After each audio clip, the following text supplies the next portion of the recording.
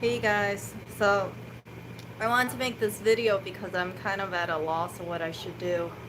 Someone is firing fireworks right outside of our apartment. I honestly thought it was gunfire, because it's these loud booming noises, and I don't know what to do. It kind of worries me because like my gut instinct would be going outside and saying cut that shit out, but how can I say this? I don't want to put myself in danger.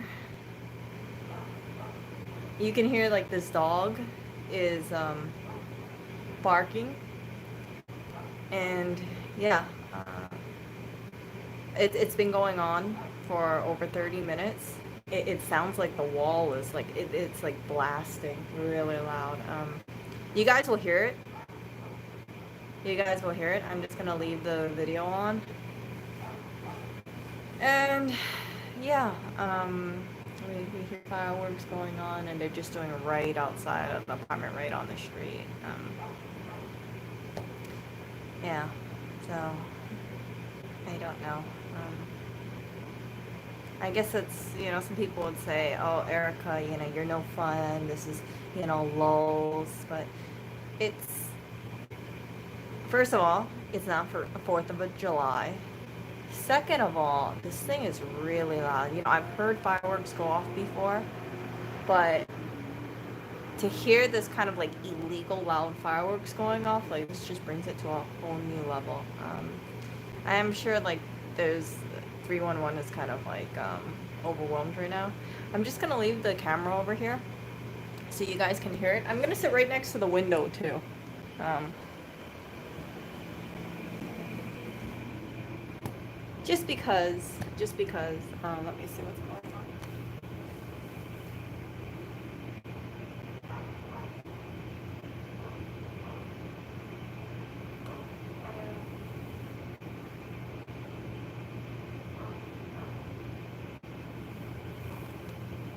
Part of me wants to film it, but the other part of me doesn't feel comfortable doing it. And the reason why I don't feel comfortable doing it is because if I go out and I tell people, hey, stop this crap, it's like, don't do this somewhere else, don't do it in this neighborhood. Let's just put it this way: you have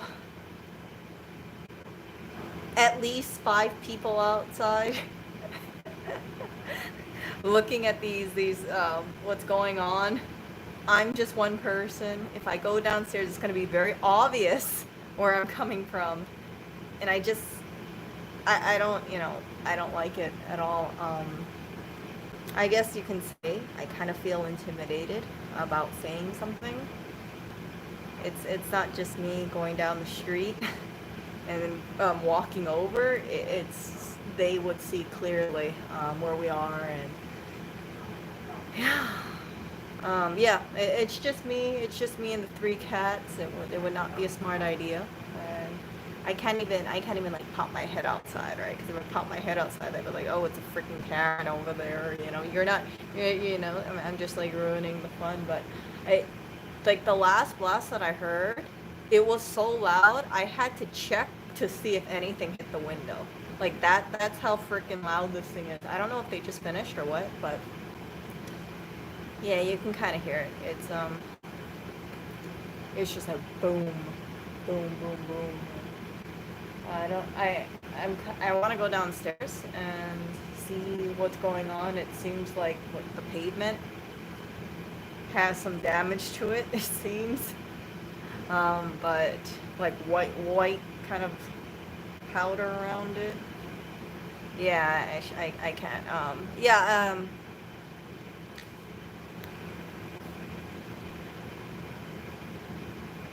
Yeah, I think there's a lot of things going on in New York.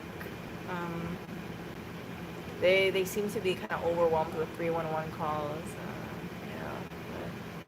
It's just it's kind of it's kind of shocking because I've been hearing these noises, right? And I thought, okay, that's no big deal, but that one noise was so freaking loud. I was like, what the hell happened over there? And yeah, there's people outside. Maybe they stopped. Maybe they're taking a break. Who knows? I know these fireworks are kind of expensive. At least I think they are. And yeah, I have blackberry over here. Give me blackberry. I have blackberry over here.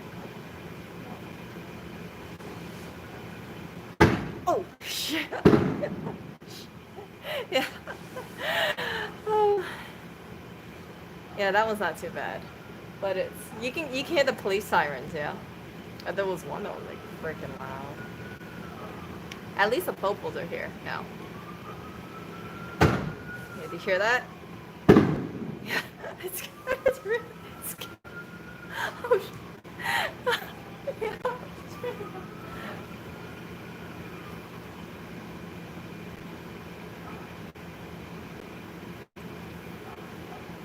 Yeah, it was like I said, there was this there was this one noise outside. It was so loud. I wanted to check the window and see if the window was okay. So I'm not too sure how the side of the building looks like, but yeah.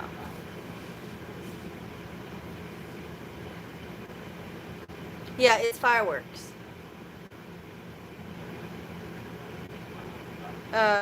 No.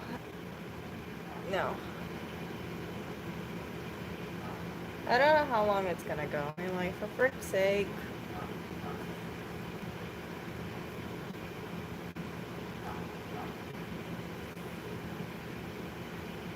Yeah. Um, I just, okay, like, I understand that people want to play fireworks. I understand that it seems like it's cool. But do it the day that it's supposed to be done. We've been hearing fireworks for the last, what, over a week? Maybe 2 weeks or so? And normally it's kind of far away, so it doesn't really bother us too much. Like, we hear it, but it's like distant. But today, it seems like it's right in front of the apartment. And yeah, it's people will not do anything. And it makes me think as well, all right? If something is going outside and you hear explosions or noises on the street, and you have a group of people doing this stuff, do you feel safe being a lone person going outside and say, hey, don't do this stuff? If you're alone, right?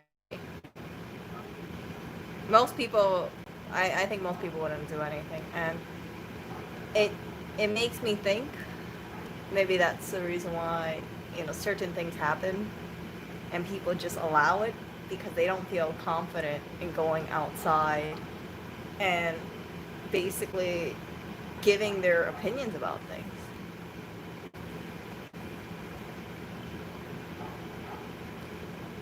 Uh, let's see. Yeah.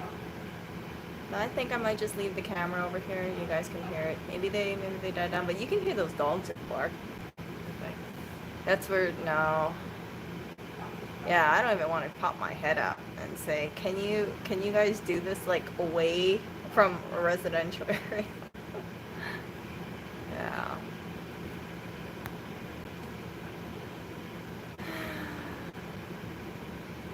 We've been like you hear a few. Like in Hawaii, I would hear a few fireworks going off over the years, like maybe like a day or two ahead, but it'd be like very brief, very very brief, and then things would be going crazy for for of course 4th of July. But in New York, it's you hear these fireworks going off. Now, mind you, they have decreased. Before it used to be like absolutely crazy how much fireworks was going off, but this is the first time that I've heard fireworks going out right outside.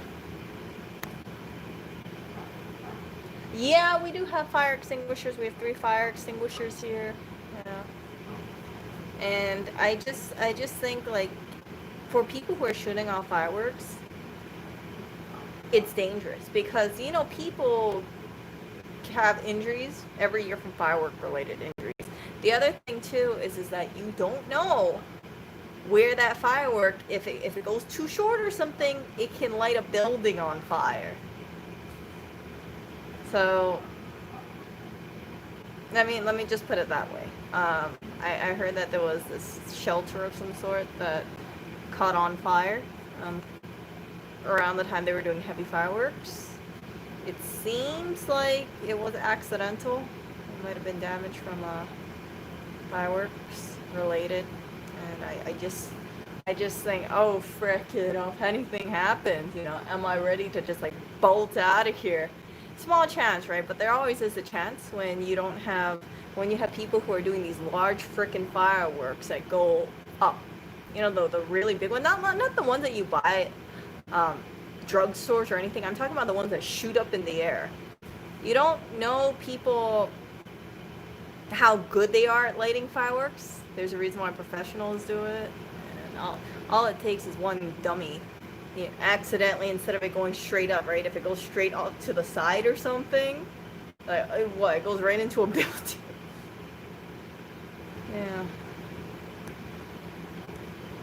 Yeah. He just went through. That area. I honestly think it's gonna get disbanded. That's my gut feeling. Where it's gonna be like, okay, just let them do their thing for a couple days, and I fully believe it's gonna be just like in Seattle. People are gonna come in and just dismantle it, and it'll be squashed. I don't think it's gonna last very long.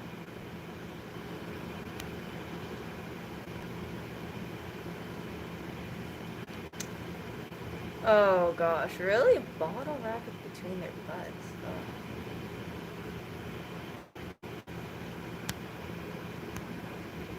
Hey, maybe they went away. Maybe because I was hearing sirens earlier. Maybe they went away. Shit.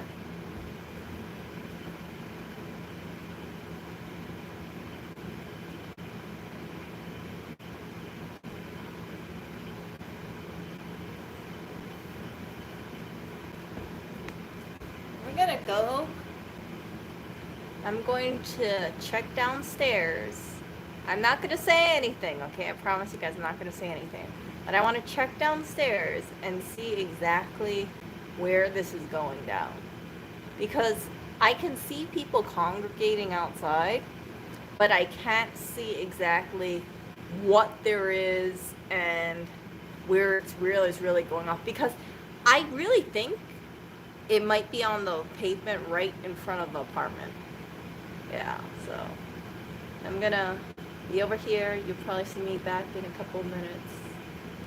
Yeah, but yeah, there's like some people out across the street just like looking. And I know these people are not just gonna be sitting in front of the street just staring at a wall, so my gut feeling tells me there's something going on downstairs. Yeah. But yeah, I will be right back, you guys. And I'll let you know how it is. Don't worry, I'm not going to confront anybody.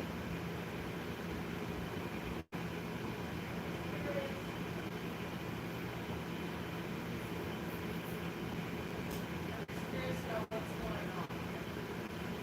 I want to know what this setup is.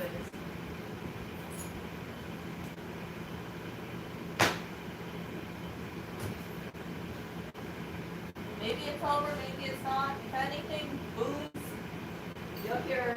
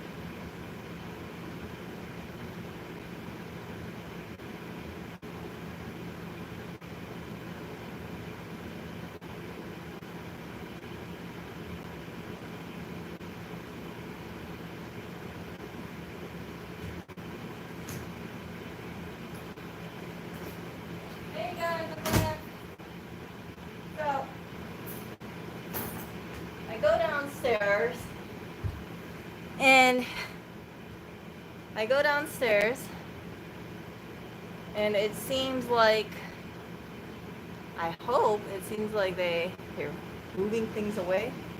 I also saw a firework about this big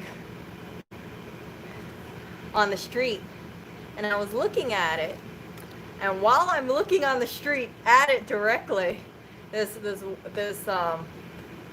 person comes up to me and says, "Are you looking for something?" And I was like, "Oh, no, I'm not." I just go back upstairs. I go back upstairs. I'm like, ah! Yeah, so it's directly, like I suspected, right in front of our apartment building, like right in front of the window. Yeah, so maybe they're done. Maybe they're not done.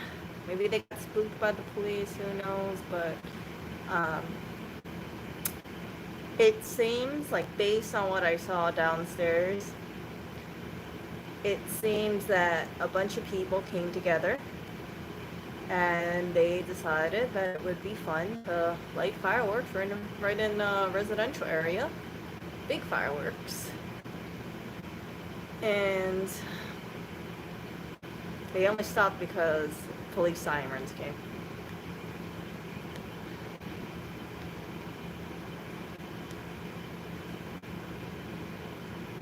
Yeah. So I was just like, oh. But yeah, I just popped my head out, and I saw a person like with a big trash bag full of stuff. I couldn't see what was in the trash bag, but who knows what was inside? I don't know. I don't know if it's gonna keep going on. Yeah.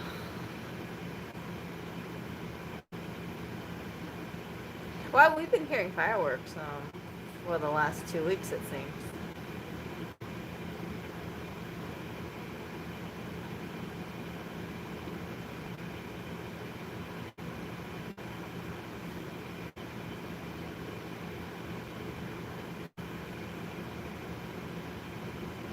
Yeah, so living in interesting times.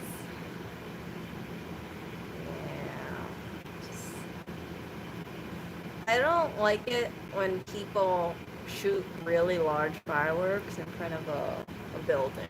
Like, this is not like the little Hawaii fireworks where you have like beep beep beep, like the small little cracker ones or anything. These are like big fireworks.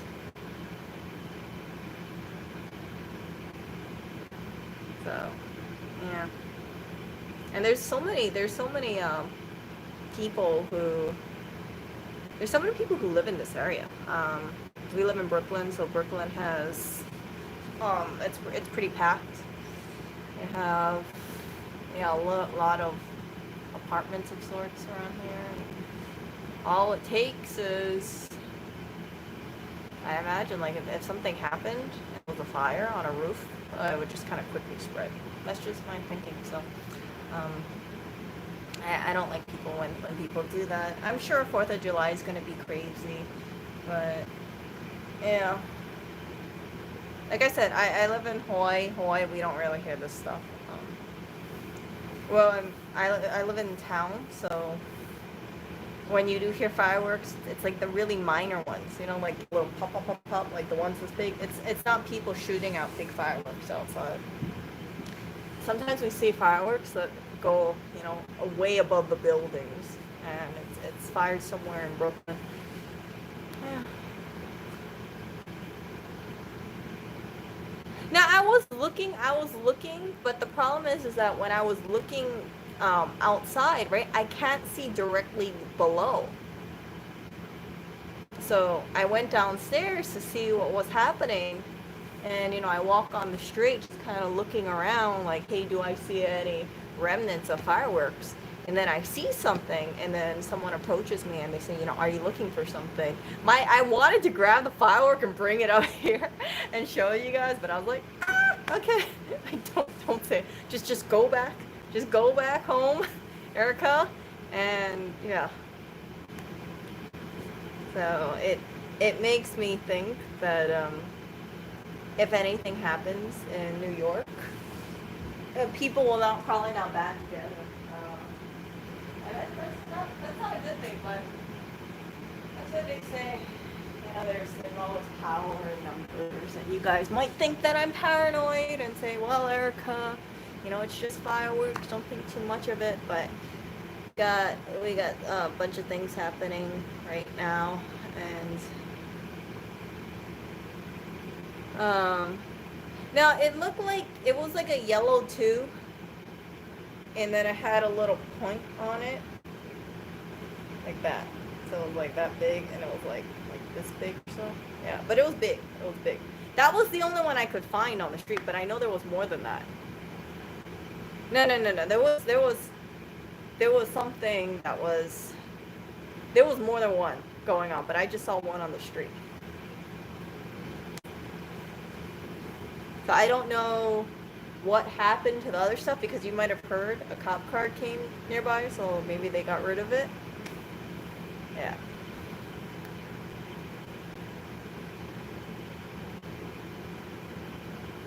Let's see here.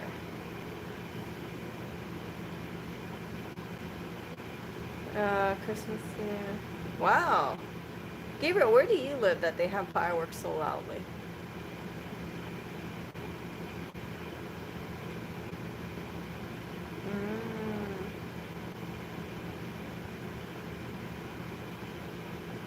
You know what? I give them maybe, what time is it right now?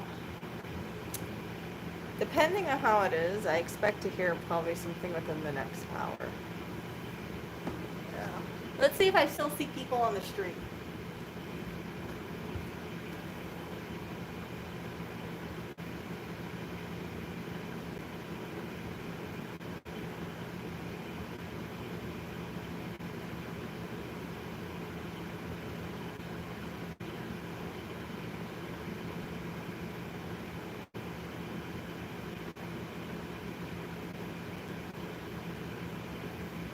Yeah, so there are people across the street in an area, okay? And it's under a tree. Nobody lives in that one area because it's a fence. So if people are staying in front of a fence under a big tree, and that's not in front of a house of sorts, because it's like a full fence, that tells me that most likely those people are waiting for an opportunity to light more fireworks. Yeah. And I get it, I get it. They probably think, okay, yeah, just light fireworks. If this was in Hawaii, like, people would actually go up to those individuals and say something, because Hawaii is such a small community. Like, the people don't feel scared about telling someone off. But in New York, it's a different story. New York's crime is higher than Hawaii's, so you feel less confident doing that kind of stuff. I'm not gonna go outside and confront the group of people outside hanging under a tree in front of a bench. In front of a fence that I know it's not like they're staying in front of an apartment or anything like that. I know they're just sitting there waiting for an opportunity. So,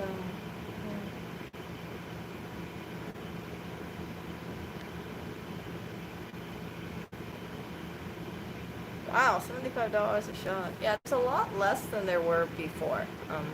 I was joking around to people, and I said that, yes, it's pretty quiet. But I was joking around to people saying that, yeah, I think because the fireworks are kind of pricey and they were going on for, over a week, like boom, boom, boom, boom, boom. I said maybe people ran out of money, and maybe that's why we don't really hit the fireworks anymore. But maybe you're just like saving all your money so you can go crazy on 4th of July. And I expect it to be kind of crazy on 4th of July. I'm definitely going to be kind of on edge, since I'm sure there's going to be people firing big fireworks, probably in front of the building, and I want to just keep in mind, like, if something goes on fire, I I run outside, I have a fire extinguisher and things like that. Go out the fire escape or something like that.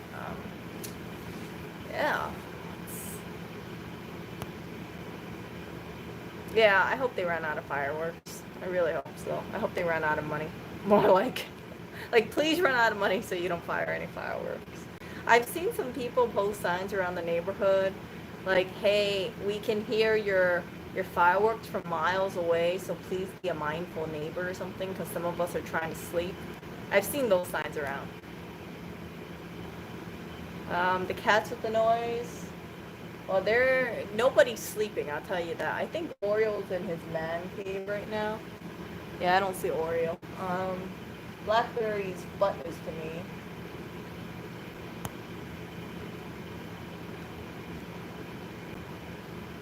Ooh. Uh-oh. What happened to your friend, Anju? Were they okay?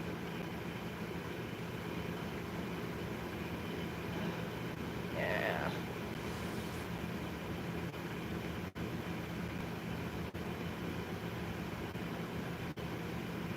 Yeah, I'm guessing it's the stimulus money that went, but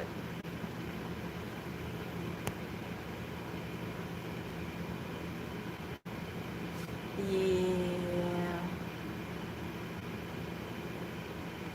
Who has windows in their closet? Yeah, we have windows. We have a window in our closet. I think it's for ventilation. Can I let her say nothing? Oh, jeez.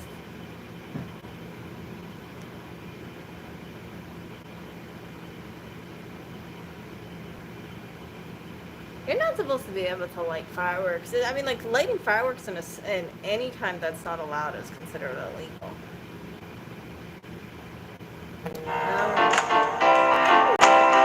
When I was younger, I used to like playing fireworks, right? So you know the pack of red ones. You grab a lighter, you light it up, and then you throw it. Well, I remember I lit it up, and I was too late at throwing it that it burst right near my ear, and my ear was ringing for a couple of days.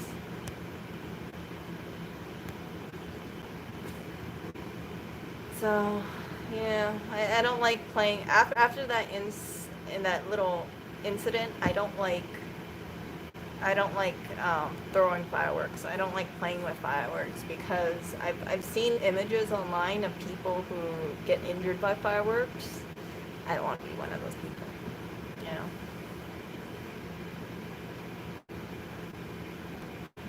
But I like the sparklers, you know, the ones that you like the edge and it sparkles. Like, I have no problem with that, but when it comes to throwing things, I don't like it.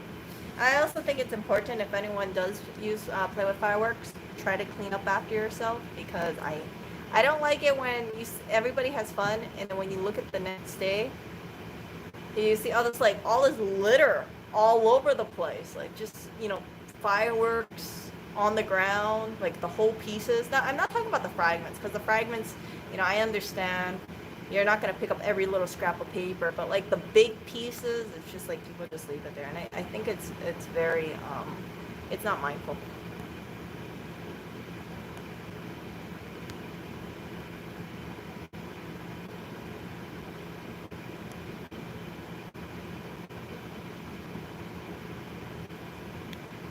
Oh yeah.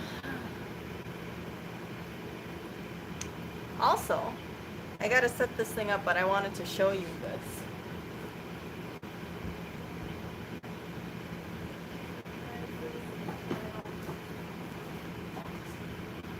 Look what came in, you guys. You see it? The scratching post came in. The second scratching post came in for the cats. You know the really tall one the cats have? Yeah, I gotta unbox it.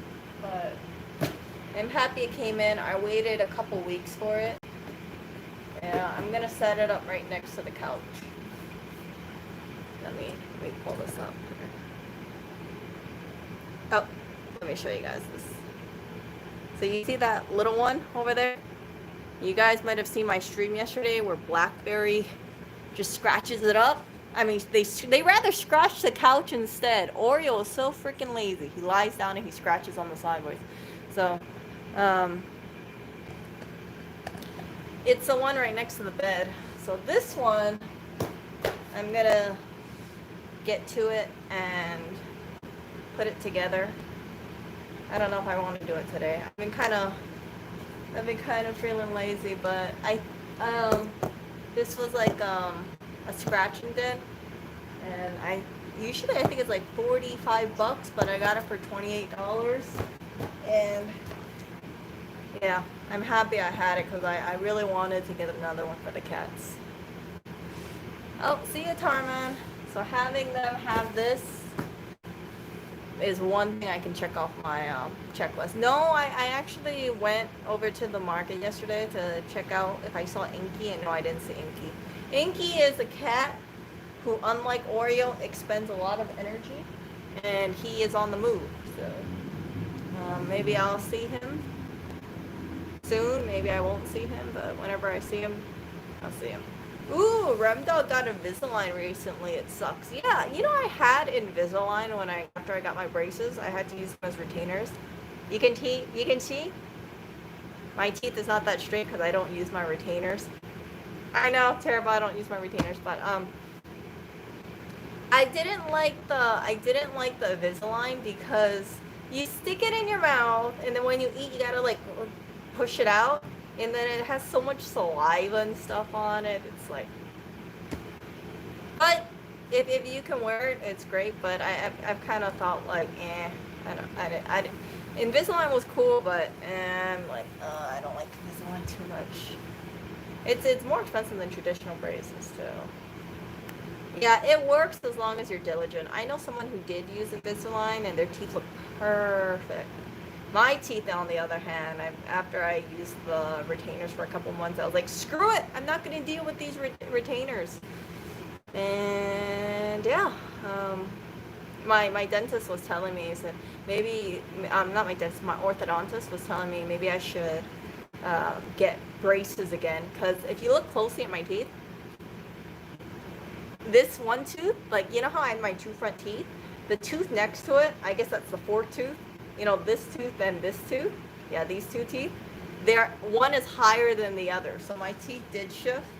But keep in mind, you know, I got braces when I was about, I think I took them off when I was about 16 years old, and 16 years later, this is how my teeth look. It's not too bad, not too bad.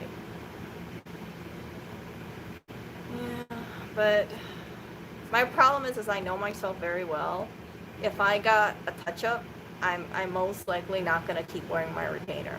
I remember my grandma wore her retainer every single night when she was alive. Yeah. So she was still wearing her retainer in her 60s or so. You put them in and put them in like Sylvester the cat. Yeah, I'm happy I got rid of braces. I don't like braces. I didn't like, you know, having that little thing that you poke in between your teeth. And you cannot really eat popcorn. You really shouldn't eat like caramel and gum. And oh Lord, if you have like something like spinach, it's just like a, what do I say, like a sink disposal. It just like grinds it, and I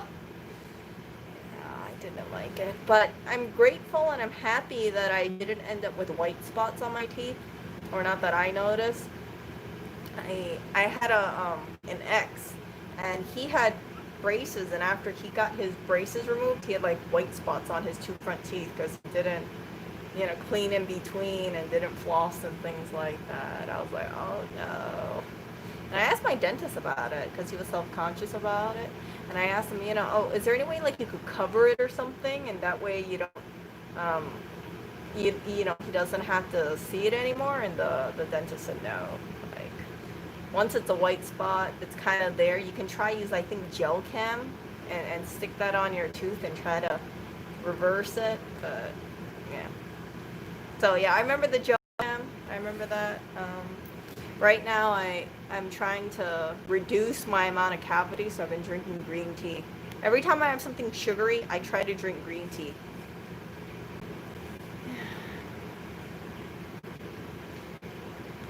I think white spots you can be predispositioned to it, but if I remember correctly, it comes if you don't floss or something like that. I want to say it's decalcification, but I'm not too sure if I'm remembering it wrong. But yeah, it was exactly right where his the little metal things on his tooth is. What does green tea do? It's supposed to kind of counteract the sugar or something, or like protect your teeth. That way you don't have to deal so much with cavities. There's like a specific terminology, but they say, yeah, drinking green tea helps reduce the chances of you getting cavities.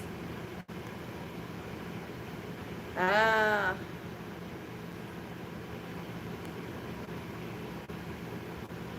Ooh. Yeah, yep.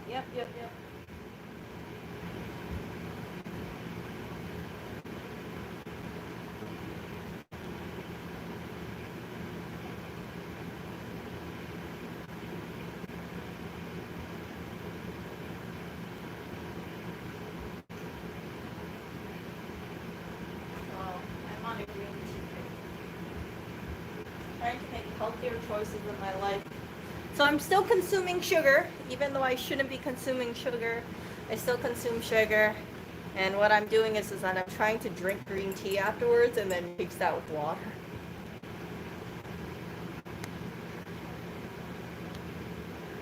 Yeah, I got hojicha, Hojicha. They say it's supposed to be it's supposed to have less caffeine because it's burned out of it. It's roasted green tea, but the downside is that you have less nutrients in it too. I don't really want to stay up a long time drinking green tea, so that's why I drink hojicha.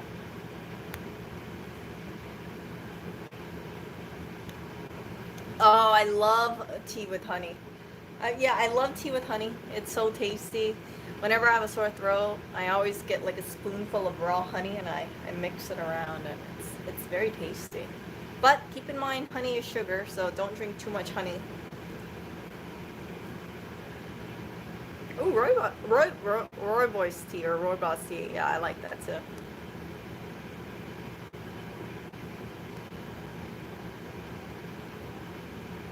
Yeah. So, Lewis has been drinking green tea lately. I've been drinking green tea, and I think it's a healthy habit to have. I'm trying to say no to coffee.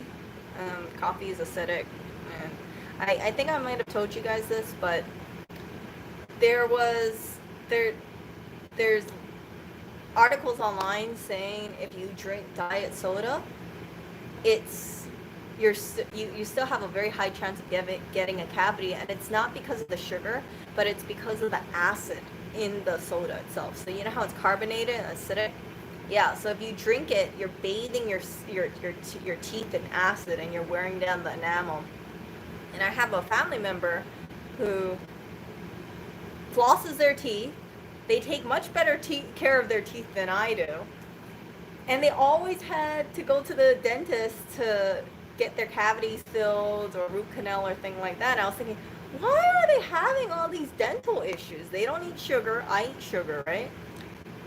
And I think about it, and they drink coffee, strong black coffee, and they also drink diet soda. So that's acidic plus acidic. I sent them a text message letting them know, hey, cut back on that stuff. It's not good for you. It's wearing down your enamel. And after I read that article, I told myself, hey, I'm gonna cut down the sugar. I'm gonna cut down the soda. I think that's definitely. And I'm also going to cut down the coffee. And I've replaced it with tea instead. It's like healthier choices. I'm trying to make healthier choices in my life.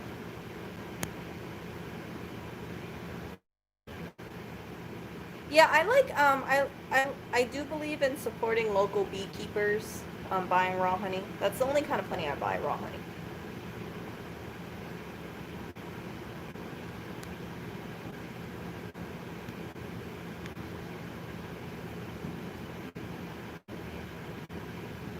I don't know if you guys can see this, but let me hold the camera for her. Ah! That is not good. Hold up a second. That was really dumb of me. So I thought like, hey, maybe if I flip the camera, you guys could see Clinton. You see Clinton over here? Oh, I put him on camera and he runs away. Look at that guy. What a guy over there. What? No, I never got salt from the Hawaiian salt flats. Like, I don't, just because I'm from Hawaii, like, I'm not harvesting my own sea salt or anything like that. I buy my sea salt. I buy Hawaiian sea salt, though. I actually do have Hawaiian sea salt here. The red Alea salt, that's really, really tasty, by the way. No, I never tried royal jelly. Wait, actually, I think I tried royal jelly, but I can't remember how it tastes like. I've tried bee pollen, and I think I'm allergic to it, so I haven't tried it since then. Do I worry about the economy?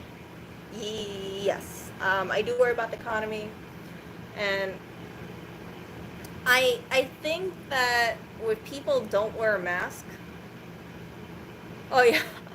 Some people harvest sea salt themselves. Like they get seawater and I think they just dry it off in the sun or something like that. So yeah, there are some people who do that. I do love sea salt a lot. We have like Celtic sea salt. We have wait, yeah.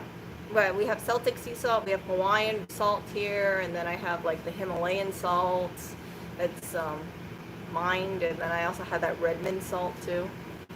Yeah, so I like having salt, but I'm done collecting salt for the time being. I don't want to be like Eli over here full of salt.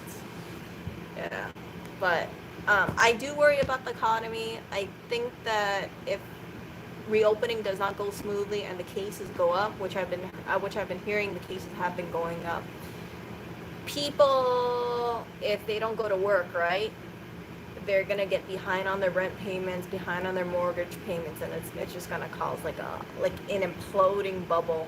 And I kind of worry about certain things like that. Yeah, like we had, in the U.S., I think people got like what $1,200 or something. I got one of those, but I didn't check it because it's in Hawaii, so I have no idea what I got. I'm assuming I got that amount. I have no idea, but yeah, people, they got like a one-time payment, and after that one-time payment, right, that might not even be for enough for 1 month's rent.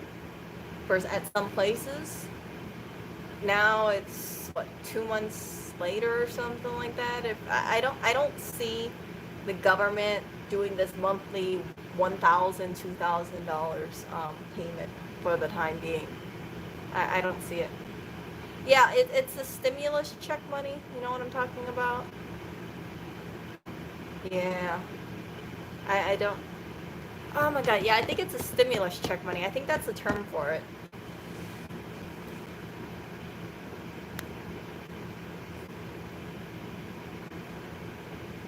What? Oh, they gave so much. They gave what LA Lakers had that. Ruth Chris had some bailout thingy.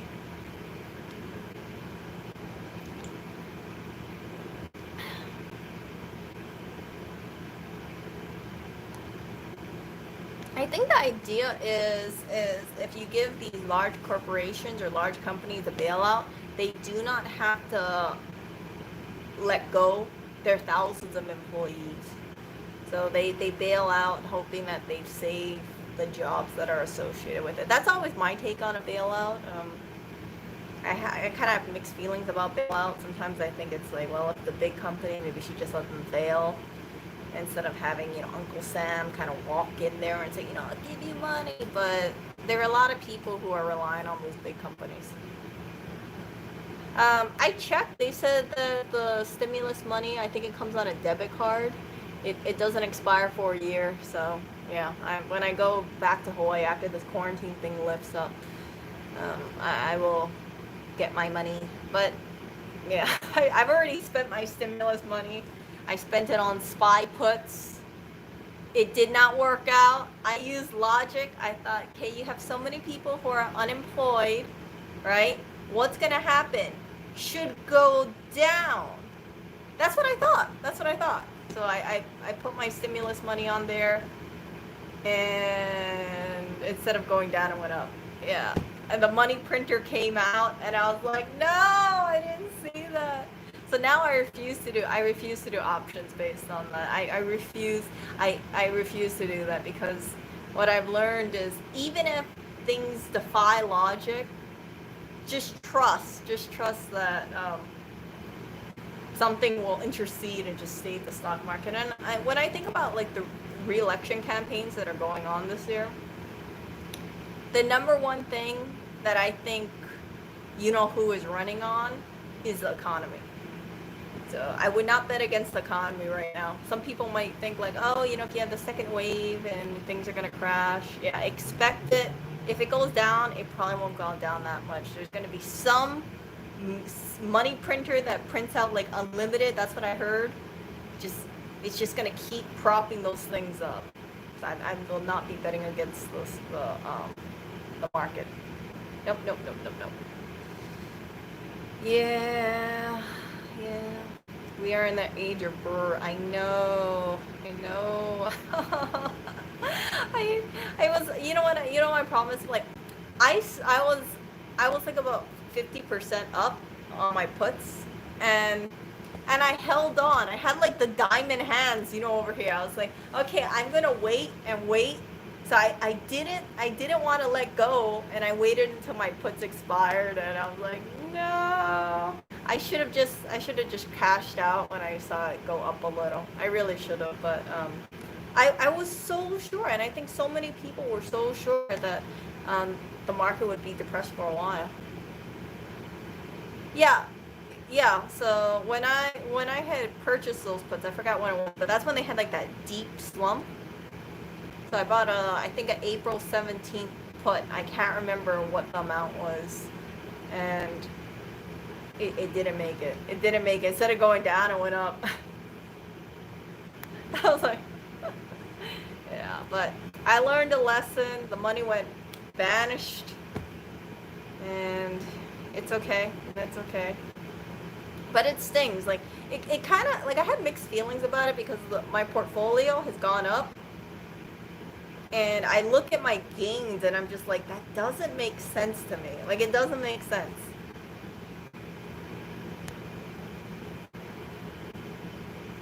Yeah.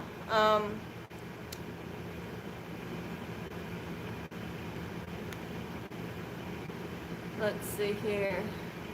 Yeah, everybody's just kind of waiting for a crash. I already know what stocks I'm going to be buying when the crash happens. Lewis knows what stocks it is too, some of them.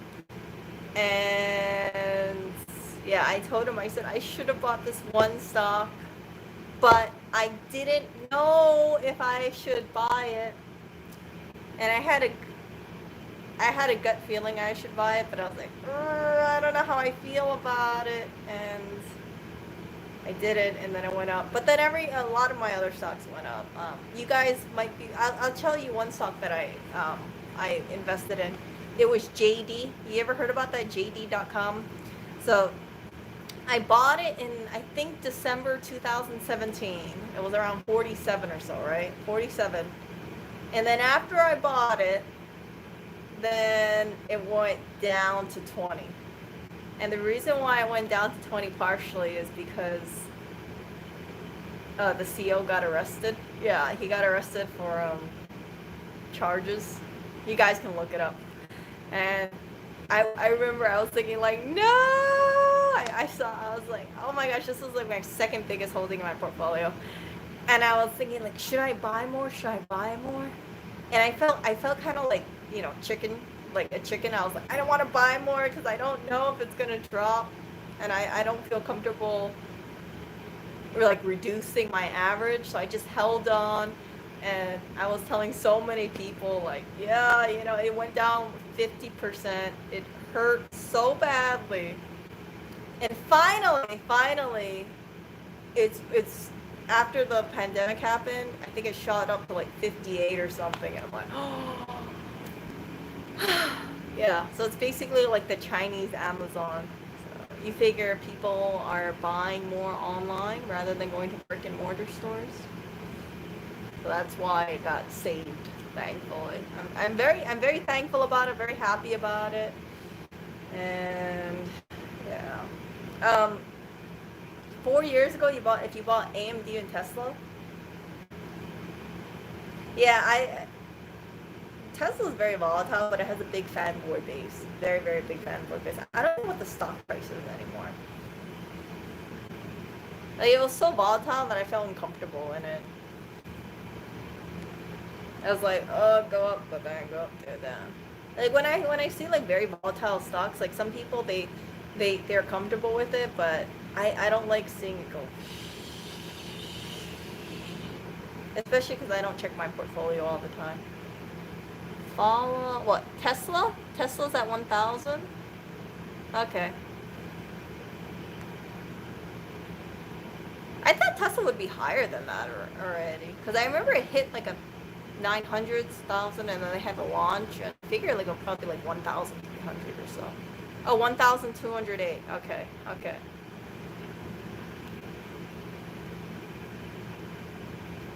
Yeah, I wouldn't be buying any more Chinese stocks. I don't feel comfortable doing it anymore.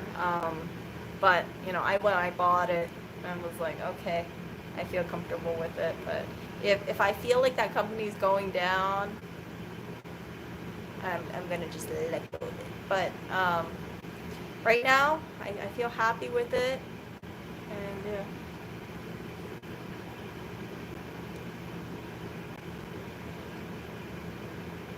I don't know about Tesla. I felt that way about Tesla when it was like $350.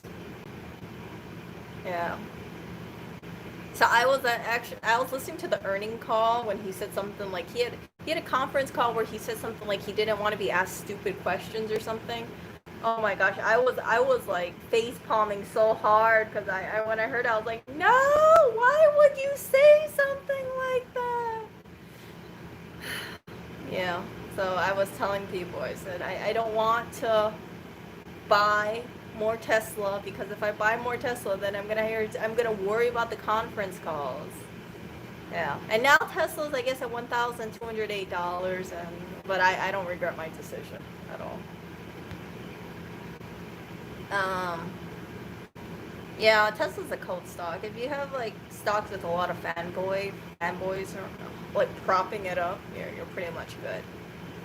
And I kind of know what the fanboy stocks are, but I think that would be good to invest in, but I don't know like Tesla at 1,208 is kind of scary.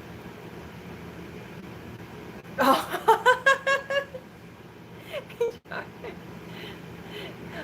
Agile Therapeutics, you know what, that's Lewis's thing. He believes strongly in Agile Therapeutics. I don't know anything about that.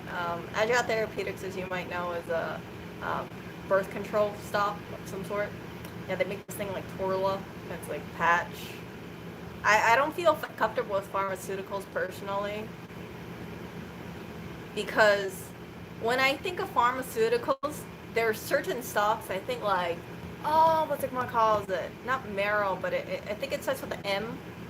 Like that stock went down and it's never really gone up. So if you have like a pharmaceutical stock, I don't like the idea of it being around like a few products or one product, because you know you have like so much competition out there, right?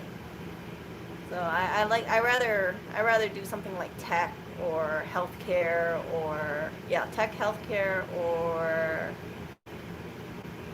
that's basically it. Yeah, or like online grocery sort of stuff. Lots of Steve Jobs.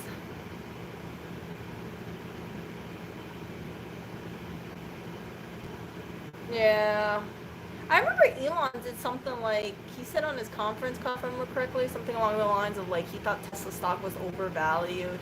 And some people were cursing at him. They said they invested so much money in Tesla. Like, how could he say something like that? Yeah. And I was just like, yep, Elon is kind of like a wild card. I don't like the idea of when you look at a conference call, you don't know what he's going to be saying, because I always think like the purpose of a conference call is kind of reassuring shareholders, like, yeah, we're going to be doing good, or don't worry, keep staying with our stock, and it's just, when you hear that kind of stuff, it makes me very uncertain. Okay, it was on his Twitter, not the conference call. I don't know, Aaron. I've thought about that. I heard that, allegedly the person in charge of the country has ties to that company. I don't know if it's already peaked. I don't feel comfortable personally investing it just because. But I would think that if you do believe in that conspiracy, that there is ties of some sort, then you might want to bet that it's going up. But I don't know. Maybe it's priced in. I don't know anything about that company. I haven't really looked into it. How can it be more valuable to Toyota? Fanboys, that's all I'm gonna say. Fanboys and sexiness of space. How about Richard Branson?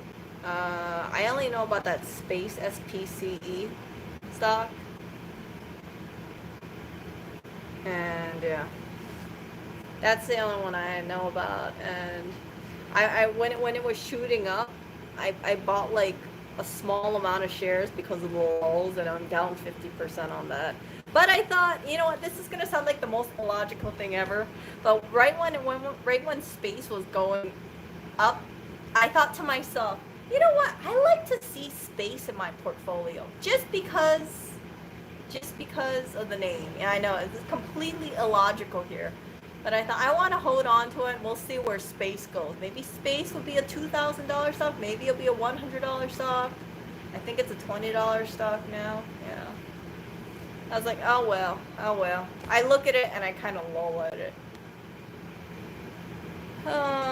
Let's see. So yeah, that's my admission. I bought space because of the lulls. I was getting a kick out of it. I was reading threads and I was like, oh my goodness, the space bandwagon over here. And I saw like pictures of it. I was like, oh, okay, I'll buy some for the lulls. So even if it goes under or something, I would still find it humorous just because of the name. Yeah, I know. Terrible thing, but yeah. No, I just like the name. That was it. I can't say that about any other company. I just like the name. No logic is a kind of logic. Yeah, just name. No, it's actually my alarm. So I've been trying to set alarms of like go to sleep, prepare to sleep, but it's gone out the window. It has gone out the window lately. Yeah, it seems like they're done with their fireworks. Pretty happy about that.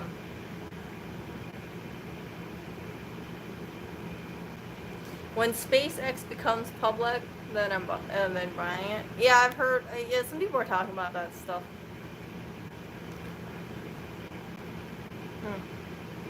So my goal was sleeping at 11. So you might have about 30 minutes ago. You might have heard buzzing. If my company has IPO, I wonder if I'll get my stock there.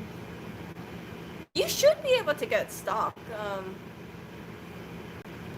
I don't know what they're gonna do about it, but at least I can say I have some space on my portfolio. I don't know, it's just kind of funny when I think about it, like space. Yeah, my portfolio has some space in it. Yeah. I'm very immature when it comes to that kind of stuff. Like the lulziness.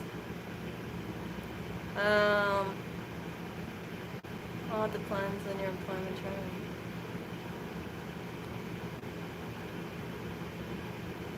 Oh gosh. That also makes me think, like, I wonder how I haven't checked in a while, but I wonder how, like, airlines and cruise ships are going to be going on. Oh, yeah, Ultimate Scratching Post. It's the same one that they have over there. It's the same one.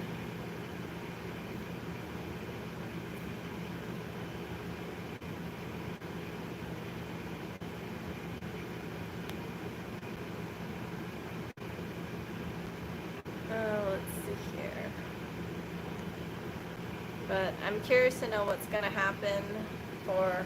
Yeah, stocks always go up. Long term, they always go up. But I was, like my put, I was hoping that it would go down at least temporarily, and it did not. I was like, oh, I was sad about it, but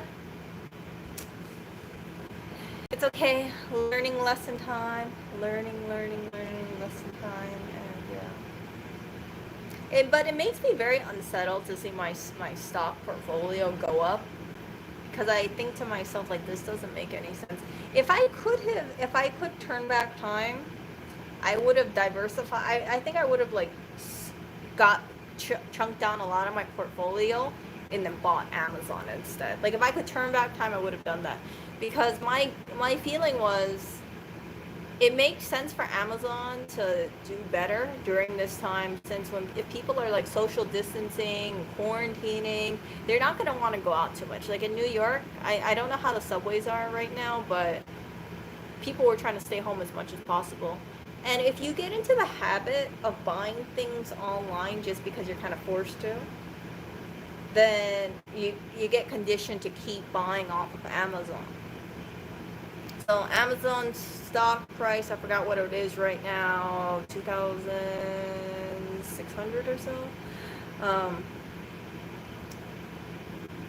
yeah, I saw it when it went down, and I was thinking about buying more, but then I was thinking to myself, oh, Erica, should you bite right now? Oh, just wait till it goes a little bit lower. And then, you know what happened? Instead of it going lower, it went up. It went up.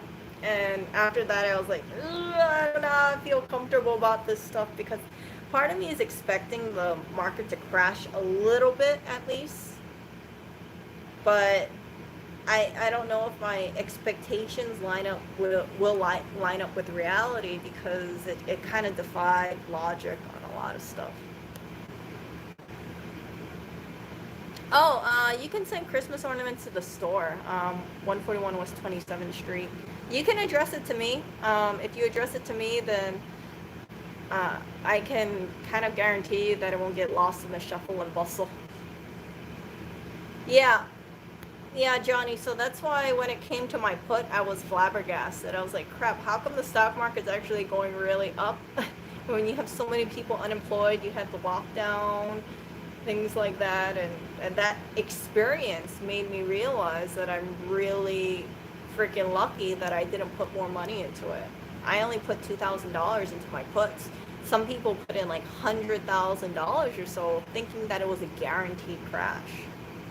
I've seen people like they have like 100, $200,000 portfolio, and then they put almost everything into just puts, and then you see them bleeding red because the put expired worthless.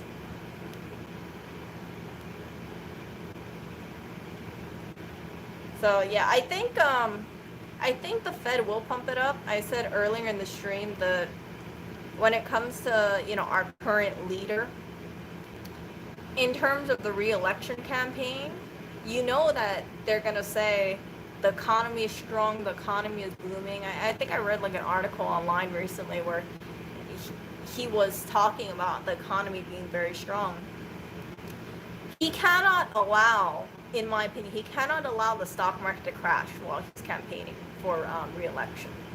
So that tells me that up until that election day, or up until he's out of office, or actually up until election day, I can almost assure you that the stock market, if it does fall, it won't fall down that much.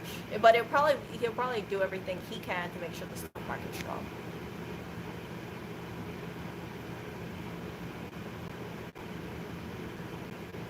So I have this, that's my gut feeling about it. So I don't expect there to be a big crash. If there's a crash, then it'll be very short-lived.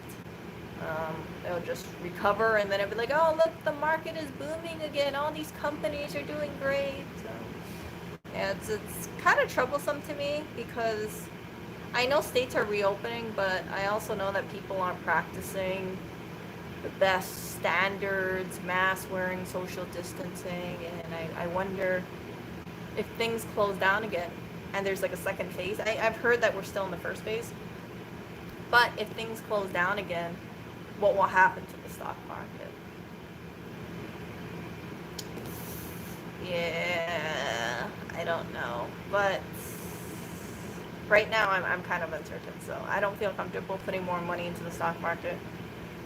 And you can say I'm being a chicken, but I just kind of think there's, I can't really say, okay, if I buy something, if it's gonna go down. Long term, I expect everything to go up, but right now I'm just, uh, yeah.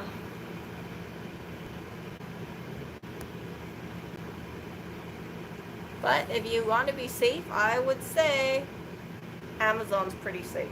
This is just my opinion. If things get worse, people are going to be buying more off Amazon if they have to stay home. So I would stick with Amazon.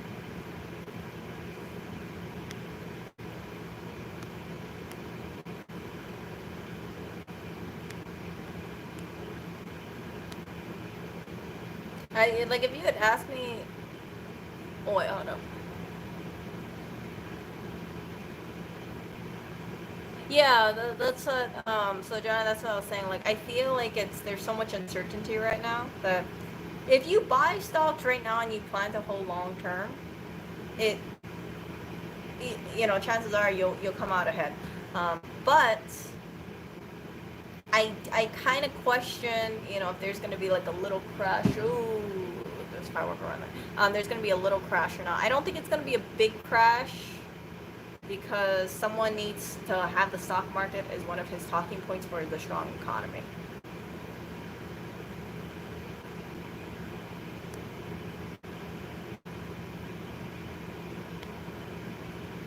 So the stock market is separate from the economy. I think that, if the economy does bad, or for like jobs, there's so much unemployment, it doesn't mean that the stock market's going to crash for a long period of time. Let's see. Oh, I think I have something in my mouth. Do I have a cat here? I think I have a cat here. Oh yeah, I have a cat here in my mouth. Hello. Yeah, but if you do a bailout, you can expect to see that company. If the company is public, it's gonna go down.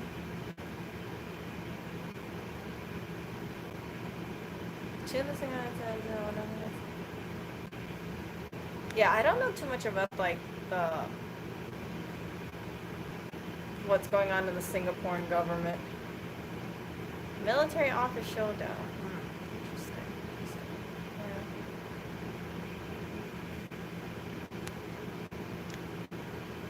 But I want to know what's going to happen in the next couple months. Right now we're in July, then we got August, September, October, November. Do you think cases are going to go up? I think cases are going to go up. I think we are going to have a crash of some sort, and that crash won't last very long, because my theory is it has to recover in October, November. So it's going to be a very short-lived crash, if there's a crash.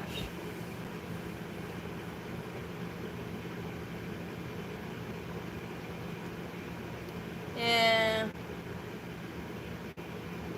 I don't think there is going to be herd immunity. We'll have at most between 300. 300. That is like so crazy when I think about all the people that passed away because of this stuff. I think we're like over 100,000 people in the United States alone. My concern is that after a while, people are going to just kind of become numb to it. They will say, okay, well, people are getting tested positive, like they're just gonna feel agitated about it, and they're just gonna want to go back to normal. So, like, I know they want to reopen restaurants, indoor dining. I can't imagine doing indoor dining right now. I really can't. I can't imagine going on like a cruise ship. I can't imagine going into like a casino. If you can't maintain 6 foot distance, you're staying in a spot for hours or so, like on a slot machine, and yeah, like I would like to go out to eat and eat some pho or something. That would be really nice, but It would just have to be takeout for the time being. Like, I miss eating at a restaurant and sitting down and, having some kind of tea or lemonade or something like that, and yeah, having an appetizer. I miss that.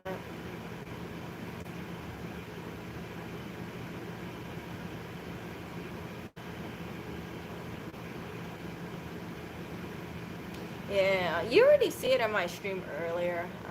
I think I might have rubbed people the wrong way because if you see people in New York, and this is considered to be the epicenter of the virus, and you have people who are sitting in parks less than 6 feet away from each other. It's not like they're far apart and they're doing social distancing.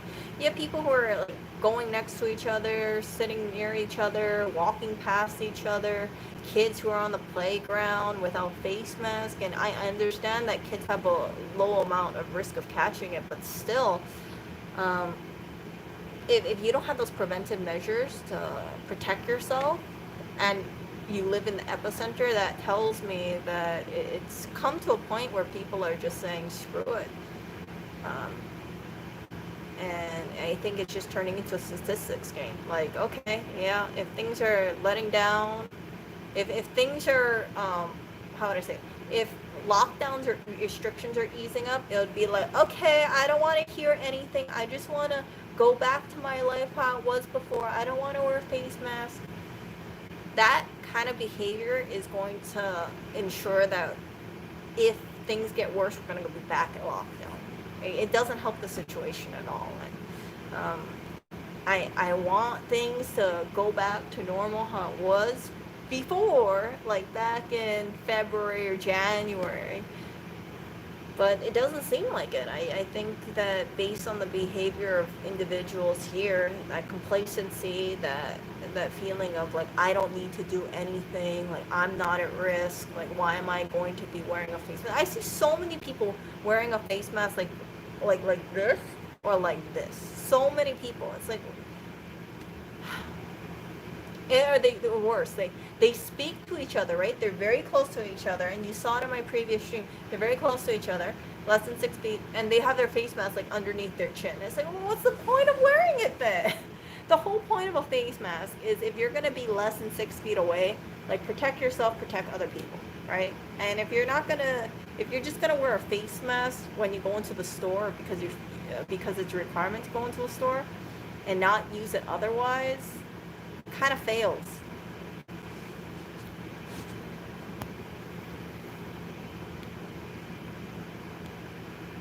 Yeah, 1 million deaths is a statistic.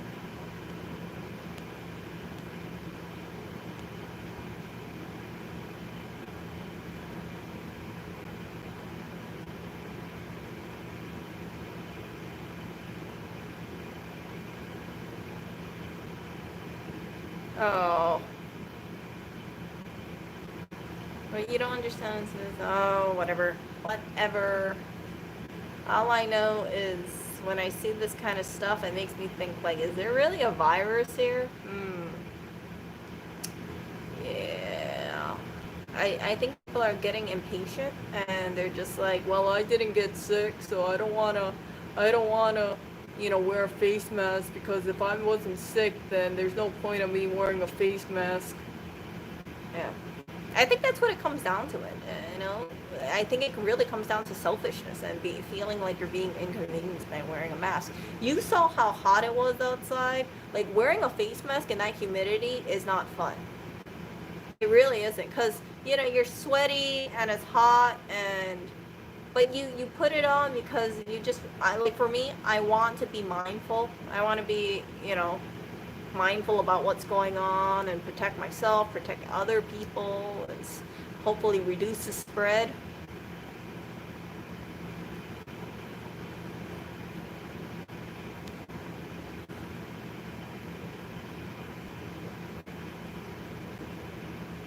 Mm.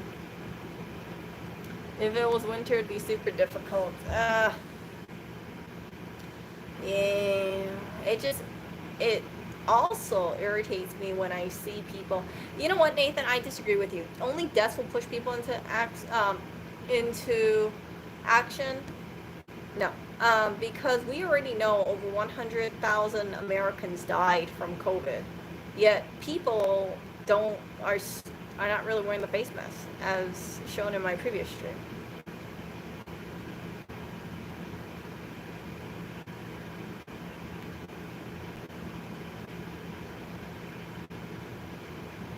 So, I think that it's turned into a very dangerous situation where people feel like wearing a face mask is a gross injustice to them of some sort. That I think that, for the people who are saying, like, I don't want to be told what to do and things like that, my personal belief is they're really, really selfish. In order to reduce the spread, we all have to be in this together, right? We all have to be very mindful about what we're doing. And if you have this whole mentality of me, me, me, me, me, me, me, then it's not making the situation any better.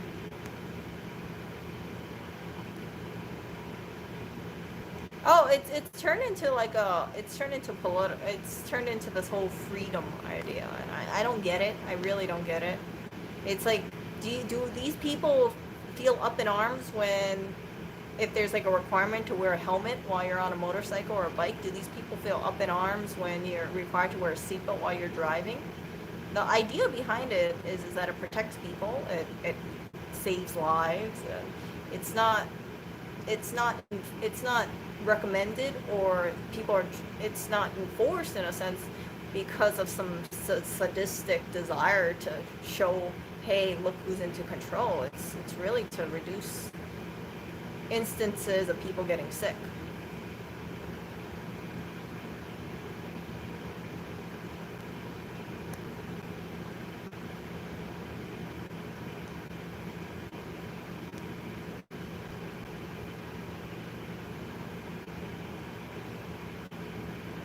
Yeah, but I mean, like, I don't hear anything on the news like, okay, yeah, my freedom is infringed on because I have to wear a seatbelt, because I have to wear a seatbelt while I'm driving.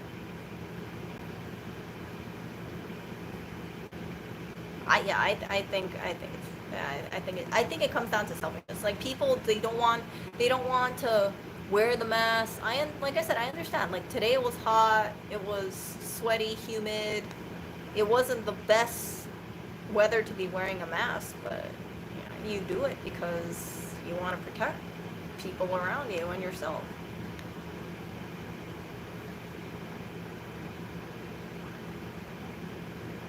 Yeah. So we have all these things going around in New York, and it makes me worried, because if this was just exercise in quarantine, then I think it would be a lot simpler. But when you include people who are protesting, and then you got like this chop thingy majingy going on, you can't really do the social distancing thing. You can't do it, and it just complicates things a little. So, yeah.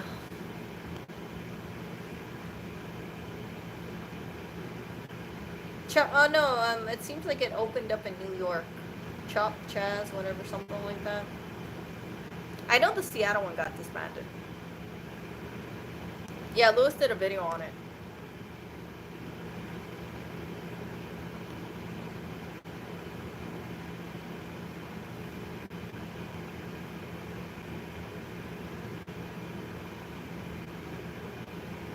But my gut feeling tells me that what's going on. Yeah, look on Lewis's channel, his main channel.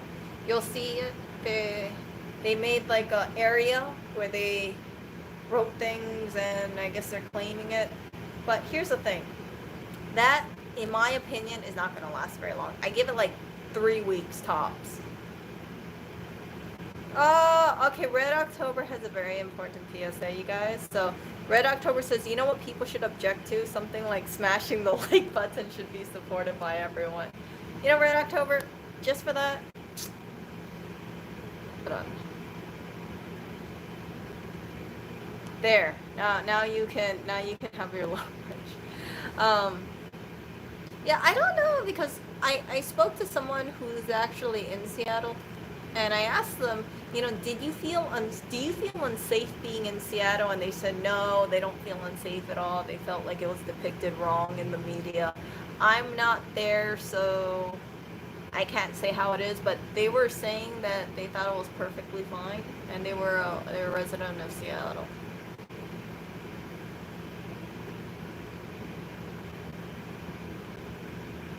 Yeah, I don't keep up with the Cuomo stuff anymore. Is Lewis in my stream? Maybe he's in my stream. Lewis's account probably disliked it. I don't know if they were in the chop zone. I have no idea. But I think that when you think of New York City, you think that's representative kind of the United States, right? So they absolutely, on a political standpoint, can't have Chop or Chaz last long in New York City. For sure, cannot. Because you think about it, right? Do you think the person in charge wants to say, oh yeah, New York City, which is coincidentally where their business is mostly in, it got overrun by some people? I don't think so. So I expect it to get shut down very quickly. I'd say 3 weeks tops. 3 weeks tops.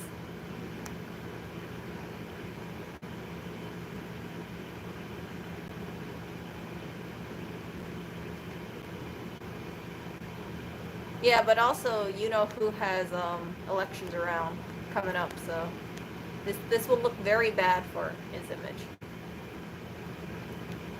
You know what the thing is? Like, you got the conspiracy theory saying maybe what was going on in Chop was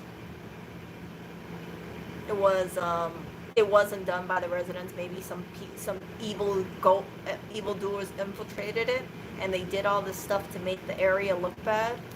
Because some people were saying like, oh, it's like a big music festival, and other people were saying, you know, there's nothing wrong here, like it's overblown by the media.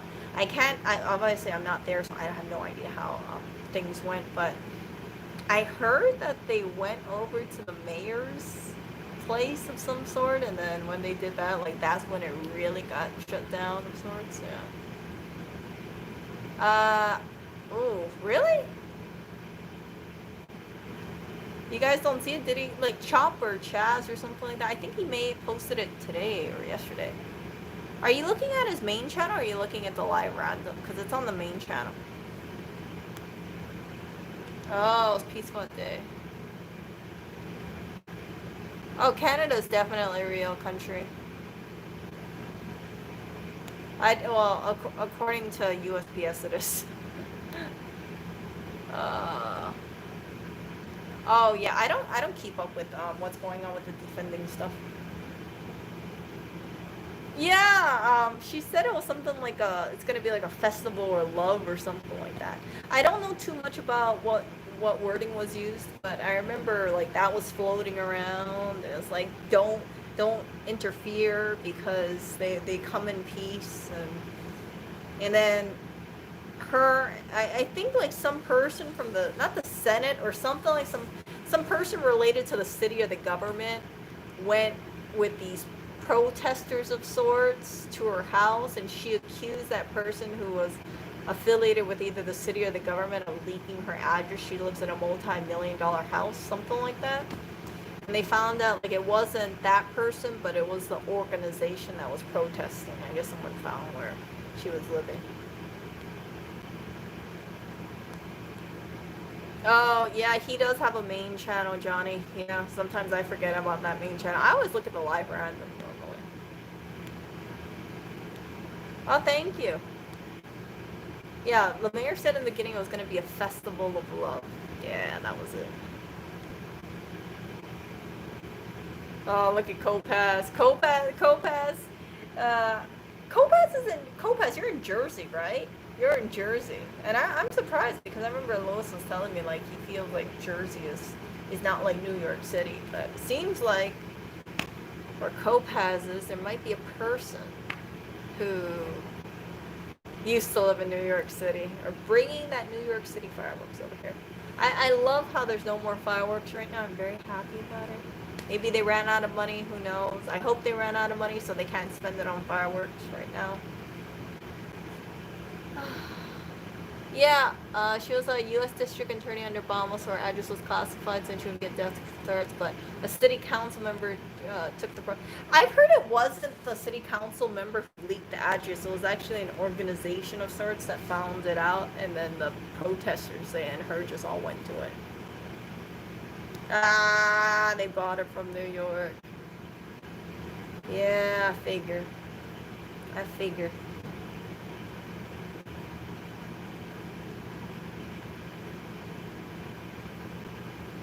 Is Lewis still streaming right now, you guys?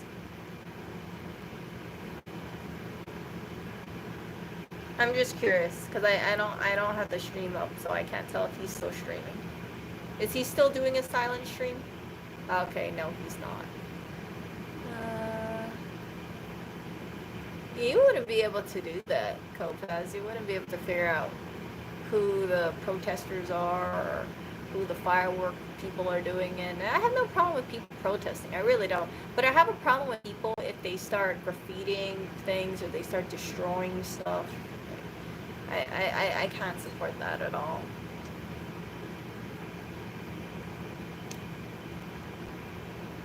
He's probably riding home. I wonder if he's riding through Chop or Chaz. Do you think he is? Because I think he is. Hold on. I gotta get more. I'm sipping that tea.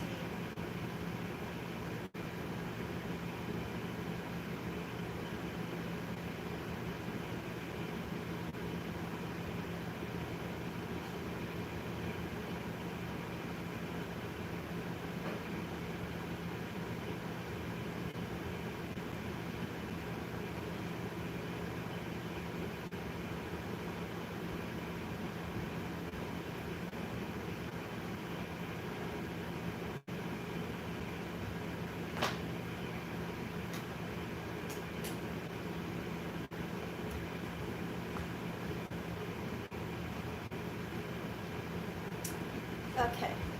Let's see here. Let's see. No, he's not gonna bring takeout.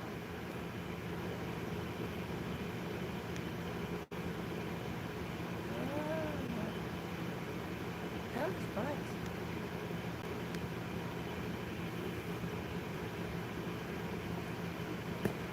What?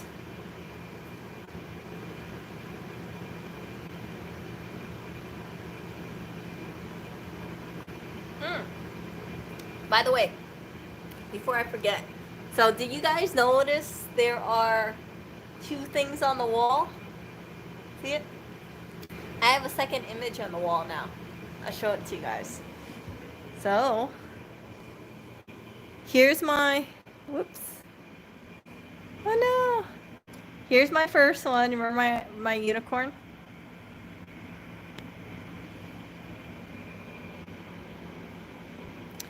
And then here's my second one. So I was walking home and I guess someone tossed this out. And I liked it because the framing kind of reminded me of the unicorn one. So I took it home and it had some water damage. You guys might see it because it was really raining heavily. And I wanted to remove it, but then I said F it because it was drying anyway. And yeah. It's, I don't know where it's from, but I think it's a print of some sort. So it's called Etude, and I don't know who that person is. I couldn't find it. But I used to actually dance ballet for a while. Not professionally, but I took ballet classes for a number of years in my youth. And when I saw it, I was like, oh. So I have a soft spot for ballet, but I wasn't the greatest ballerina at all. I liked it, but I stopped because I was like, I want to move on to other things. But I always will have a little soft spot in my heart for it.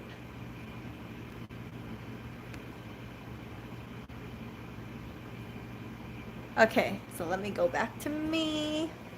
Me. Oh, you see my Christmas tree? I love my Christmas tree so much.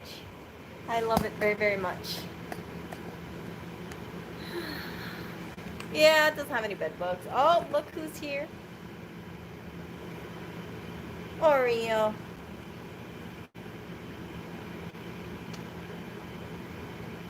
This guy has been, he's still fighting me about the diet, you guys. Oreo, do you wanna? I should carry him like this.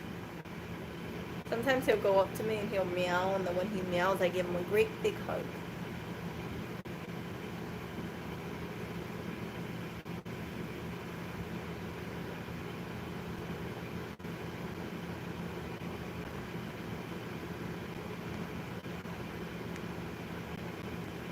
He will get used to it because he doesn't have a choice. Yeah, he doesn't have a choice at all, for sure.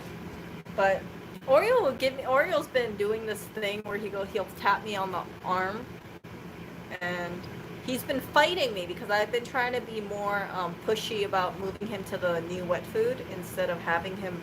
I've been reducing the amount of the old food and putting more of the new food, and he doesn't like the new food by itself. But he's gonna have to get used to it. I'm gonna put him on the new food for, I think maybe 2 months, 3 months. See how he goes, and yeah. But he's not a happy cat. He is grouchy sometimes. He fights me. He's like, I want food, but he actually will eat the dry food for the new prescription food. So that's something that's really good. If I can't get him to really eat that jello-y like food, then I'll take him out. He's eating the dry food.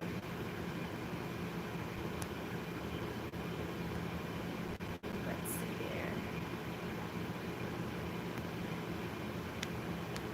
here. Yeah. I think if you bring in like furniture pieces, you have a higher chance of bed bugs. But if you bring something like a furniture frame, especially if it's raining, not really. Oh. I know, I can't blame him on that. Like, I know, he likes having his old food. It's tastier. It definitely is tastier, but I've been getting like the new old food instead of giving him like lots of chunks of it. I'll kind of rub it against the new food so he has a flavoring of it. He is definitely, you know, Mr. Chunky over here. He's cute though. He's cute. Let's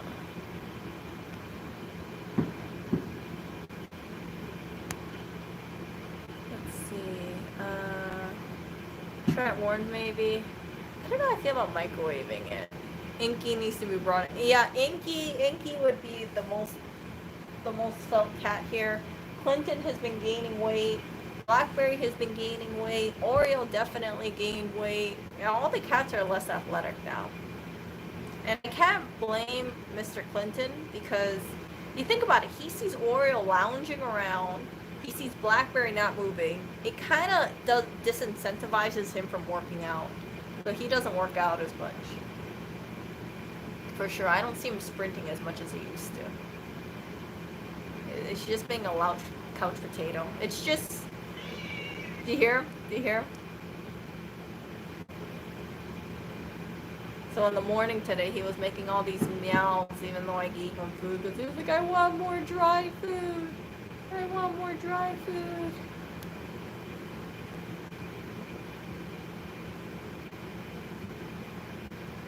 Oreo? He's a big crybaby. Out of all the cats, Oreo's the biggest crybaby by far.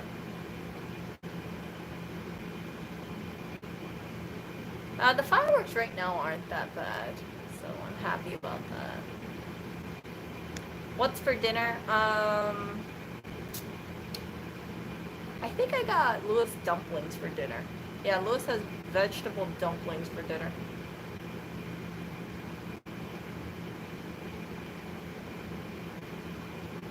Yeah. So I just heated up some dumplings for him. Usually he has like vegetable rice with veggie patties. Oh no, I just get it from the market. Hello, Oreo.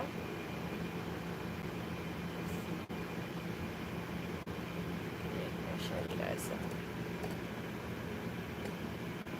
See him. Yeah.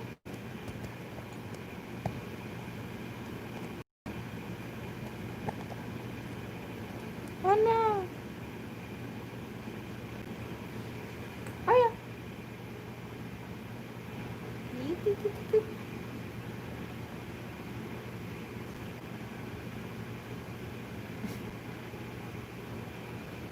I know, that's my weird thing I like to do with Oreo. I just grab his front paws and his legs and I kind of like roll him over. And I'm like, Oreo, get him.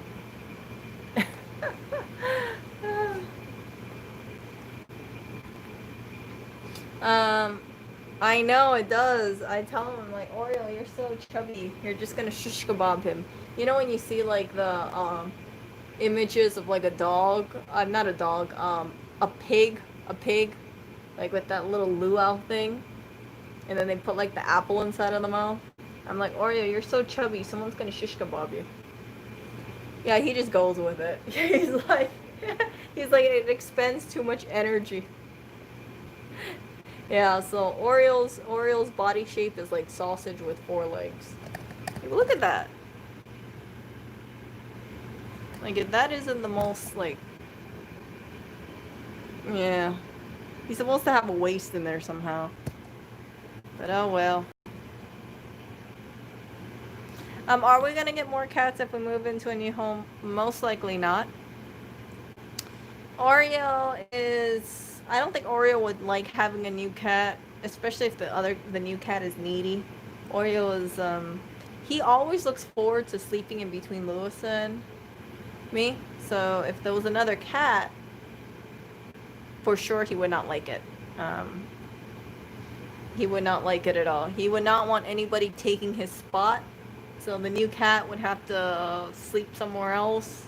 But also Blackberry likes sleeping on the bed, usually on either Lewis's head or my foot. So yeah, and I think having 3, 4 cats on the bed is kind of overkill. Yeah, he takes up a lot of space. If you see that one video where I said like how Oreo wakes me up, if you catch that one shot where Oreo is on the bed and you can see Oreo fully, you can see how much space this cat takes on the bed because he sleeps diagonally. So it's like having a person sleep in between Lewis and myself. It's just like, yeah, he takes up a lot of space. Sometimes I only get half of my pillow. No, Oreo wants a small bed. We probably need to get a bigger bed, if anything, like a cow king or something. Not a queen size bed, but a much bigger bed. Hello there. Oreo? Okay. Look at that guy. Does he snore? Sometimes he does, yeah. He does this like purr snore thing. It's we have a queen. You guys are talking about Inky. Inky's a cute cat, but oh my god. I don't know if you guys saw, but Blackberry was trying to scratch the scratching post, even though it was in the box. Oh look. Do you see her? Let me see if I can see her. You see that? Oh, look at that tired Blackberry.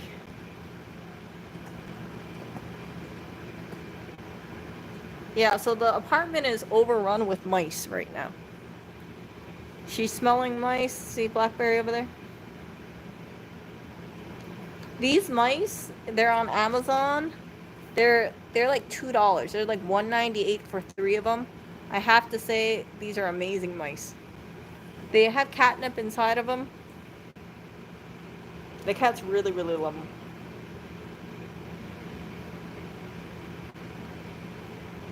And you can see Blackberry is scooping them up in her paw. See it? They were on the kitty wish list. So we got sent a bunch of mice. And the cats love the mice, but the only downside is whenever you look at the rug over here, it's like mice galore here. I don't mind that though. They like batting it around. I guess gives them a little exercise. Do you see her?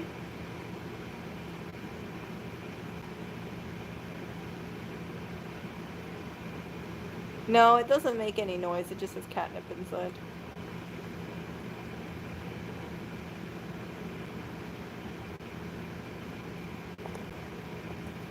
You got Oreo here. Don't worry, Oreo. So I have a catnip mouse right over here. Oh, Oreo, what was that? What was that reaction time, Oreo? That wasn't very good reaction time. Yeah, this guy used to be the mouser at 186 First Avenue. Seems like even if the mouse leapt into him, he wouldn't hit it. Oh, Oreo. Oreo, what is it, my chubby cat? Oh. No, no, no, no, no, no, no, no, Blackberry, no. No tea for you.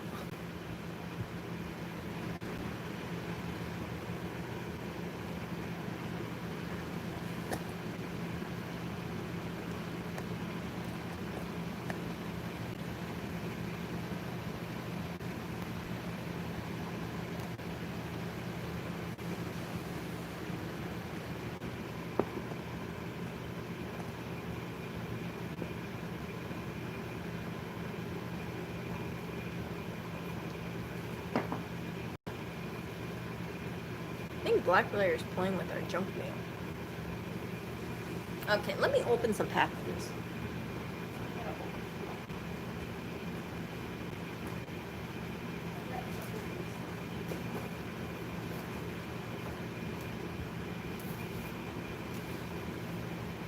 If I'm on stream, I might as well.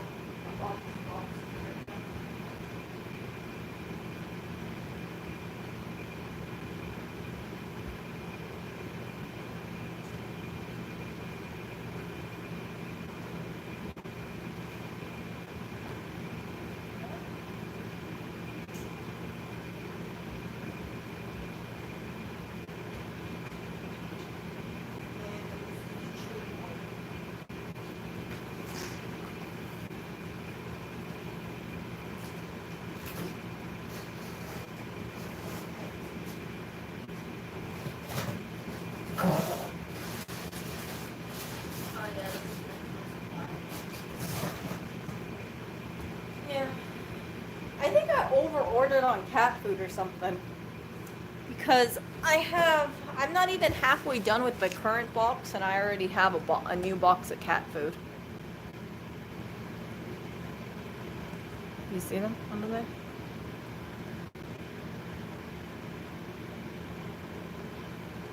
Come on. Hello?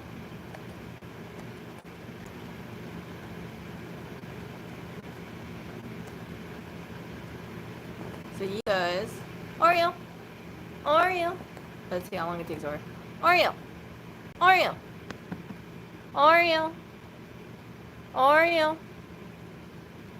Come here. Oh, look at that guy. Oh, hello, my baby. He knows his name.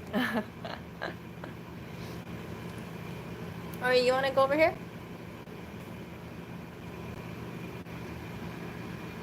Good. If you're gonna lie down over there. Okay, good kitty. How is Chewy? You know, I honestly can't tell you how Chewy is. Because we have an auto ship delivery for the dry food and the wet food. So it seems like it's perfectly fine. We get the stuff. And I think that's all you really want for this kind of stuff, right? Did you get the stuff? Yeah. Is it good? Well, I got the stuff.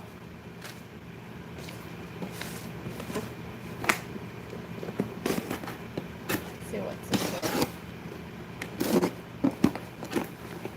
Oh, my soap came in. So I ordered a bunch of soap.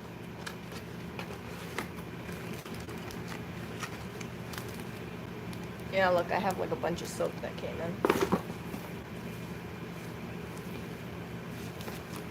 Soap, soap, soap, soap, soap. Can never have too much soap.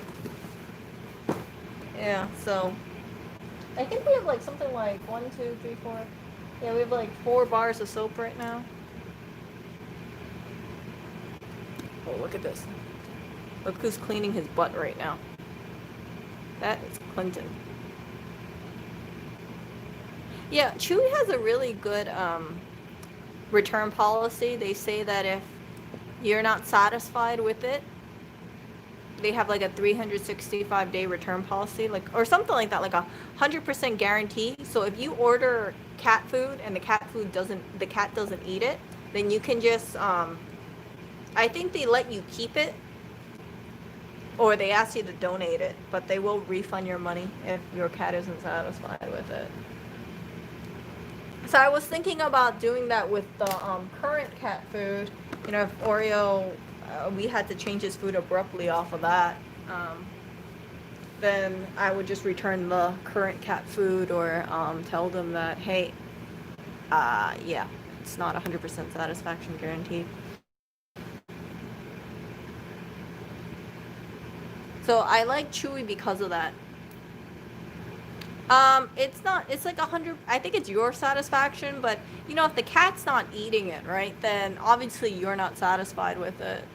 And it's good, you know, it's a way to keep customers in. I think it does allow the system to be abused.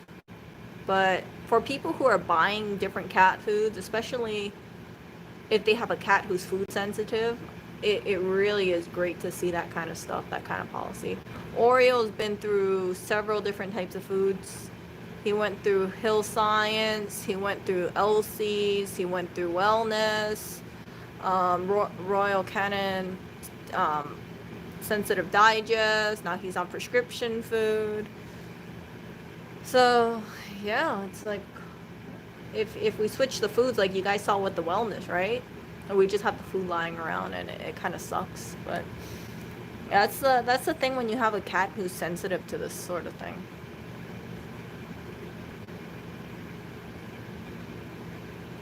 You're not satisfied because the cat, your pet, it doesn't like it.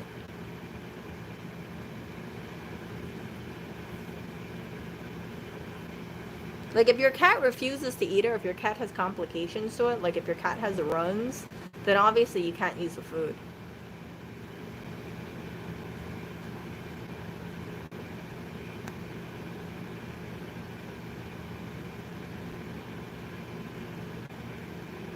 That's what I mean by it. So it's nice to see that. I know for Amazon, like they have a zero, they don't allow you to make returns on cat food. Or and I understand the policy behind it. So if you're buying pet food, I can see why people rather buy it off Chewy, because you do have that ability to return or get a refund, versus Amazon you don't.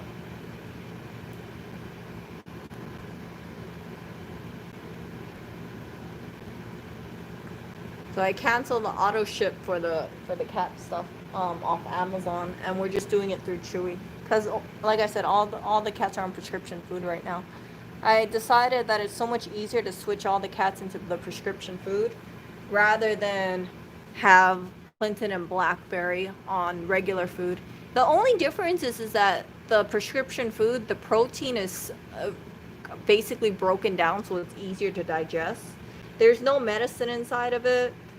It's just like it's a little bit more costly, but I figure it's gonna be more of a pain in the ass if we have 2 different foods and then Oreo eats the old food.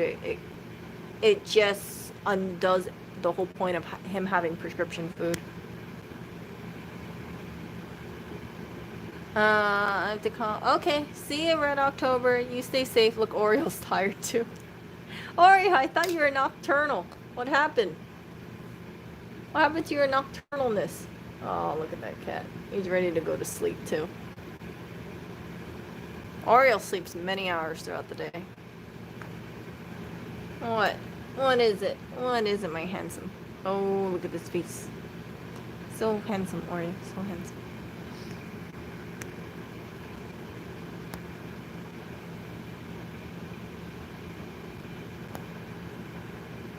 The cat food, actually, it's $5 at the vet, but if you buy it off Chewy, I think it comes out to $1 a can more expensive. So I have to really run the numbers, and I probably won't run the numbers, but the cost difference per month is probably going to be an extra $20 for all 3 cats. I don't mind it because I rather have all the cat. I rather have to only buy one single food, and it just costs us an extra $20 rather than deal with 2 different types of canned food. 2 different types of canned food, 2 different types of dry food. It's gonna cost more if I don't switch all the cats.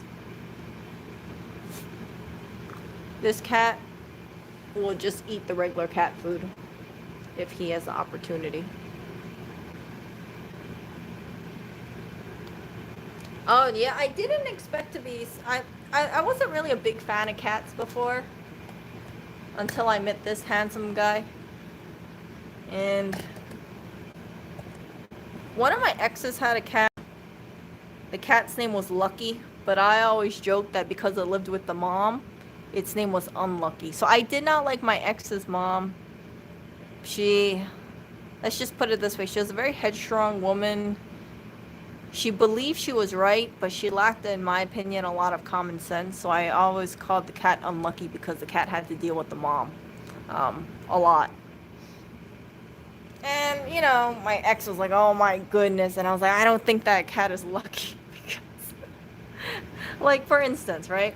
I didn't know much about cat care, but the cat my ex has, it doesn't poop in a litter box.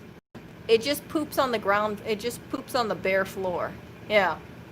And I asked him, I was like, why don't you guys get cat litter for it? And then it came down to cost, so they had the cat when it was young, and they figure it's probably better if it just poops on the ground so they don't have to deal with cat littering. Yeah. And I was like, oh. Environmentally, I guess it's much better because if the cat poops on the ground, you just have to clean up the area rather than deal with like 40 pounds of poop. But still, you know, like it would pee on newspaper and poop on the bare floor, like tile floor, and I was like, nah.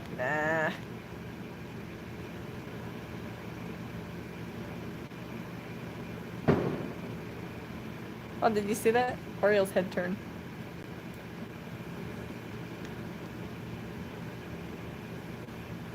No. The cat actually pooped in the kitchen. So it just pooped on the. It's like basically if Oreo pooped on the kitchen floor.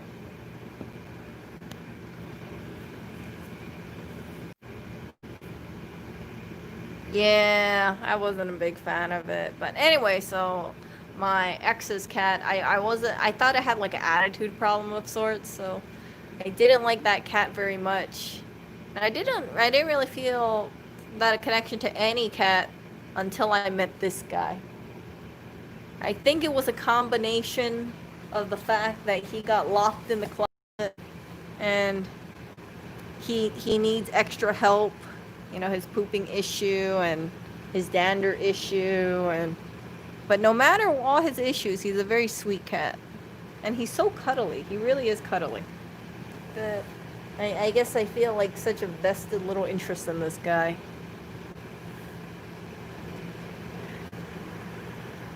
But now he has to lose weight because he gives me those cute little eyes, his little big green eyes, and he just gives me that little meow. It's like, feed me, I need more food.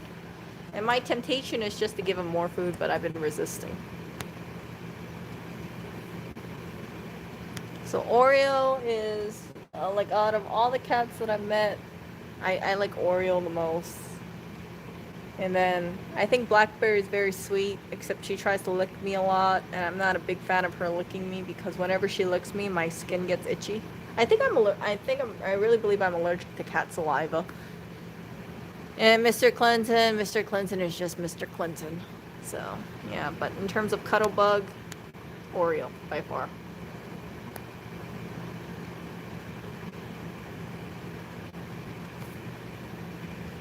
But he hasn't been doing much. He just kind of lounges around.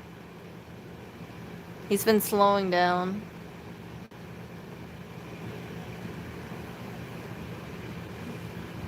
And it's okay. It's okay. I know he's getting up there in age. I just hope that if he does have to go to the vet again, the vet says he's been losing weight. You see how wide he is?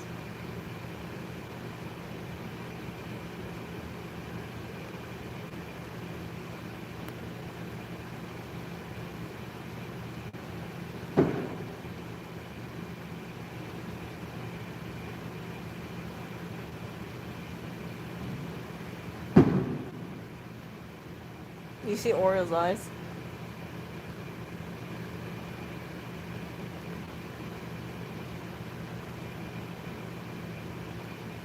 Yeah, Clinton just ran away. You see Oriole's flinching.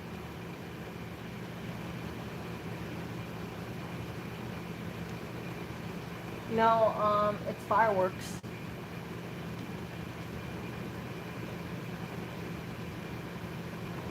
It is fireworks.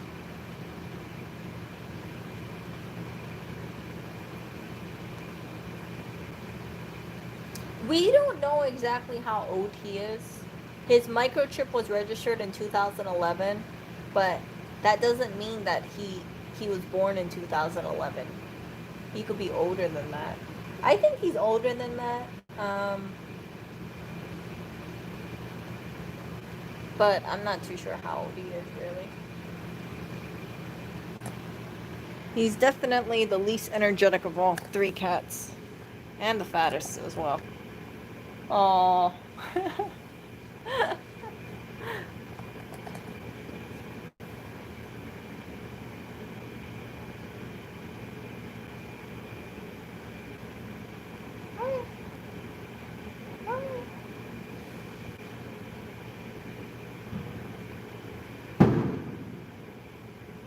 Oh, he ran. Here's where Oriole ran off to. Do you see him? He ran off into the closet. He ran off into the closet.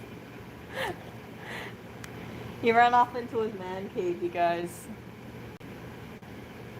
His little man cave. Yeah, let me see where this is coming from. Hold on, let me see. Yeah, it's...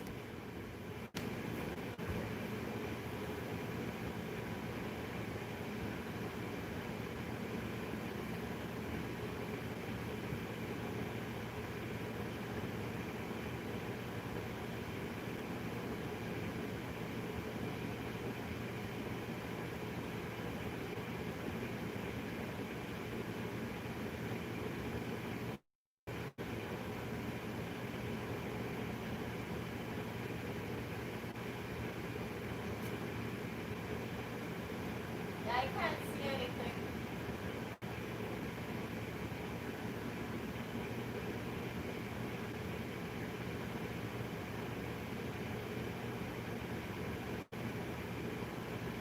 I can't see anything at all. So.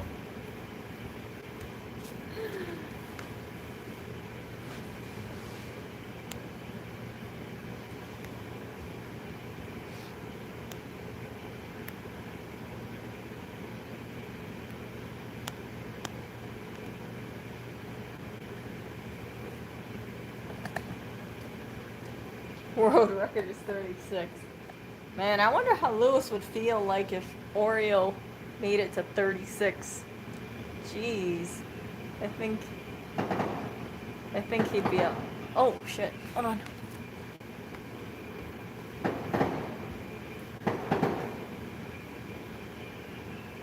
So like a street away from...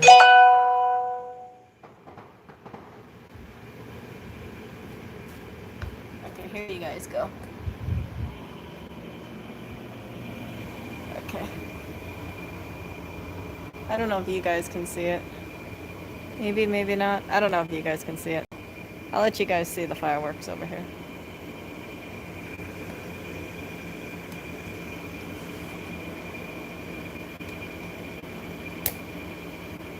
Oh no. Oh, I don't care.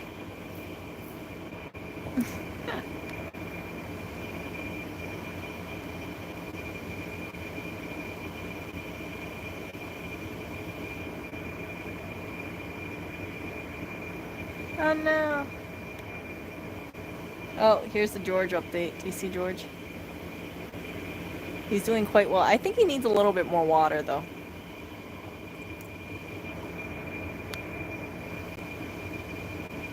Nah, I don't want to blow dry it. I'm taking a he actually has more leaves than that. He has several leaves. Let me.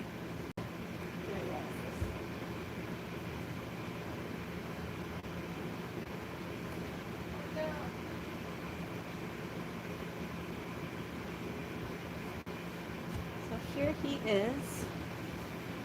See him? Yes. So this plant actually, depending on the day, it's a Caletheia Freddy. The leaves actually move. So it goes up and down depending on the day. So it has one leaf over here growing and then one leaf over here. So it's growing back. I'm very happy about it.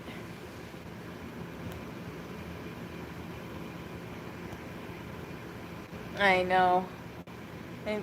But when I first got this plant, I was so worried about it because I would see it and it looks kind of flat right now. It doesn't look so upright. My gut reaction was, oh, this plant needs more water because it looks kind of droopy. But the leaves actually move depending on the day.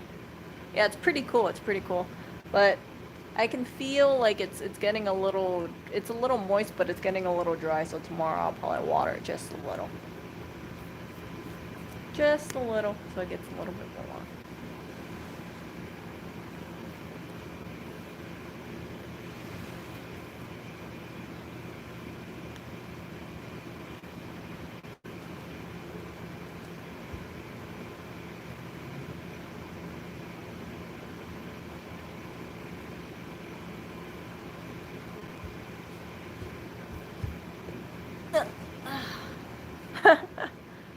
Yeah, actually, if you really wanted to, I'm pretty sure you could even find Copaz's address.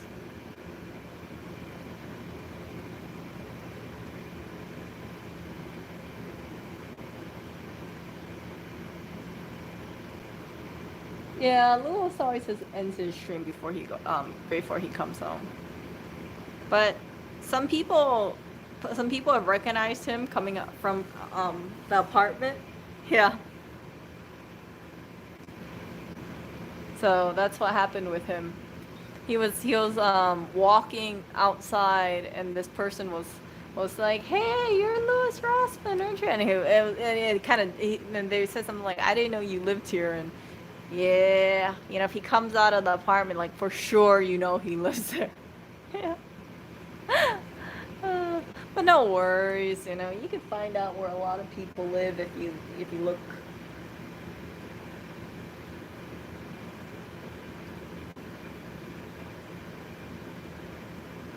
Yeah, I've done streams with. Oh yeah, he's done streams with the cats in the windows. I've done streams with the cats in the windows. It's not a big deal. Seriously, where is this guy?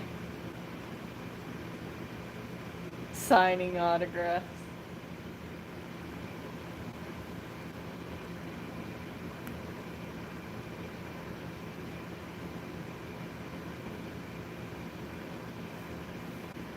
Yeah, I'm kind of interested to see how the new how the real estate videos are gonna be. Like, is he gonna find a place that he really, really, really likes? I don't know. He really liked Malvern, but that 20% tax that 2% tax or something just killed him. Killed his dreams.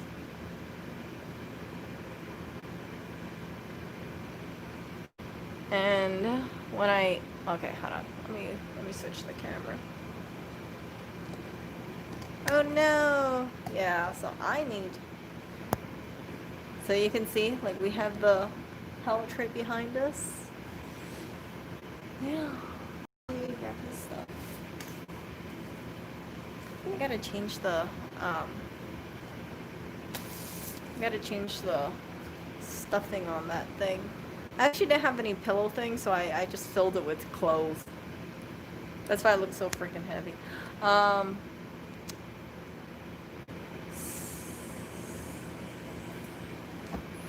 want to actually undo this thing. I'm gonna take out the scratching post. I'm kind of curious what it looks like.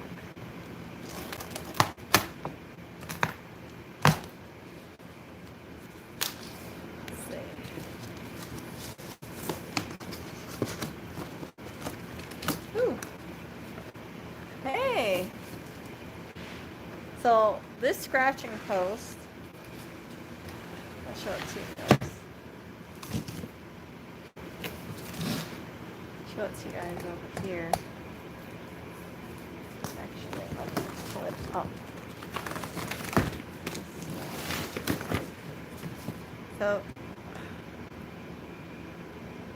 So this is a scratch and, I guess this was a scratch and dent scratching post. I don't know where the dent is, but it said it was acceptable.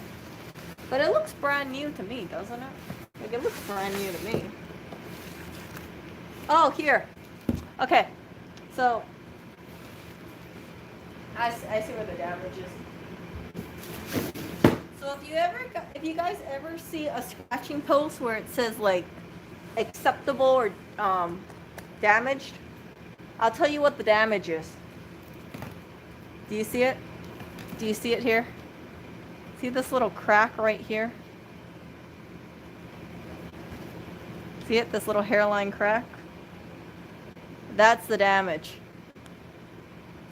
So the damage is the top corner is cracked. But here's the thing. This top corner is not the base. This is the cosmetic thing. See it? So this one that we have over here, it was that's the damage.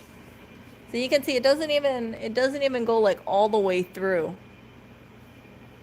But that's what makes a $45 scratching post into a $28 one. A corner. If you can live with the top having a crack like this, then you will save a substantial amount of money. For me personally, I can definitely live with that. See it? This one's actually much better. Yeah, you can see it in the light now. See it? But other than that, it's perfectly fine. And that's the top base of it too, so none of the cats are using this. They only scratch up to here, like the middle. Yeah, I'm like, just give me the damaged one. So I have this thing over here. Scratching post. See over here. Where'd my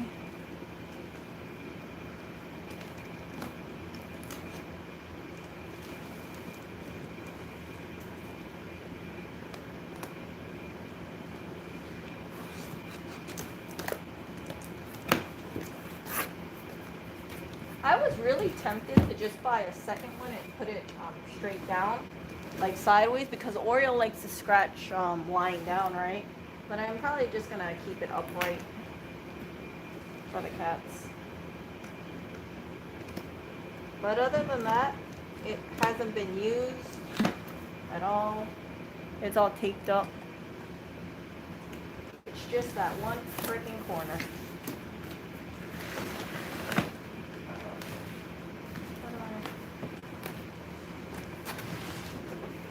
Oh, here we go. Oh, I remember how this thing goes.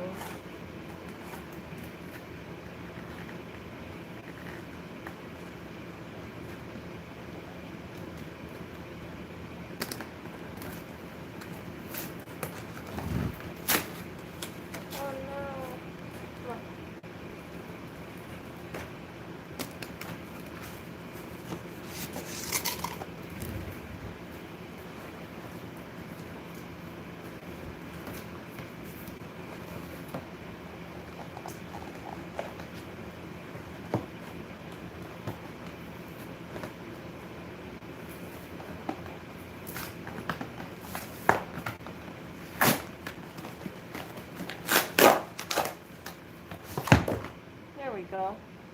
see it? It is past midnight. So, let's see. Oh, I remember now. I remember how this thing goes. So these are the two boards that come with it. And then they tell you need to put this thing on. If you look over there, it comes with the little pieces. See that?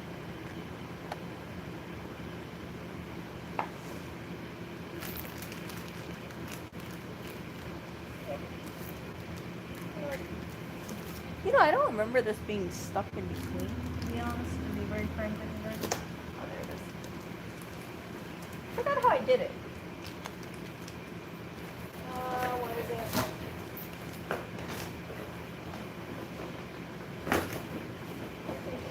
There's somewhere. Use the dowel to join the two base pieces. And then... Oh yeah, I remember this now. So it has... What?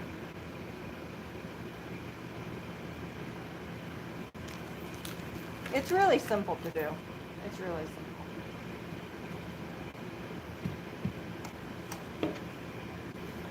So this one has two holes. Has two holes.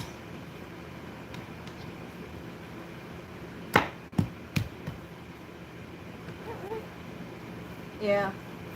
It looks like it's two different colors, but that has to be right because there's only two holes over here. But see, doesn't it look like two different colors? It does. And then this one, I forgot how I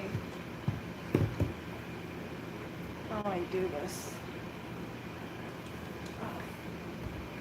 Okay, this one. Oh yeah, I screw it up.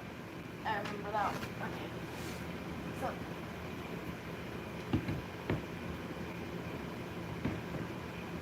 Yeah, this is super easy. So a freaking 5-year-old could probably do this. So you just put this together, and then you see those two holes, you just put them, you just line it up. And that's it. It's really simple. Oh, no.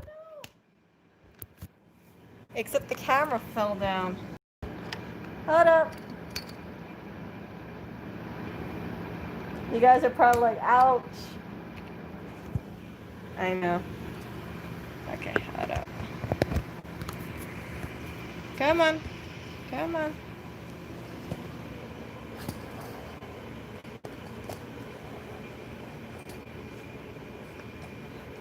There we go.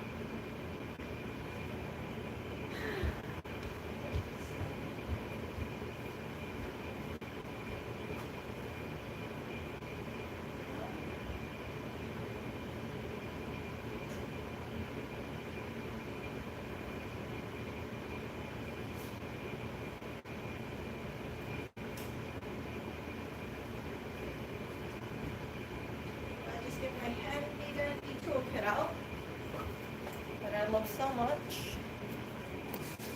This. And then got the screwdriver.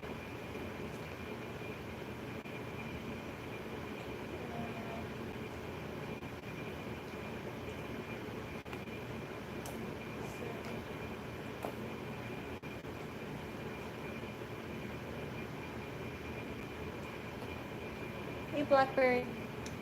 You guys probably can't see it, but Blackberry's over here. She's trying to smell this thing. I don't know if this is the right one, but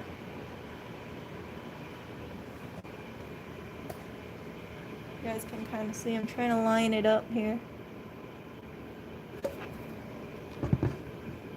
Okay.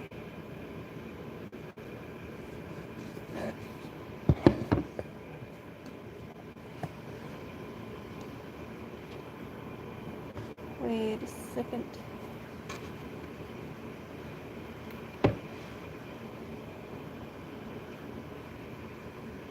It's so funny. It's like the hardest thing for me to do right now is just line up the hole.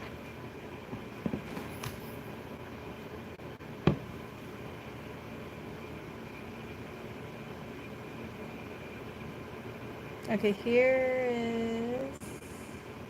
Actually, you know what? I got a better idea. I am going to just put this thing in. Like that. And the hole is... Right. Okay, ready to go?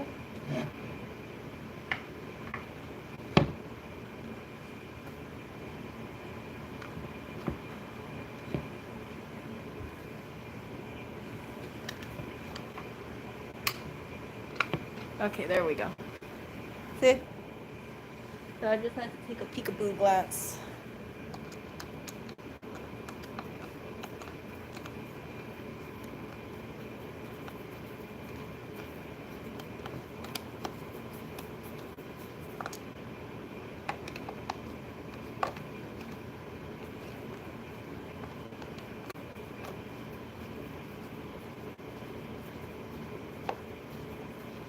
So a freaking 5-year-old could do this.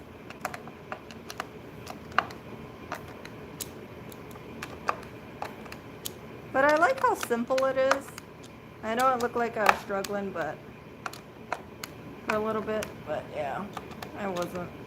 So after you just do that. I know some people are probably getting triggered.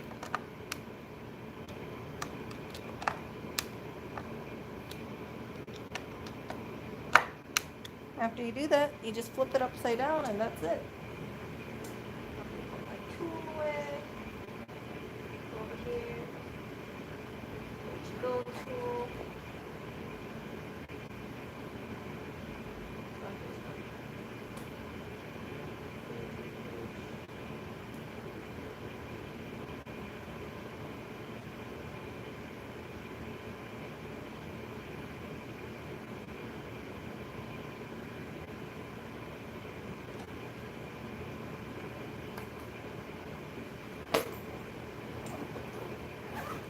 I gotta put this away.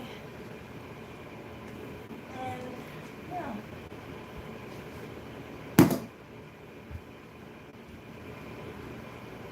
It's super simple.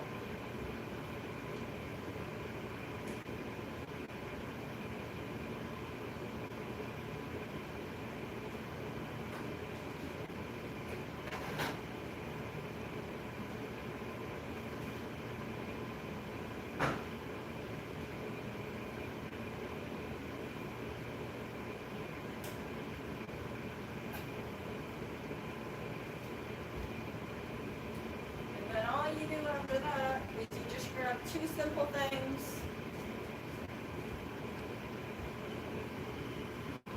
Catnip spray and catnip. This was sent over to the cats and we're still using it, so I took it off the wish list because of that. Do you see that over there? All you have to do is, you see this thing? Remember how it was like that?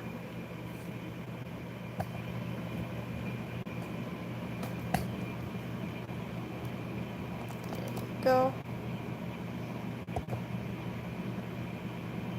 One shot of it here. All you have to do, set this up. So if I didn't have the base over here, yeah, if I didn't have the base, I could have just left it as is, like one big long block. But they like scratching it, so yeah. That's a dented corner over there. See the dented corner?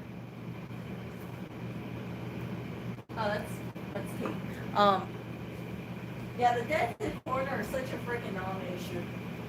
Like, you can barely see it, and then keep in mind the cats are only scratching the base, so this is just a cosmetic thing. And then I can move Blackberry's one, and I can put it right here. And I'll put this little one right.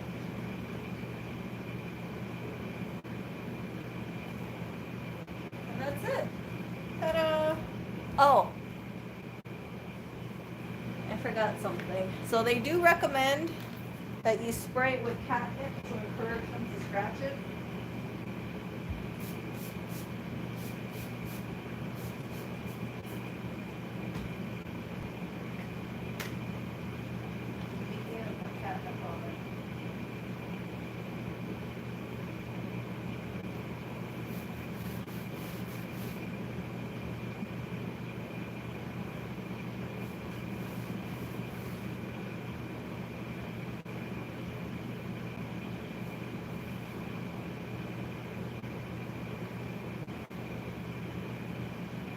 That's a lot of catnip. What do you guys think?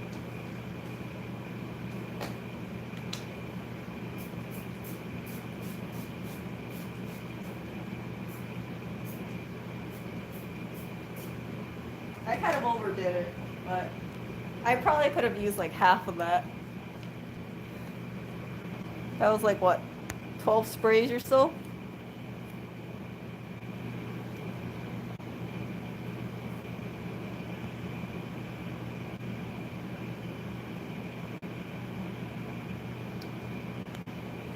Nah, it's not gonna do it. So if you look at the thing, yeah, let me grab the other one actually. You guys can see what I'm talking about. I don't think you would unscrew it because let me show you guys this one. This is their current one that they scratch. See how it's inside? I don't know if you guys can see it here. Yeah, let me pull this downstairs.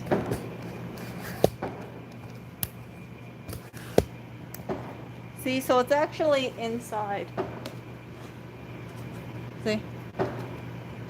So I'm not seeing how this is gonna jut out. The cats scratch it, but they're not jerking at it. So they're gonna have to, yeah, they just kind of move it. They don't have enough strength to actually undo these screws. So yeah, that is it. And the really good thing about this scratching post, if you notice, they scratch this side. I don't know why. They have access to 3 sides, but they only scratch this side over here. So when they're done with that one, I'm gonna do it this side, and afterwards, then they get this side and this side, and then maybe somehow I'm gonna try repurpose it so that way they can scratch the top. But either way, I expect this to last at least, in my opinion, I expect it to last like 3 to 4 years. That's my guess. Maybe it'll last that long, maybe it won't. But now they have 2 of them. And because I bought this slightly damaged with that crack on the top, remember that little crack? I got 2 for about $56, $57. So that's like a little bit more than the price of one. And that's exactly what I wanted. So now they got this one, and then they got this one.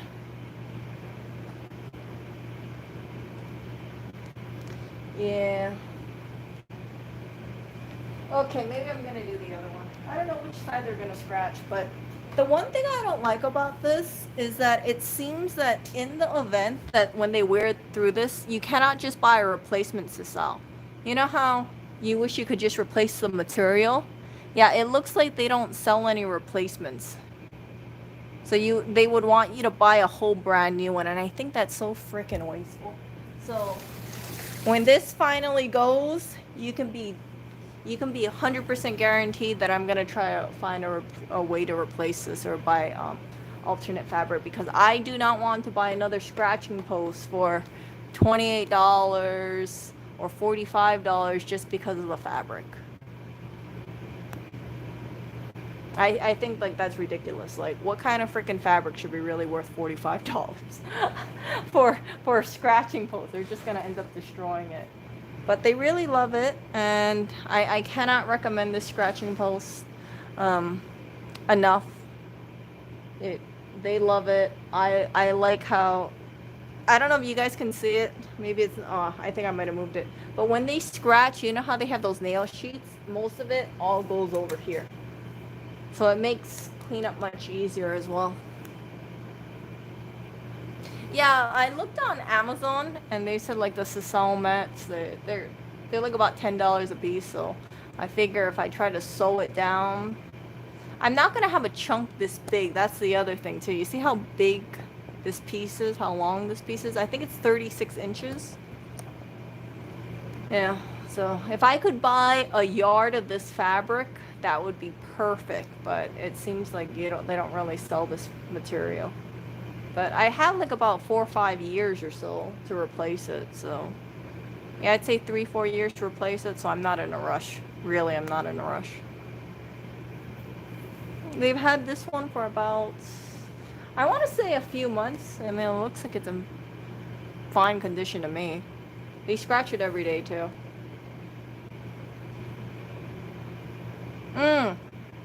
Yeah. I wanted to do the rope replacement because I didn't want to.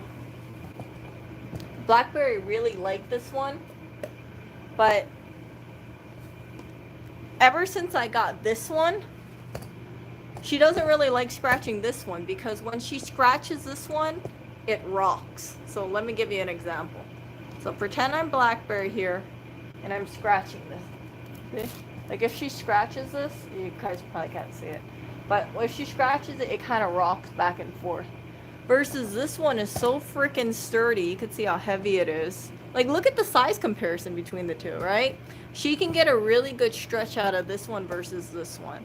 So if you want to buy a scratching post for your cats, even though this one's like $45, maybe you can buy like a scratch and dent for $28.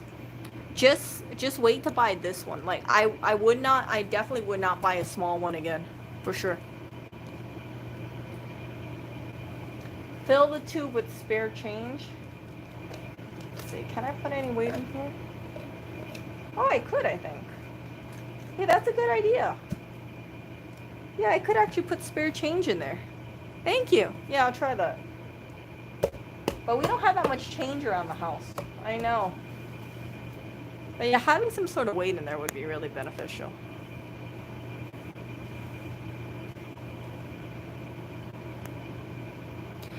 This, it's, oh my gosh, let me get it.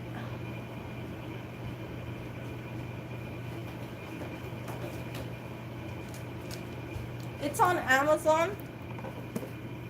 It's called the Ultimate Scratching Post. So this is the benefits, 32-inch post height, easy assembly. You saw how easy that thing was. And yeah, it has a 16 by 16 inch base.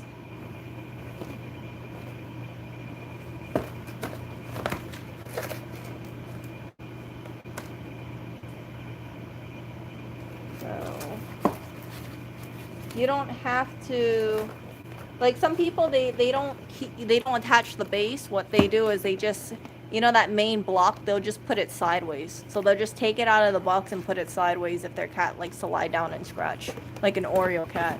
But I wanted to set it up. I don't think we need 3 big scratching posts around here. I think we're good with 2. But if I had a 3rd one, I would put one right over there where Oreo likes to scratch. But I think 2 is good enough.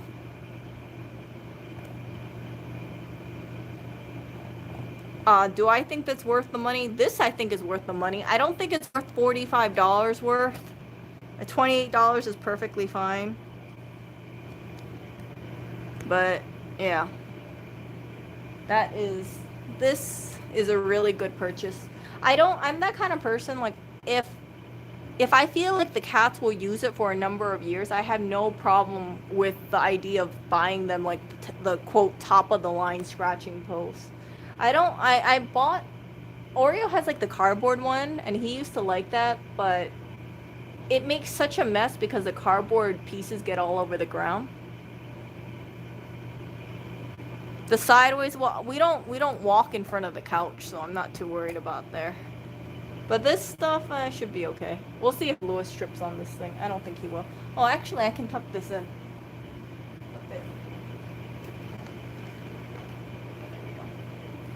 There we go. See that?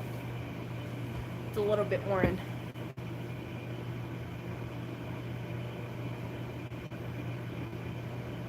There's an MLM on here?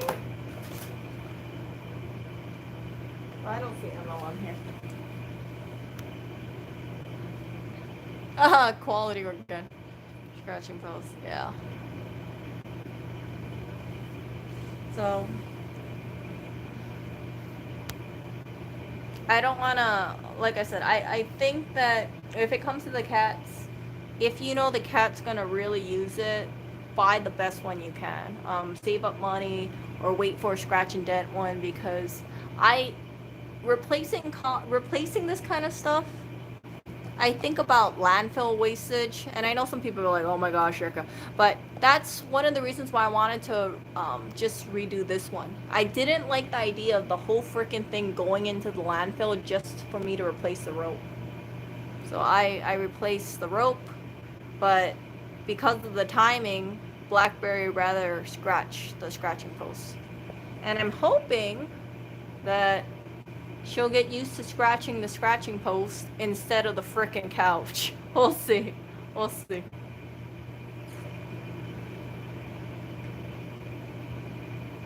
Oh, it's in my title? MLM is in my title? I have no idea. I probably have to change the title. No, I did not run into Inky. I wish I did, but I have not seen Inky in a bit. I hope he's okay. I'm sure he's okay. He's a community cat. So look at this. We have 0 cats going to the scratching post right now. 0 cats. Hold on. I gotta do some quick cleanup, so I will be back in a bit. Don't mind me. In the meantime, you guys can be amused if Oreo or something's gonna come out and scratch this stuff. I don't know if they will. But maybe, maybe not.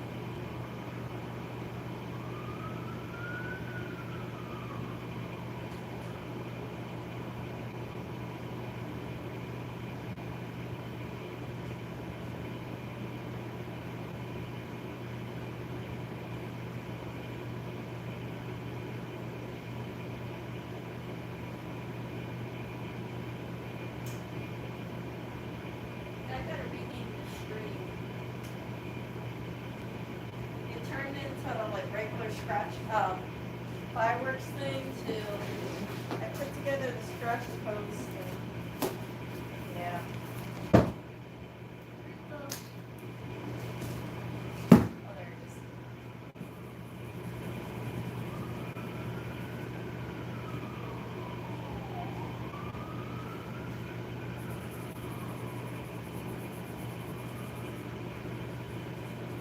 Oh, I need a sharpie. Sharpie's gonna be dry.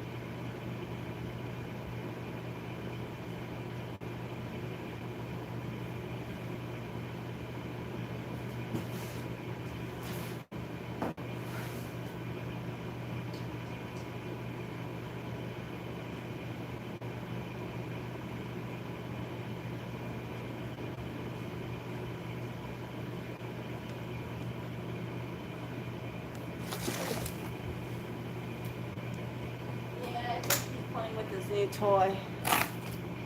Yeah.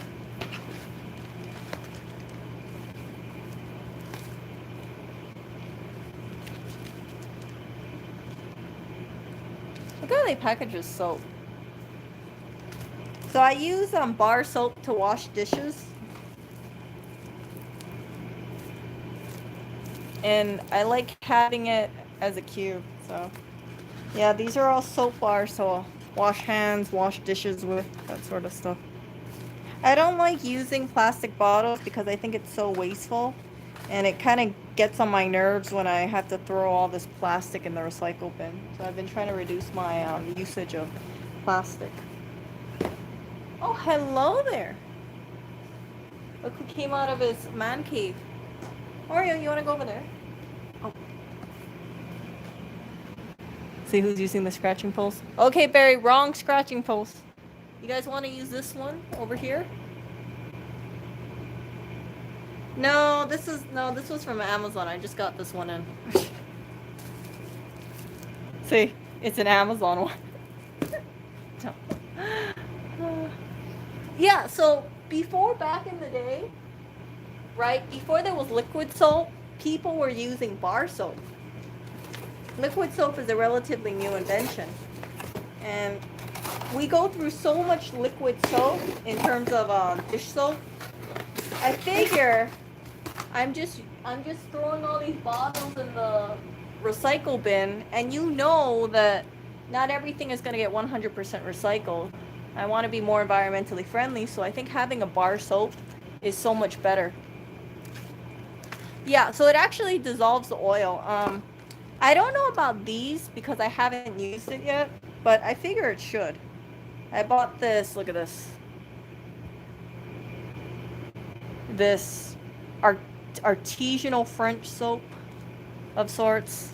So I have, you know, the sponges with the Brillo side of it. You know what I'm talking about, right? The green side, the scratchy side. So I'll wet it underneath the water, and then I'll scrub the top a little, and then I'll use whatever I scrub to wash the dishes. And that's it. It's super simple. I would highly recommend though that you have a soap dish, because it does eventually get mushy and things like that. So yeah, I bought it off of Amazon since I wanted to try different soaps, and the ones that we have locally, it's about $5 a bar. So I was like, frick, I don't want to spend $5 a bar on soap. $3 a bar is okay, but not this $5 soap. So that's what we did. Yeah. Although it might not seem like it, I try to reduce the amount of plastic that we have around the house. And the best way to do that is kind of look at what are you throwing out, what are you recycling, and try to find a more mindful way of doing that. Now, of course, something like this is not recyclable, right? Because it has plastic. This stuff has styrofoam on it. But it's a start. I probably will not repurchase this in the future. I don't like how much plastic packaging is on there. I know. But it's, you know, I tried it, and yeah, I bought this one soap from Palestine, I think, or Israel, I can't remember. It's called like 2 Keys. I thought the title actually says 2 keys in it. For some reason, I thought I was gonna get 2 bars of soap, but it was 1, and it was like $6.43 from that bar. But if you look online and you see how they make this like soap, it's really like old style. So they'll make it, and then they'll pour it on the floor. They'll let it cure for a couple days, and then it hardens, and they cut it from blocks on the floor. So it's like throwing soap on this floor, and they actually do it like old style. It's really amazing. And you can kind of see like they have to lift all this heavy buckets of whatever soap liquid that they use for that. It kind of looks like back-breaking work. I wanted to support them, even if it's just 1 bar of soap, and so far I don't have any problems with that soap. Yeah. You guys can look it up. It's like 2 Key soap or Nabla soap or something like that. It's really nice to watch, and yeah. It's an old soap making factory, old soap style. So yeah. So I bought some olive oil soap. I wanted to buy some Greek soap, but I was like, I'll try this one. It was only like $2 a bar. We'll see how this one works. This one's fully recyclable though. This packaging, but not this plastic thing. So yeah, I'll try all these soaps. I figured this was like, I think $2 a bar should last me over a month. So 1, 2, 4 blocks of soap. Maybe lasts me 5 months, 5 months. It's not bad. But I just don't like the idea of using liquid soap. And Lewis doesn't believe in using he doesn't like supporting the makers of Dawn. You know, Dawn dish soap. I think that's Procter and Gamble. He has a personal boycott against them after the Gillette razor situation. You remember that one? I can't remember what exactly it was about, but there was this whole Gillette razor controversy of some sort, and yeah. This is... It's olive oil soap. You see it? So there's no animal fat here. Not that I'm aware of, but... yeah. So this one's like shea butter soap. Let's see.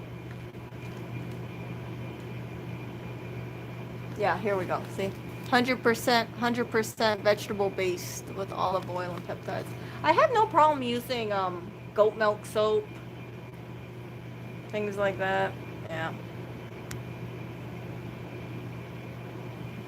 No, it wasn't the lawsuit over the blades. It was something about...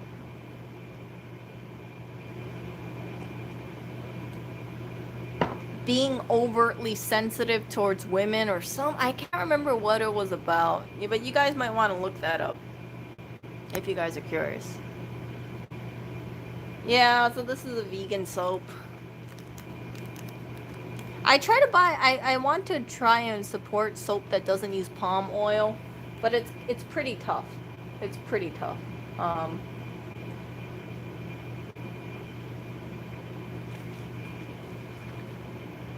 And palm oil's in so many freaking things. It's crazy.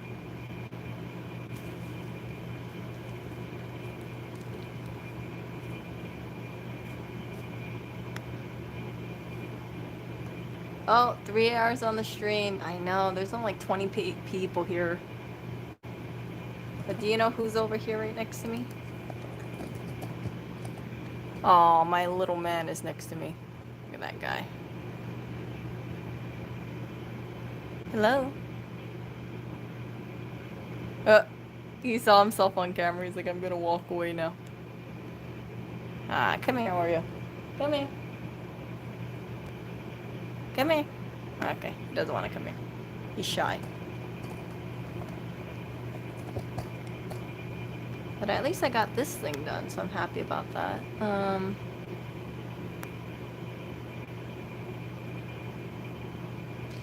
Yeah, when it comes down to it, I don't like having to throw things in the recycle bin as much. Some people would not mind it, but for me, I think, okay, let me think about the environmental aspect of it. And if I can find something that is affordable and it lasts a long time, I think it's worth it. Mario, stop going to the bar soap, please. You think he's gonna check out the cat? Maybe he will. Yeah, I think he's trying to... Yeah, so...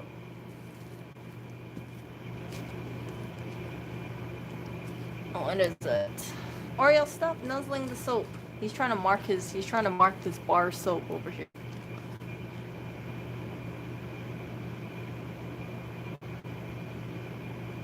Okay, so what you do is you get the, okay, let me make an example, okay? So first of all, you ideally want to put soap like this in a soap dish. We use a soap sandal of sorts, but you put this in a soap dish so that way it drains out the water of sorts, right? And then you know the scrubby soap sponges you have? You know the one with like the scratchy part and then you got the soft spot? You know what I'm talking about, right? I usually scrub the top of the scratchy surface a little, and then I use that scratchy surface when it has soap on the top, and I wash the dishes. So you can also use a washcloth if you want, but I use a sponge because we have sponges around. And that's it. You just use it like you just wash your dishes that way. Scouring sponge, yes, yes, that's it. Usually it has like green on the top and yellow on the bottom. Those things, yeah, I'll use the green side and um, scrub the top a little. Just a few swipes. And I just do it that way. So before liquid soap, people used to wash your dishes with bar soap. There's actually old vintage commercials of, ivory soap. Yeah, people actually used to wash their dishes with ivory soap. Scott Bright, yes, yes. That's the yellow and green one. Oh, no, no, no, no. I didn't know about that, but I got so fed up with us buying liquid soap to wash dishes. We would go through it quite a bit. And I realized, like, hey, we have all these bottles that are going inside of the recycle bin. I want to put a stop on it. Since whatever is going in the recycle bin, like I mentioned earlier, it's not all being recycled. So my part of doing that is just buying bar soap, and if it gets low, I just do it that way. Lewis doesn't really like the bar soap too much. He's like, I'd rather use liquid, but I told him, I said, I don't want to go to a grocery store, but I have to transport like a jug of this stuff. And I try to make sure that a lot of the stuff we have around the house is environmentally friendly.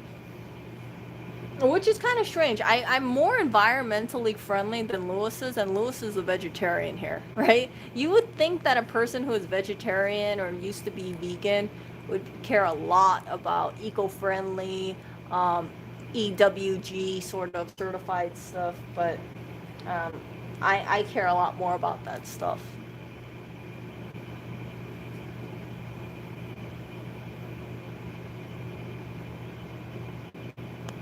So we were buying some eco-friendly dish soap, but the problem with the eco-friendly stuff is most of it doesn't work that well.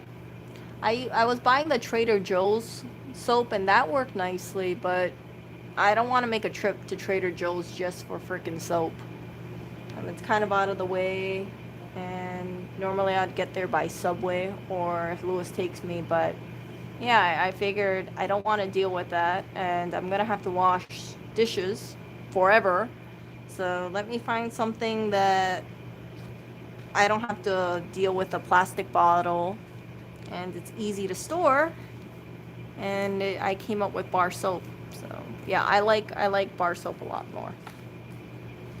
Personal preference here.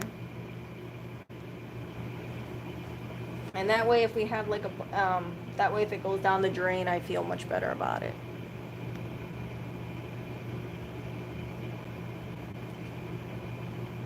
We have a dishwasher. But I prefer washing dishes because I don't like having it stick in the dishwasher for long periods of time. Usually after we finish like breakfast or lunch, I immediately do the dishes.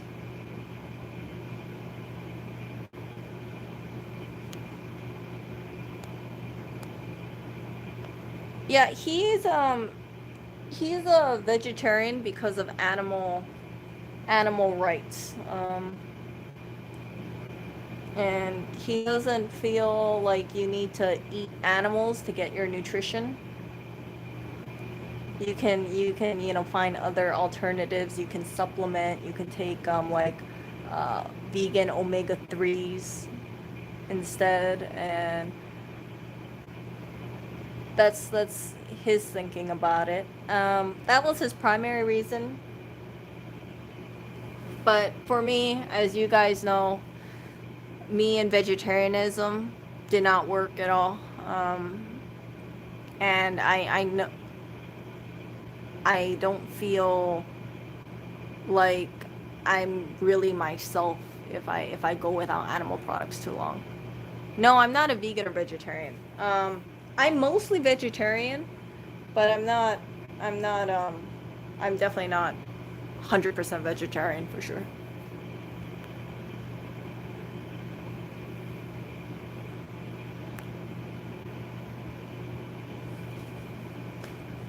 So I will eat things like I will have things like bone broth.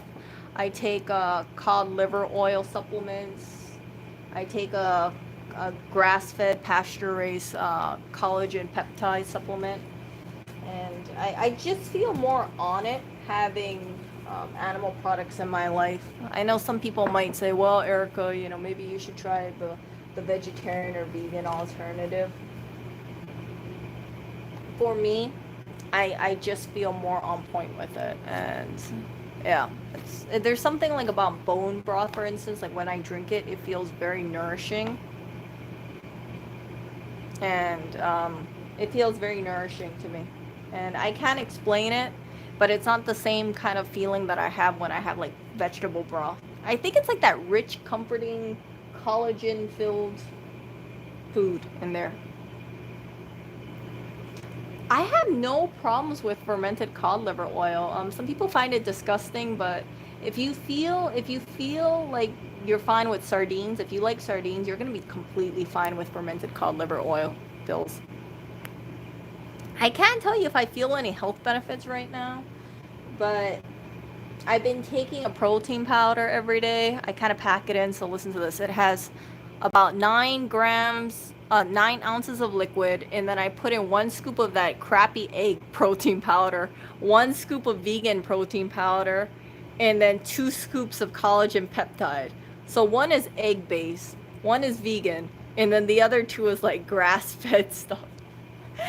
And I was looking at that and I thought, man, I have like everything in there. I have everything in there. But I have the vegan protein powder because it was just lying around. In the future, would I buy that vegan protein powder? No, I would not. I have no idea where he is right now. It tastes like sardines. That's what cod liver oil tastes like. I heard it's really good for your health, so that's why I started taking it. I didn't notice any immediate health benefits yet, but I know that taking a protein powder definitely makes me feel better throughout the day. I suffer if I go too low protein. Fish oils. So I eat fish, but it's easier for me to take a fish oil supplement. It tastes like when you put it in your mouth, it reminds me of sardines, and I like sardines, so it's no problem with me. I'm still am. So I took some of your suggestions. You guys recommended mix it in with other stuff. So my vegan protein powder, I'm supposed to put 2 scoops of there. The egg protein powder is supposed to be 2 scoops. Vegan protein, 2 scoops. So I do 1 scoop of the egg protein, 1 scoop of the vegan protein, and then the recommended collagen peptides, which is 2 scoops. So that's a lot of powder for one shake. Have I thought about buying less processed foods? So what you guys see me eating, it's I can tell you what we eat. So we eat mostly rice with vegetables, and I'll put like okay, let me just show you guys this stuff. Let me show you guys this.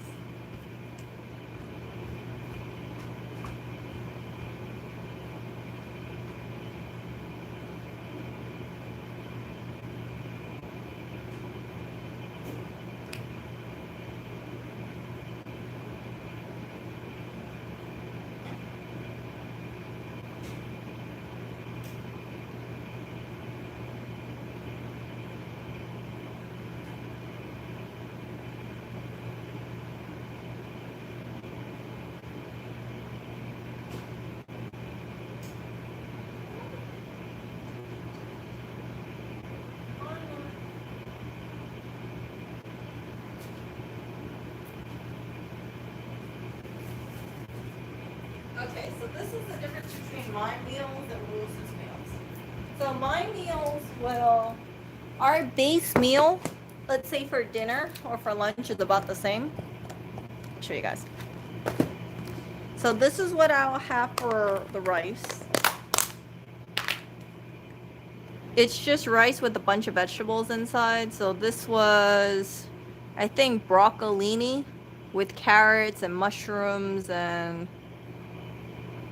I think I might have added some chard in here. I can't remember off the top of my head. So, Oreo, jeez. Oreo, we don't want your tail in the food. Come on, move. Move, Oreo. Move. Okay. So that will be it. And with that, if it's for Lewis's meal, I will pan fry 2 of these things. These are broccoli cakes. And that way it has like some protein in here. See that? And then that's about it. And it has like a bunch of vegetables in there. So he'll get 2 of these cakes with that rice.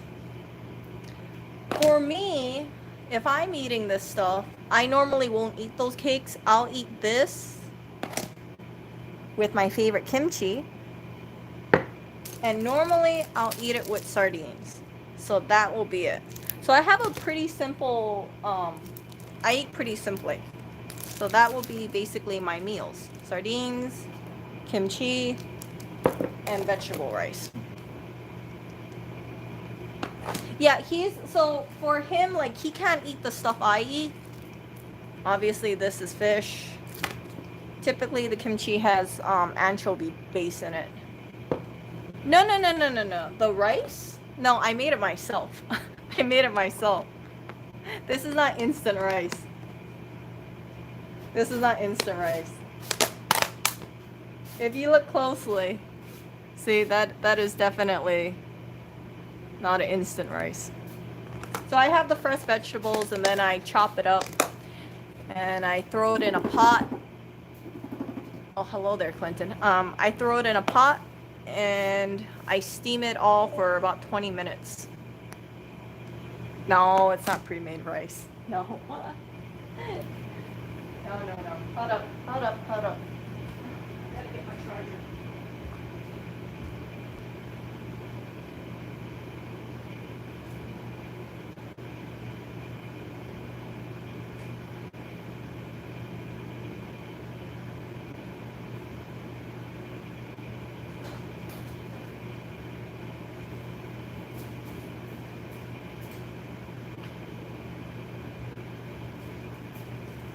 I used to actually cook more before, but the problem is that he likes me to change up the food a lot, or he gets tired of food. Like, he's really, really picky with food.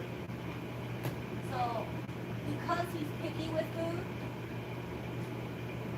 it's like, and he gets tired of it. There's been times where I made food, and he just doesn't want to eat it out of the blue. He'll be like, okay, I don't want to eat that food anymore.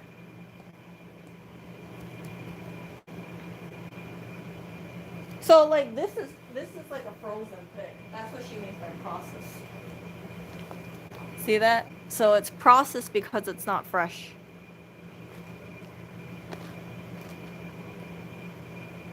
But it's actually a really good, it's a really good patty. It's tasty, and it was actually founded by 2 heart surgeons. Do you see that?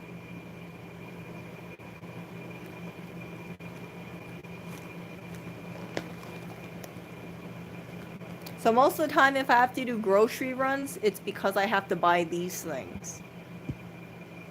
It's really hard to stock. It's really hard to stock this stuff up. Do I find the rice dry, though? No, I don't find it dry at all because it has a lot of vegetables in it.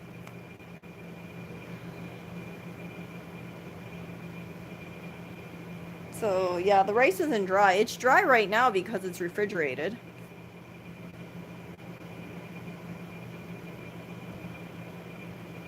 Normally, I would like to use brown rice, but it's actually really hard for me to find brown rice around where we live.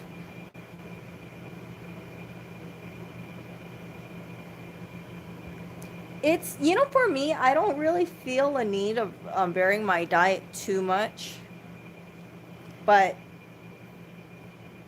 for Lewis, it's like I try to cook different foods for him, and he just gets bored of it. So I used to make things like vegetable curries before. I made this like lentil dish with rice, but if he doesn't like it, he won't eat it. And if he's tired of eating certain things, he'll just stop eating it abruptly. And I'm not really one to eat like a lot of beans, so it's kind of like that's why I've kind of just stuck with this stuff because it doesn't get that much. You know what I'm saying? Like he won't just stop eating it because he actually likes those patties, these little Prager cakes. So remember, like before, I was making him burritos. You guys might have remembered that he got tired of eating burritos. So I said, okay, if you're tired of eating burritos, then I can't do burritos anymore. So that's why I stopped it. But I was making him burritos for a really long time. So if he gets tired of eating that food, chances are it's like I don't want to revisit that food.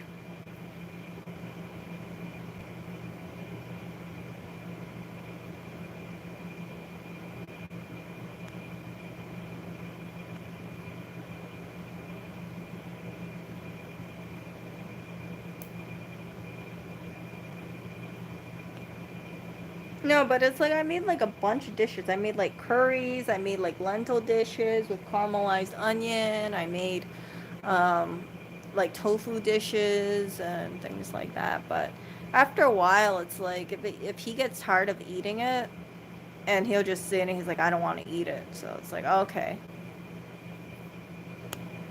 And if he doesn't want to eat it, then I have to eat it. Either it goes to waste. That's what it comes down to.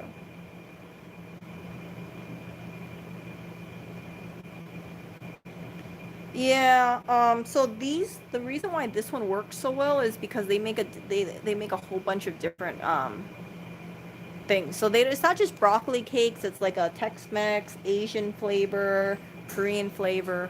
Yeah. Hey, hey. Oh, you came home so late. Why are you sad? I can't focus on anything. I have to work for 3 days. I need to show up to make sure people are actually doing things. Oh, I'm streaming, by the way. Muted or unmuted? Unmuted. Yeah, you just walked through the door. Are we on the stream? No. I'm gonna put people on. No, you don't have any of People walk through the door today. There's always a camera. No, Well, no. Oh, well, yeah, I was live streaming. I didn't know where they were gonna go. So yeah, I have a stream. Huh?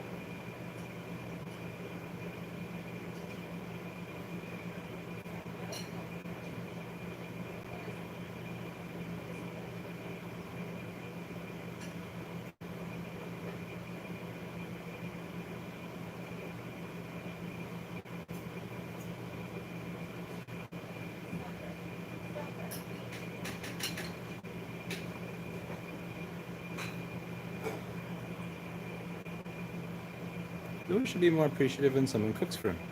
It's rude to say you won't eat something because you're bored of it. I'm eating food right now. Eat my cock, you fucking cocksucker. Holy shit.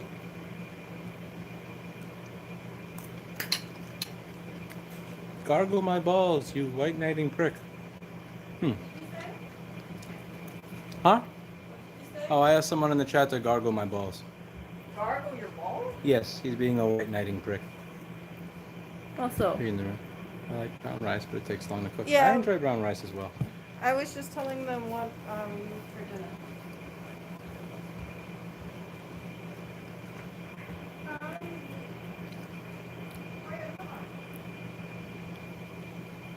I was doing dips in the park. It helps me relax. There's a park at the end of the block. And on the way home, I will go and do dips. Sometimes muscle ups. Used to do more muscle ups when I was actually light enough to.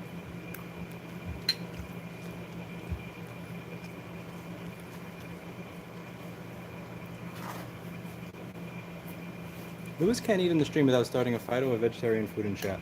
Yeah, it's really funny because one of the things is I don't actually have to mention it, but people will mention it to me. So I used to go to this burrito place in the area, and if I said, I want a tempeh burrito with mushroom, carrot, habanero, hot sauce, no dairy, the person behind me would go, no dairy, and I go, oh, you talking to me? No dairy. You're one of those people.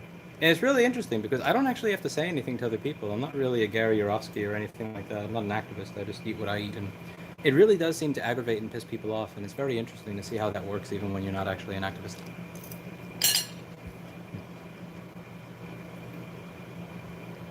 You know what? No, I think most people don't care. I don't think most people care. I think the reason why those people bring it up is they probably... I am not. No, yes you are. XPYR. Yes you are. White knighting cunt. Alright, let's see. I don't know what I missed. I'll check that later. Somebody bitching about me not eating something. I think... Oh. They're saying they're criticizing you for not eating meat? Beans is a better protein. No, something about whatever. Not appreciating what I eat. I like beans. I enjoy beans. The people around me with a sense of smell that haven't gotten COVID don't usually enjoy me eating beans. Do you want to show them what you're eating for dinner? I did. I said it's good too. It has all this little red stuff on it. I don't know what it is, but it makes everything taste more spicy and more better. It's awesome. It's like the blood of my enemies or something. Garlic chili crunch. It's from Trader Joe's. That's a close second. Lao Don Mom. That's a close second.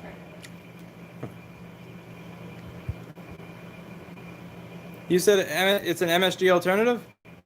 Well, yeah, no, it has MSG in it. The one that you're eating doesn't have it.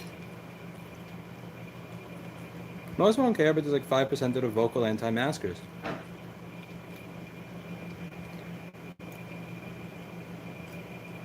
There's a lot of anti-maskers.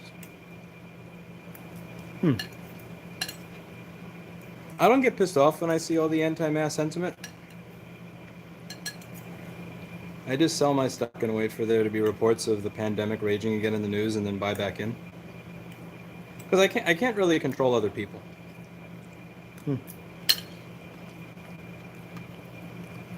No. This is really good. I don't know what that red stuff is that Erica puts on everything, but it's amazing. She told me and I forgot. I don't have a very good memory. What time is it there? 1 a.m. 1 a.m. The park actually closes here at 1 a.m., but ever since the whole abolish the police or defund the police if we're being less honest about the intentions of the people asking for it started, they don't really care. I actually got a ticket in the park once for $100. I stayed at the park. I think it was a ticket for you usually get $75, $100. Fine, because I was in the park at 1:13. I was being lazy. I actually got to the park at 12:45, but I was procrastinating doing my dips because I just wasn't feeling well that day. And by the time I got to my last set, it was 1:13, which is ridiculous. You should, do a set, wait 90 seconds, do a set, wait 90 seconds, do a set, wait 90 seconds. And a cop came up to me. This is just really weird because I think I'd come back from some right to repair thing. I was wearing Dockers, a freaking button-down dress shirt, dress shoes, carrying a briefcase filled with my laptop and other stuff. Just come back from the train. I'm in the park, really late. and I just got a ticket for being in the park 13 minutes after closing. Like, couldn't just be, hey, did you notice the sign? You know, the sign that's not by the light, isn't the sign that is in like sizes that nobody can read because of the tiny font. But yeah, they're not doing that anymore because of the whole like abolish the police thing. When was this? This is like 5 years ago. Oh. I went to court, and here's what I noticed in the court. Every single person had an excuse or some reason to be pissed off or cranky or agitated at the judge. Every last one, and they all got fines. And when he showed up, he said, "What is this?" I said, "I was in the park after hours. I'm sorry. The rules were posted outside. I did not read them. I didn't bother to read them, and I broke them. And I got caught. And I was doing exercise. The gym had closed. I was stressed. I didn't want to come home. Whatever the fine is, I'll pay it because I broke the law. I'm sorry." Okay. And I wasn't like, "I'm sorry." I'm like, I'm sorry. And the guy just said, I forget the word. It was like 3 letters, and it was an acronym that means you don't have to pay. We'll just consider this shit settled. And everybody behind me was pissed off and screaming, and they were like, "Man, some bullshit. That's racist." Because I was the only white person that was there that day. Okay. I don't know how much of it was the fact that I'm white or how much of it was the fact that every single person there was screaming at that judge about how they shouldn't have been there. And I also believe they shouldn't have been there and it was a waste. But I saw the fact that this judge has to listen to people bitch at him for 10 hours a day. Let's see what happens if I just say, I screwed up. I was wrong. I deserve to pay the fine. Just let me know what it is and I'll pay whatever it is. Okay. I didn't know it was a law. It's my responsibility for knowing it. And they just let me go. Okay. Everybody was pissed. Are people really pissed off because the cops are so petty? Yeah, again, like, I'm doing dips in the park. I'm in fucking Dockers in a button-down shirt. In an empty park. This is not like I'm pissing in the middle of the garbage pail or something. Although I have done that before. But ACD, that's it. This is like 5 years ago. I had 2,000 subscribers. Do you find it troubling or frustrating that media is so divisive in the United States? I stole your stream. I'm so sorry. No, you can Come go. back, Cookie. What? Come here. What? Mwah. All this little red stuff. All these little sprinkles. They're amazing. It's annoying. It's annoying to be gaslit all the time from one side or the other. It's like WWF wrestling at this point. It's like watching SmackDown or Raw. It's not the pursuit of the truth or the pursuit of or understanding of what's going on. It's a narrative, and let's find stuff that suits that, and let's always post it every single day and try to not understand what the other side is thinking. It's kind of boring. Well, certain news networks have a political side that they choose, right? CNN is The Rock. Fox is Triple H. It's Well,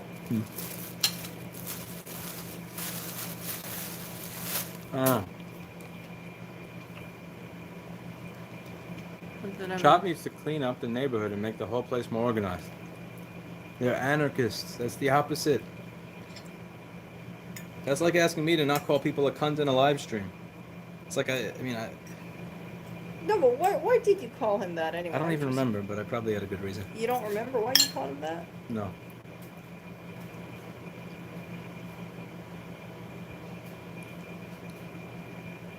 Washington State is mandating stores don't serve any customers who aren't masked. It's awkward, yeah, because you gotta. It's an awkward thing. But you're not. That's nobody's. That's the thing. You can't enforce that without becoming a cunt. In order to enforce that stores are not serving people without a mask, you have to have a hall monitor that goes from store to store and mandates it. Again, as someone who is fervently in favor of mask wearing, who thinks that if everybody wore this, we could get rid of this shit and have it just go away. I feel like such a piece of shit when I walk up to an employee and go, "Remember to put your mask on. Remember to put your mask on." I feel like a hall monitor saying, "Let me see your bathroom pass. Let me see your bathroom pass." Like, I feel like that little piece of shit kid that got off on messing with people. And it's just, there's a certain type of person who is good at that. Where, it's these minor infractions, but you are the police of the minor infractions. Like, you're not the detective solving the murder. You're not the cop pulling the abusive husband off of the wife. You're not the... Wow, Erica's tripod is cheaper than mine. I didn't break it.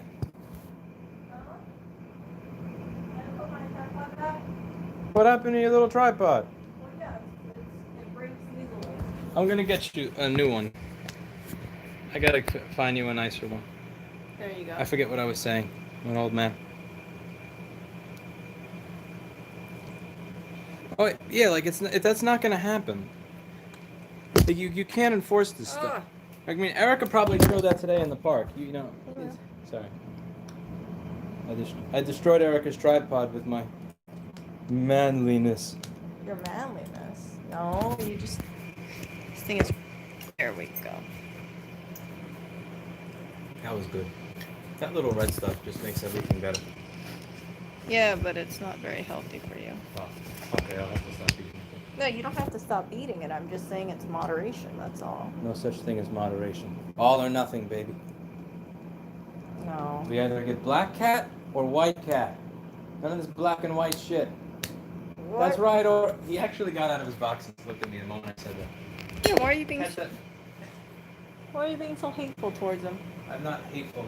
You know, most of the mean things he says about the cats, he always directs it to Oreo. Did you guys ever notice that? No, I call Mr. Clinton a prick all the time. Yeah. He's my prick. But you just call him a prick. That's it. But everything else, you always poke fun at Oreo. You have like way more insults for Oreo than all the other cats. He has way more poop than all the other cats. Anyway,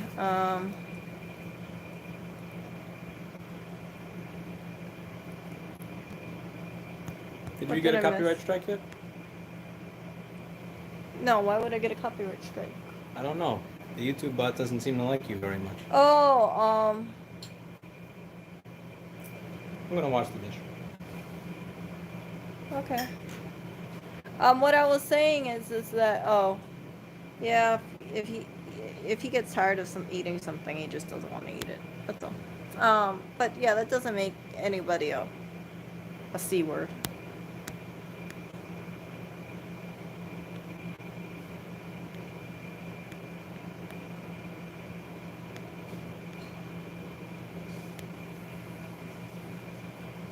Oh, whatever, yeah. And now, if you like made a list of all these insults, like things he says to Oreo versus Clinton, you see there's a lot more things he says about Oreo than Clinton by far. Hello. Yeah. You know what? Don't take this stuff personally because he's kind of quick on the insults. That's all I'm gonna say about it. He's kind of quick on the insults, but yeah, I don't think that you're that word at all. Hello.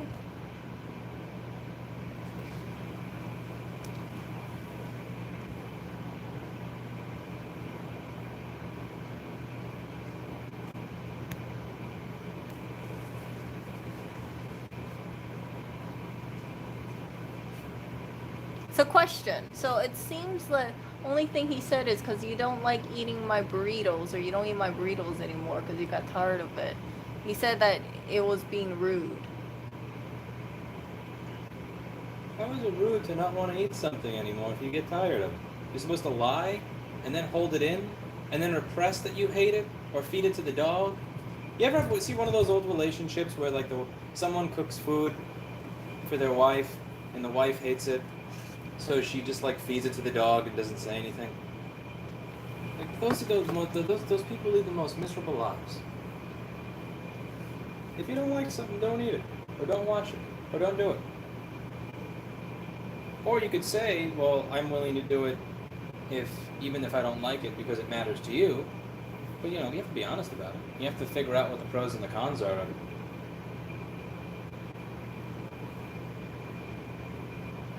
Never repress. So yeah, that's why I don't make burritos anymore. I liked when you made the burrito as a salad.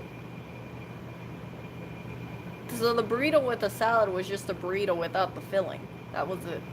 No, I mean you took all the stuff that went into the burrito, but you just didn't use a tortilla. Yeah, that's exactly what I just said. I used it without the wrap. Oh yeah. Yeah, because the thing with the wrap is I realized that How about this? I was more full, way more full with that, but there's way less nutrition in it. So like I'm eating mostly bread, and that's not good if you're trying to lose weight. And I'm trying to lose weight. But all burritos have carbs, though. Erica deserves a sexier man. Huh? Yeah. So yeah. So that's the reason why I don't make those anymore. Erica deserves a sexy man, but she's kind of stuck with me. So at the very least, I can do the best to make myself better looking. Yeah, The same way that Oreo tries to make himself better looking for little Blackberry with his exercise and his working out and his grooming. Oreo, show the chat your nails. Show them how groomed you are. Come here, Oreo. Needless to say, I'm very thick-skinned. So Kurt wants to know, how do you gain weight with your diet then? I don't think I'm that healthy a diet. I don't know. I think your diet's pretty healthy. You start the morning with eggs and. I used to eat. There was this place nearby called Lucha Lucha. It was the best burrito place in the world, but they paid people $5 below minimum wage off the books, so you know how long that lasted for. They're gone now, but this place was the best burrito place on earth. Like one of the, I really, if I ever get a time machine or I find one, the first thing I'm gonna do is I'm gonna take Erica back to 2015 and get her one of those burritos. But it's really good. And at one point I was eating 3 of them a day, and they made gigantic burritos. Also, when I was trying to figure out the border repair stuff or other stuff at business, and I was staying at work until 4 a.m. every single night for a year or 2 or 3 years, that really does, that's not good for your health. And that I gained weight doing that. I also gained weight because I tore my quadriceps, so I couldn't run anymore. Then I was taking a different pill for something that caused me to gain about additional 20 or 30 pounds on top of the 15 I had already gained from tearing my quadricep. So pretty much just the process of getting old and your body getting beat up over time and spending too much time on work, a bunch of factors. Erica's managed to keep herself healthy. I have basically, I was showing people what I eat versus what you eat, and it's not that much different. It's just that I have, I don't eat Prager's, for instance. Usually I just have that, what I showed you guys, it's like kimchi, rice, sardines.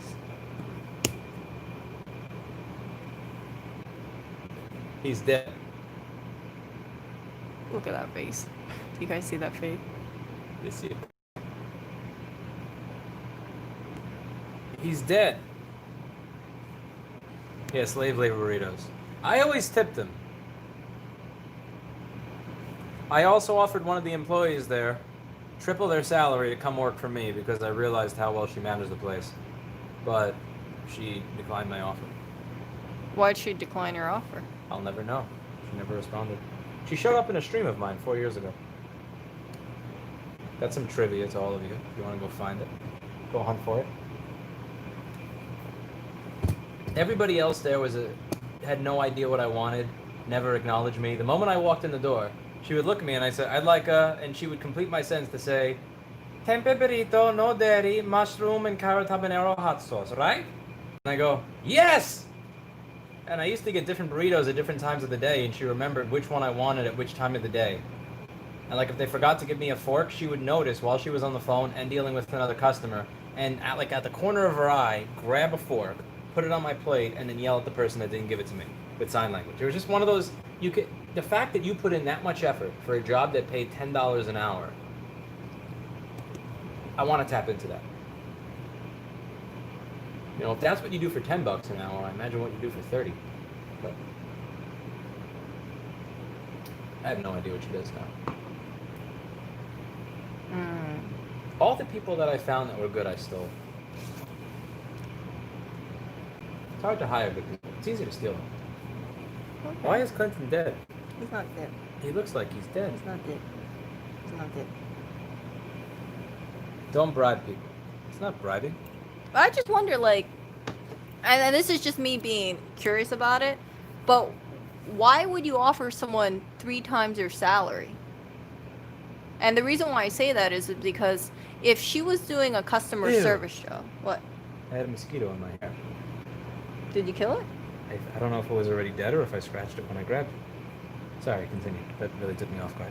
I was gonna say, so why would you pay someone 3 times the salary if they're doing, let's say, a food prep job, but you're not hiring them for food prep, you're hiring them for a very specialized kind of position? I was hiring them for how they deal with customers and how they multitask. And that skill at that level is worth that amount of money. More with training. Assuming that they can do that job, though. True? That's someone who can match. Yes. But it's the same, that is the same general principle. Like, I'm not hiring them for board repair. I'm hiring them for how they are able to figure out if people are screwing up. Someone who's on the ball, watching things at all times, figures out quickly how an environment is supposed to be, is able to adapt to that environment quickly. Would have been worth it. You know, because you know how hard it is to actually train someone to act like that? It's insanely difficult. It takes a long time. Like, Kevin is up to the point of doing that. He is. It took like 9 months to a year to get there. I fired him once. And then we rehired him. And then I'm not sure if we fired him again a second time. But it takes a long time with anybody. And I went through so many people to find him. Steve fired 2, I fired 3. It's like I'd rather, once I find what I want, I'd rather just get it than have to go through 3 or 10 other people to find it. Because that in and of itself winds up being expensive.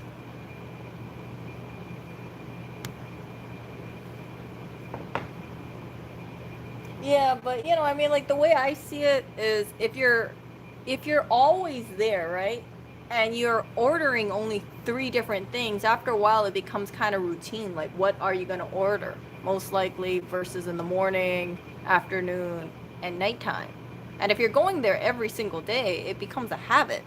And I don't think maybe it's just me, but I don't think it's that impressive if she notices, hey, you didn't have a utensil, because most people, if they're giving you a food item, they wouldn't notice. No, but it wasn't that she was giving me the food item. It's someone else giving me the food item, and she sees at the corner of their eye that it was missing while ringing one person up while on the phone with someone else. It's the ability to not get distracted when multitasking. It's the ability to notice every detail, even when you're preoccupied with other details, because here, you're multitasking constantly. It's the ability to engage with people and make them feel happy, even when there's an issue with something, which very few people bother doing. But above all, it was the fact that you're getting paid jack shit. You're not drinking my iced tea, you little bastard. Or not iced tea, normal tea. Come here, little boy. Come here. It's the fact that you're willing to put in this level of effort, even if you're only getting paid $10 an hour in a shithole establishment. I want to see what happens when you actually have potential. And maybe I'd hire you and you would suck, and a week later I'd say, fuck out of here, go back to the burrito place. But I think I have a good eye for people like that. That's how I found Steve. That's how I found... I forget the names of the people that work here. Okay. Oreo's nuzzling my armpits. Now he just sneezed inside my armpit. I know. Oh yeah, that's really strange. You shouldn't sniff armpits if you don't want to sneeze. What happened to Mikey? Mikey no longer works with Lewis. Yeah, like, as I... Point here, it's hard to find people that do what you need them to do, and that will pick up on all these little things. Because you can train someone to pick up on all those little things. You can train someone to, okay, so while this was happening, what happened with that argument? Oh, I wasn't paying attention to that. Like, what do you mean you weren't paying attention to that? You were right here. Why? Just figuring out how to train someone in all those ways, it's doable. You can actually write it down and make a manual, but it takes time. It's a pain in the ass. If somebody's already got it, and that means I can focus on doing something else, I don't mind paying them that amount of money. Because they're going to make me way more than that back. No Copass. Not Copass. No Copass. Fuck that. Copass costs money. No, Copass asked if Hannah was still at the store, and I said no. Nope. Please don't list names of people that used to work here, because it's just going to remind me that I'm a prick that fires people constantly. Yeah. I don't. If you don't meet a standard, then you get the chopping block. It's like listing all the names of the dudes that a woman who has, like tally marks in her bed's headboard or something. You did it, you just don't need to be reminded of it. Do you see Oreo? He wants food. I usually push back when I people gave him say, food too. Go on. He doesn't want food. He wants attention. Come here, little Oreo. No, Come that get your attention. that head nuzzle means he wants food. Come here, Oreo. Come here.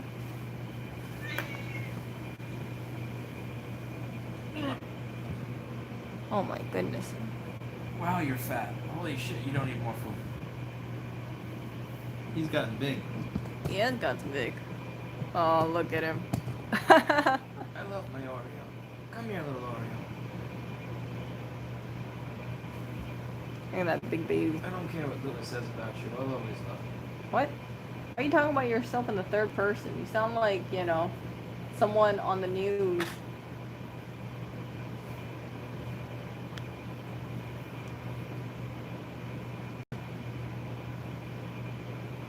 He's gonna meow if I pick him up again. Louis, can you replace a Bluetooth radio and a MacBook Air? What? There is no Bluetooth radio. There's a Bluetooth, but there's no Bluetooth radio. You mean the Bluetooth card. You mean which is built into the Wi-Fi card. Yes, if you're running an older operating system. No, if you're running a newer operating system. Definitely no if you have the newest Air with the USB-C charge ports, the A1932. Then you're fucked. It's soldered onto the board. I think paired in some way that I don't have the ability to change.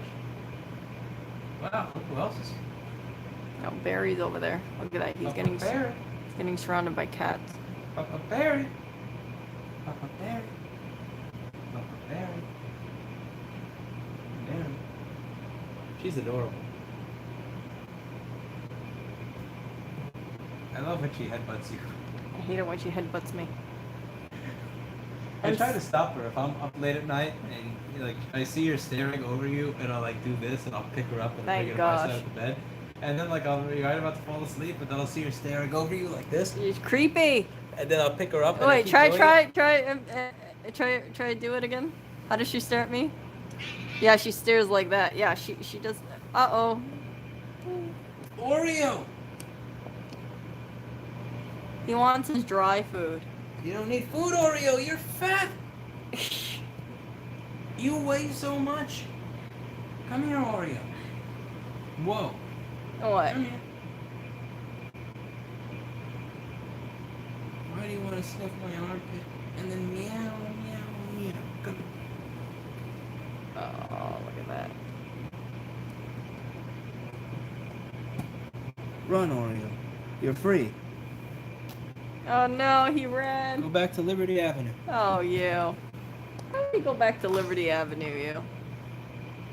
His home is on Liberty Avenue. No. With the family that Is loves Clinton him. dead? Let's see. Clinton? Clinton is not dead. If you do that to my cat, she will scratch you.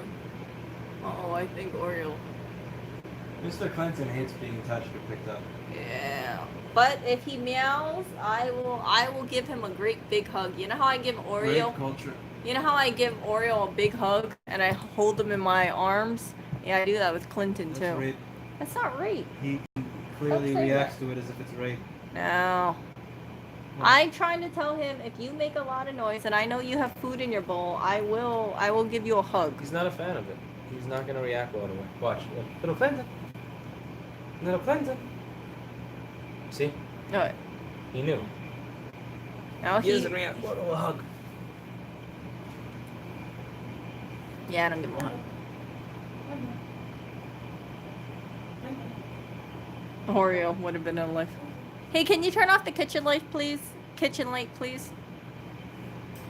Thank you.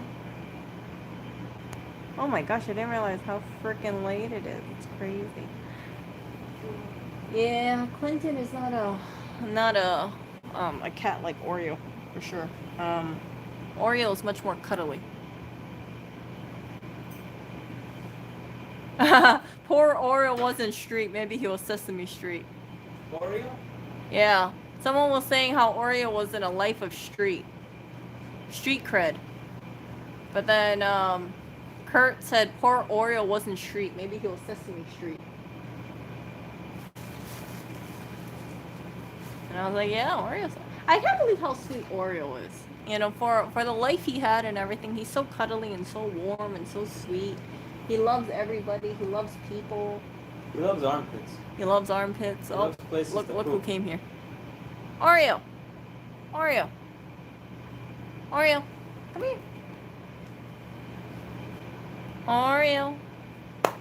Come on. Oreo. Oreo. Look at his face.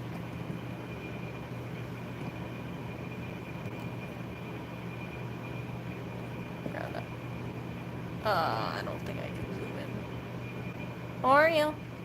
Anna, come over here. The party's over here.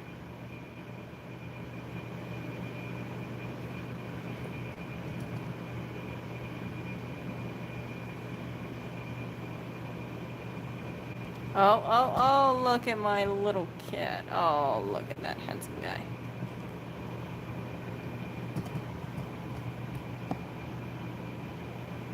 Hey, so Silver said Oreo is so chonky because he is full of love.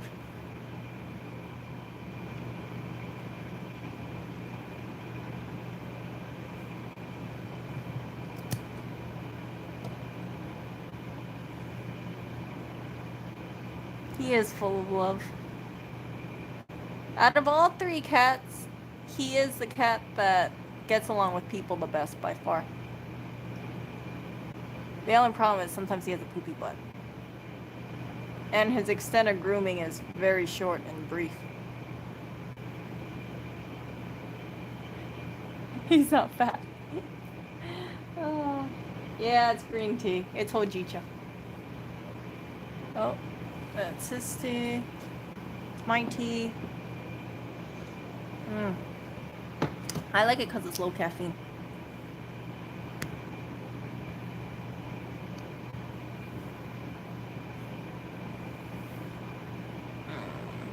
Hey, so look over there. You see it? Hey. The scratching post? It's a new scratching post over It's there. very ignoring scratching post. I know. I put the scratching post just there for her to scratch Look it. at her eyes. Oh, they moved once I moved the phone.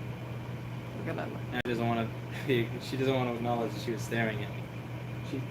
Look at it. Look at those little eyes.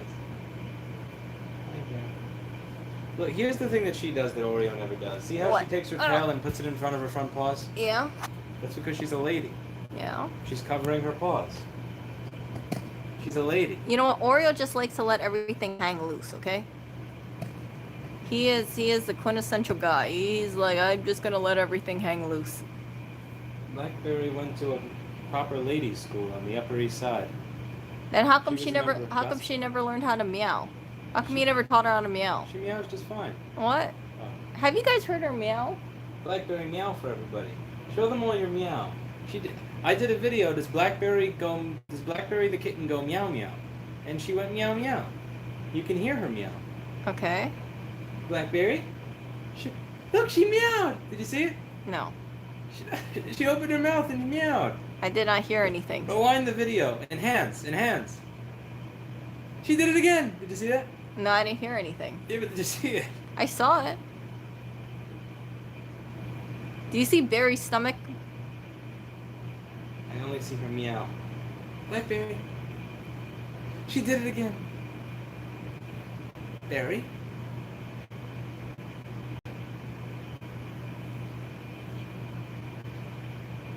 Yeah, you can see her meow, but I don't hear anything. Clifton is frozen. He's having a BSOD. No, I have a video. I have a video of Barry making her meows. Her meow, oh no, like that. That's She Maybe makes she these. doesn't do that. She does do that. No, she doesn't. It's very You well have a video of documented. Huh? You have a video of this? Okay. You post Barry's embarrassing moments to the internet? Oh yeah. I don't post how you sleep to the internet. It's not embarrassing. It's how she meows. Oh no. It's because you're mean to her. Oh no. See, I used to have Blackberry in this old apartment with separate rooms when we had doors, and every time she was in the room by herself, or Clinton and I came into the other room and closed the door, she would meow like that because she was scared and alone. And with that, so I would open the door, walk up to her, give her a little pet, and she would stop. What Erica does is when she does that meow, she ignores her, doesn't pay her any attention at all, and lets her believe that she's fully alone and vulnerable. You know what? You're emotionalizing this too much because Blackberry is making direct eye contact with me sometimes when she sees me. And I'm like, Blackberry, you're like 10 feet away from me. I'm right here. Lewis is right here too. She never meows like that from 10 feet away. She does it from across the apartment when she's alone. She just needs to know that she's not alone. She knows she's not alone. She can see us right there. That's what I'm saying. She never does that from 10 feet away. She does it from far away. Far away. And Erica will ignore her. You make me sound like a terrible person, but you're like, oh, she just leaves her alone. You're not a terrible person. You're just a cat dictator. I'm not a cat dictator. What is she sniffing over there? Huh? She's sniffing my bag. You put your bag right next to the litter box? Yeah. With the way this cat poops? Which cat? Blackberry? Oh yeah, I know. I should have put Oreo. next to Blackberry. You know what?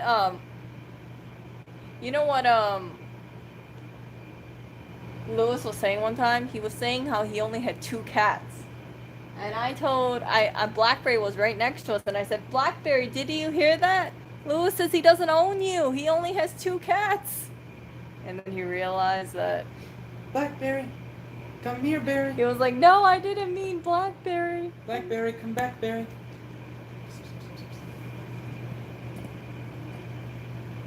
She actually gained weight. She used to actually be thinner above the pouch. She's 10 and a half years old. Huh? Let's see how you look when you're 10 and a half years old. Oh, I already been past. I'm 3 times more than 10 and a half. Thank you very much. In cat years. I don't know what 10 and a half years in cat years is. It's Erica 240.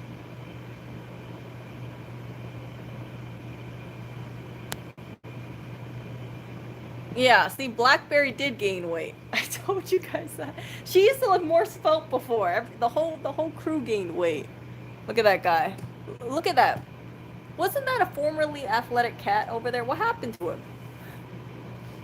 She was not athletic. Clinton is athletic. I know. What happened to your athletic cat? It's like he gained so much weight he can't even go right side up anymore. No, he wants attention. This is another kitty that wants attention that Erica evilly ignores. Watch what happens when you just go and give a Clinton attention and acknowledgement. Okay. Hi, Mr. Clinton. How do you feel about ASI not working properly with 750C or 850C controllers? How do you feel about Alan taking 6 to 10 months to ship displays for his machine? How do you feel about the fact that ASI technical support works 1 day a week on Tuesday from 9 to 11, and that's it, while charging $75 for a half hour of tech support? I know, it's bullshit. What do you think about Shaq and Shop and Chaz? What do you think about the hammer and sickle? Look at that tummy.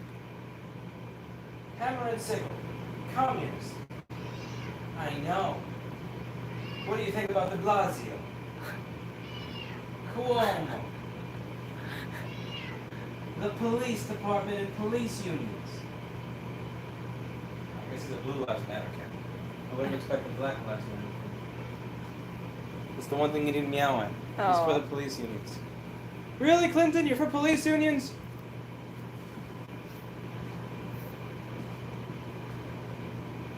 Clinton? He's walking away. I know. Oreo, come over here. Oreo has a very pear-shaped body. He's not up for the revolution, I suppose. Radicalizing my cat. Yeah. Kopaz said, Mom, Lewis is talking to his cats again. Yes, Kopaz. He always talks to his cats. Oreo. Oreo, come here. Come here, little one. Blackberry. Blackberry, come here. Oh, hello. Oh, wait. Oh, what is this? What is this? I said Blackberry and guess who came?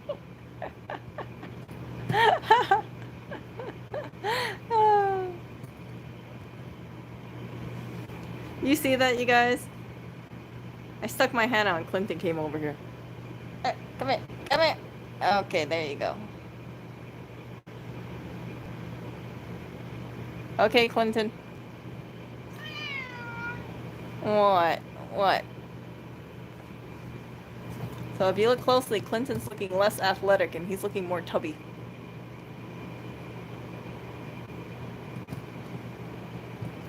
And then King of Tubby over there behind him.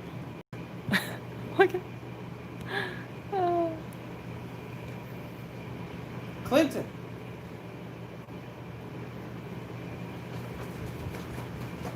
You see Oreo was like, what the is this weird guy doing? Can Oreo run like this? Huh? Can Oreo ever run like Clinton? No, that's his supreme move.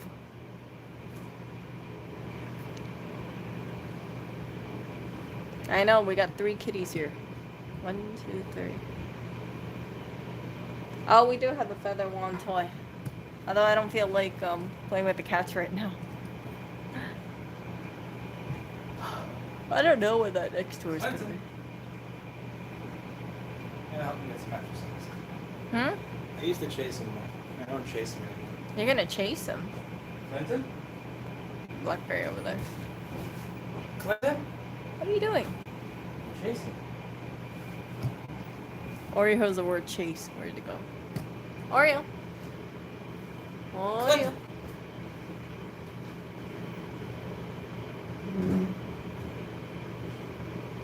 Oreo. The Blackberry. Yeah, he doesn't want to. He doesn't want to run around the apartment. Just leave him alone. Leave him alone. You don't have to move all the furniture and everything just to move him. Just let him be.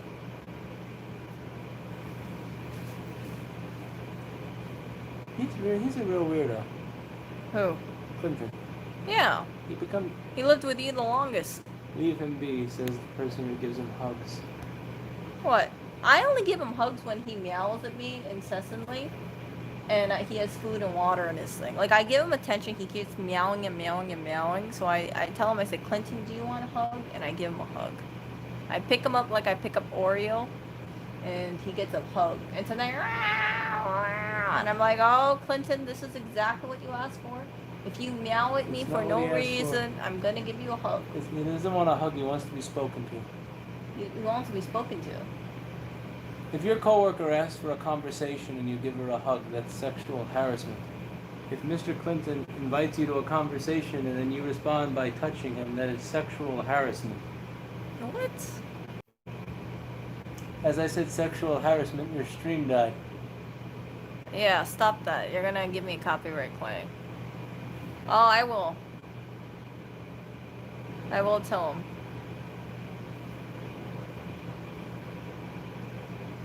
I pick up Clinton, yes. I pick him up like I pick up Oreo, and I give him a hug. I cradle him in my arms. He does not want a hug. And I'm like, Clinton, stop that, you. Stop meowing at me. You have food, you have water. What do you need? Conversation. He wants conversation now. That's per you.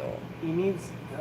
you see how he responds to me when I talk to him? Yeah, That's what he wants. but if I talk to Clinton, he doesn't do anything. That's because you probably sound like you're mad at him. You're not engaging him in a way that's interesting. You have to interest him. What am I supposed to do? Have a debate with him? Yes, just No. like I did. No, I don't. Right now, I figured out that Clinton supports police unions. I learned something. Yeah, I don't. No, that's not how it works. He No. probably reads the New York Post as well. No.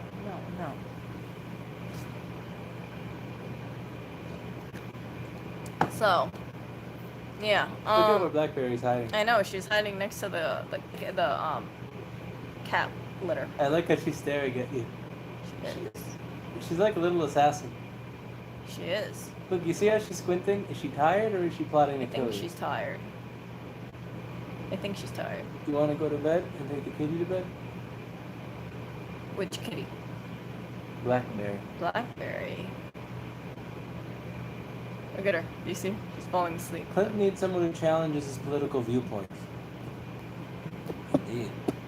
Hold up. You guys can see her. I wonder if she knows I zoomed in. See? She's like, nope, not looking at you. Not looking. I don't know how she knows this stuff. I don't know how she knows I'm zooming in. That's a weird thing. So someone actually, I had this on, I think I had this on the Kitty Wishes for a little bit. You see where she's staying? And she never goes on top. None of the cats, you see that little thing over here?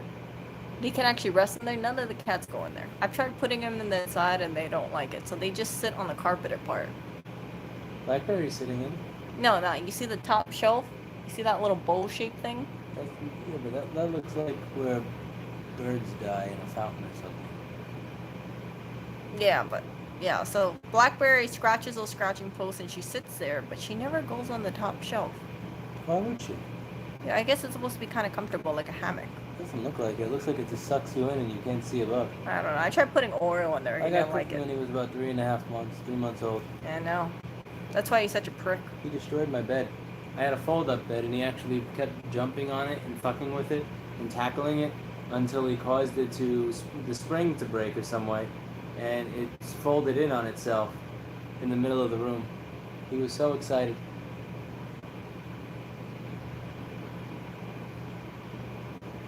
Bake the hammock with greenies. Oh, maybe that's a good idea.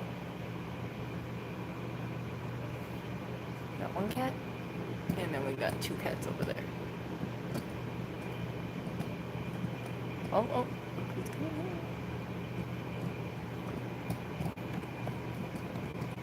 Oh, my little boy.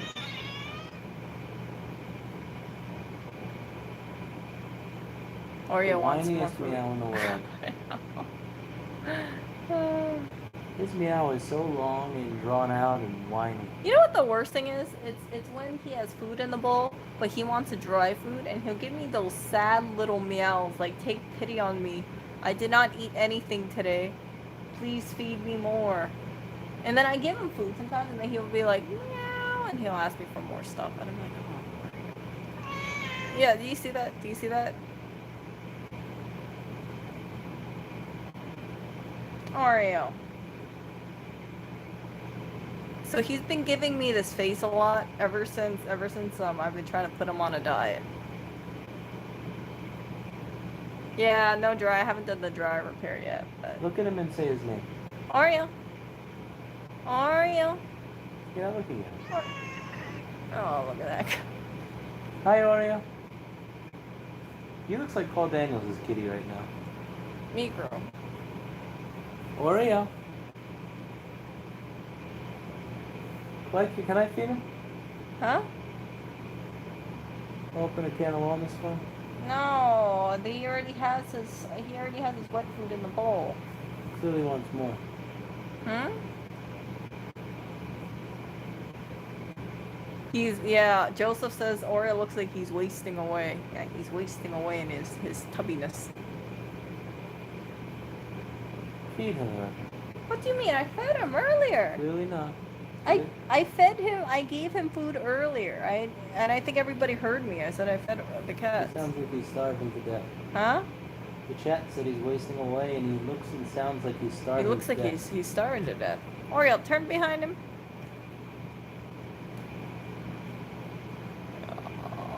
Does this body look like the body of a cat that's wasting away?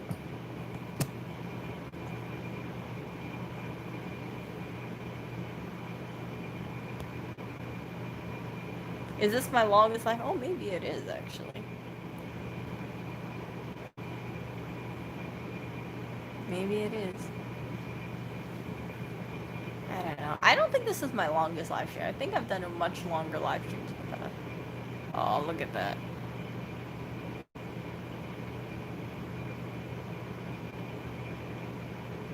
Another time. What is that? Hey. Could be. Could be.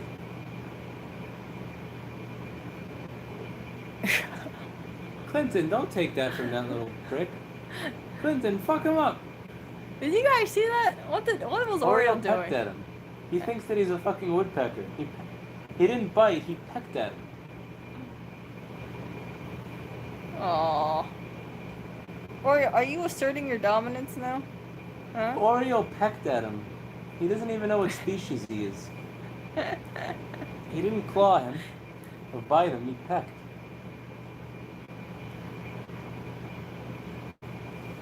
Way to go, Oreo.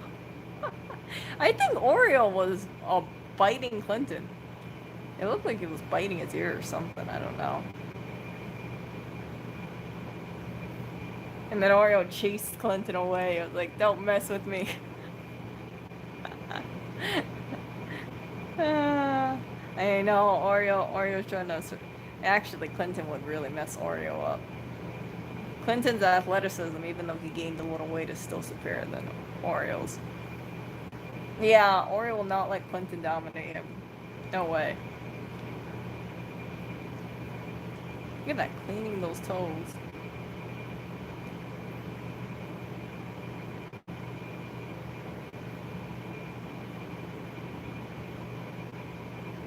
Clinton. Clinton.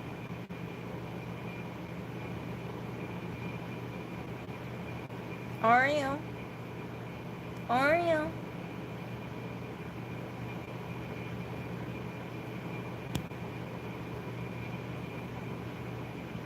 He's just waiting for his more food.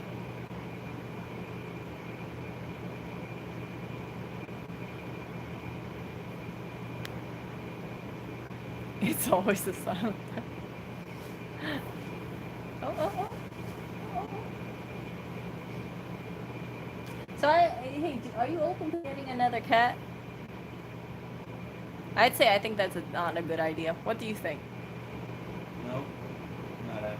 You got some people saying Oreo needs a girlfriend. They want a petition. They're pushing so Oreo gets a girlfriend named Milk. M-I-L-K. Huh? He can't get a girlfriend. He can get a girlfriend. He's an incel. He is not an incel.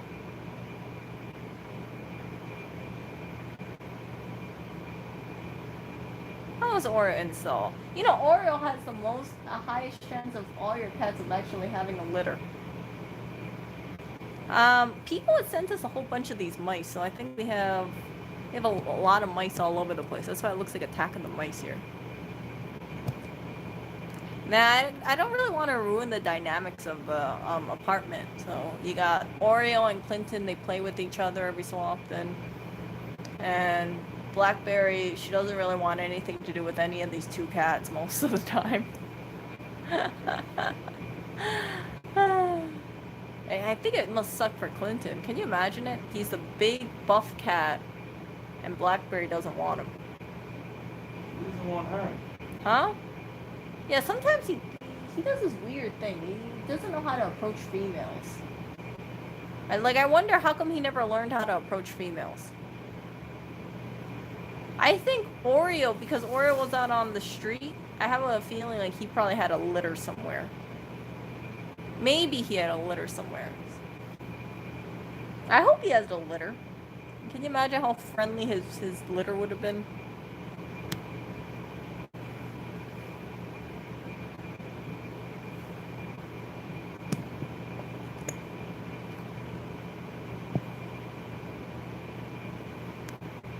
Blackberry was fixed, not interested.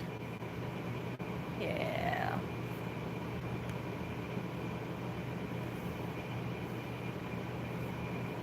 Oh, we got Oreo. If anything. Oreo, Blackberry, and Clinton. The silent daddy of 100. Oh, man. Oreo, how does it feel like to be on pension? Retired. Since you finished your duty at 186. Hmm? He's been out of shape since then. Oh, look who's sleeping.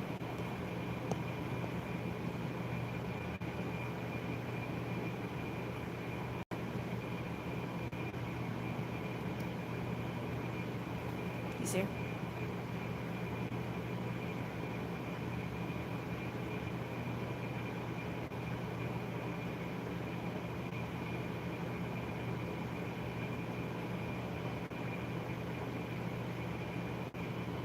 Papa Oreo, Mommy Nabisco, a litter of Oreo minis. Oh, I don't know.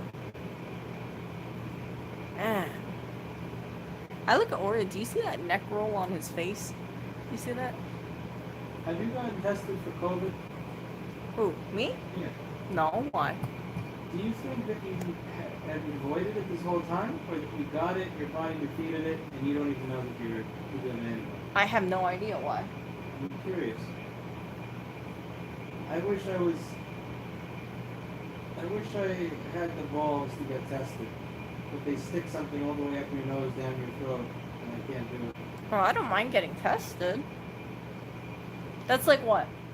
15 seconds of your life? Just count 15 seconds. I can't get something stuck all the way up my nose.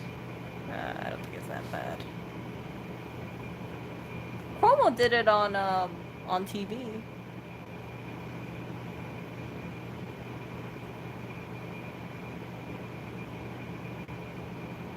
Oh, Oriole's paw print merch was a patron benefit, actually. His actual paw print. We made a bunch of ornaments. Who's an Oreo pet? Yeah, we had kitty ornaments as patron benefit.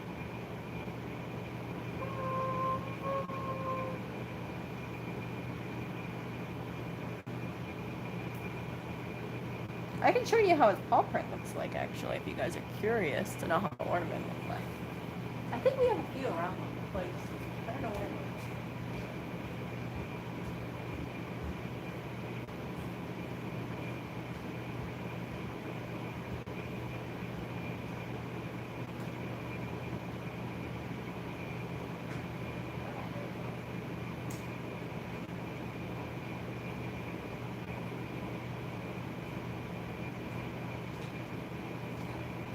So this was Oriole's paw print.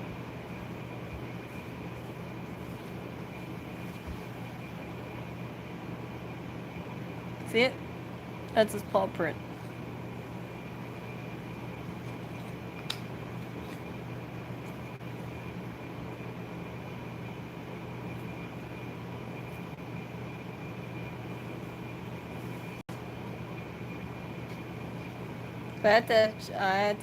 All the cats gave their little autograph. I know. These were actually the duds because they were so freaking thin. See that? So these didn't make the cut.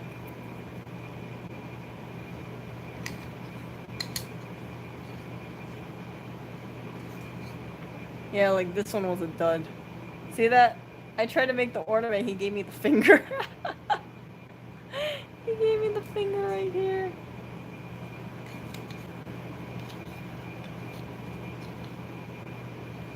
Uh-oh. Is he hungry again? I think Lewis is hungry again. That's the only downside about Lewis's diet. He gets hungry a lot. So he just ate dinner not too long ago and he's hungry again. Are you hungry? I was looking to see if I got that protein powder. No, it never came in yet. I told you it's a subscription thing. I'm waiting for it to come in. I ordered 2 this time. But it hasn't come in yet. Like, I'm waiting for Amazon to deliver. It'll probably come in within the next few days. Are you talking about the sleeping one? Yeah. Yeah, just take melatonin. I have a melatonin pill right here. You can take that instead. Do you want to try it? Yeah. I'll take it with fun. I just gotta make a normal protein shake thing. Yeah. I mean, The just... subscribing sake thing really sucks. It doesn't suck. It's only because It swallows. Huh? It swallows.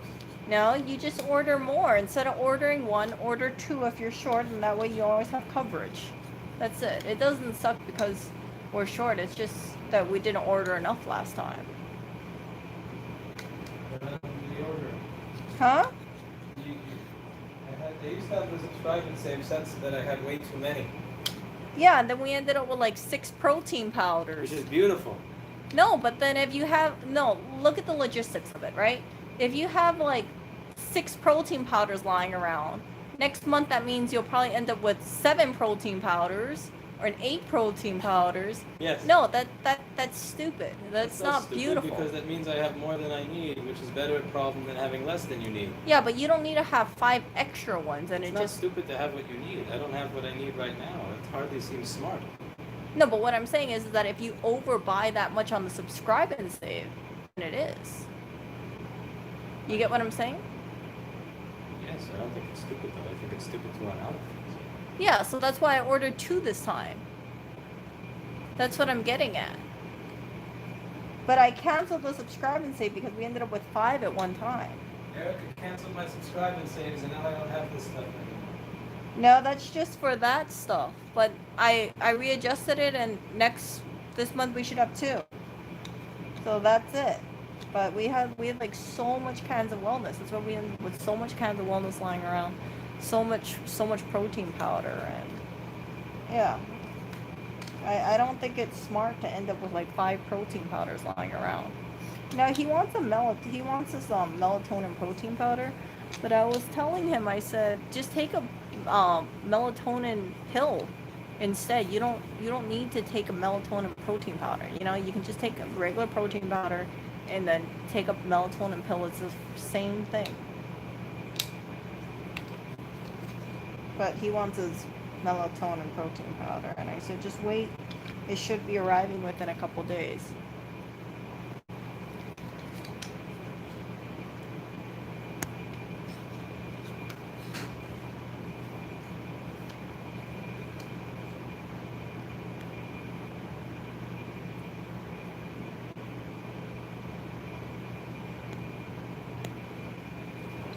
So subscribe and save. I really try to track inventory of things so that I can visually see, you know, how much stuff do we have, how much stuff don't we have. And I don't like having too much of something, because if you have too much of something, then you'll never get through the excess unless you cancel the subscribe and save or you delay it.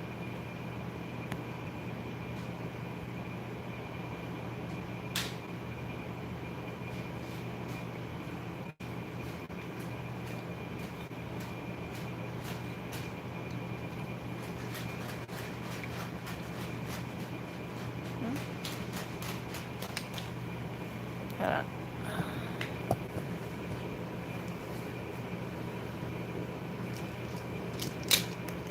Here, take the melatonin.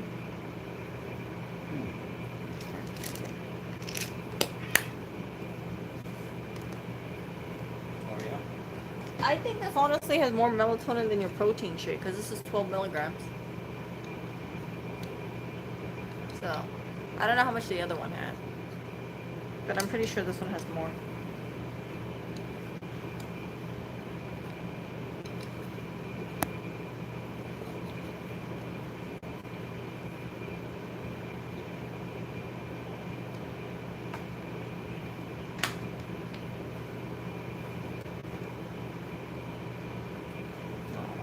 Where are you? Come over here.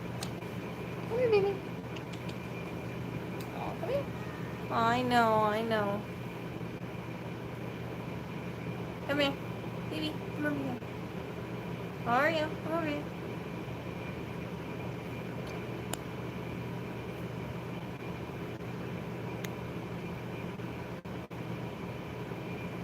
Yeah, he did not like that.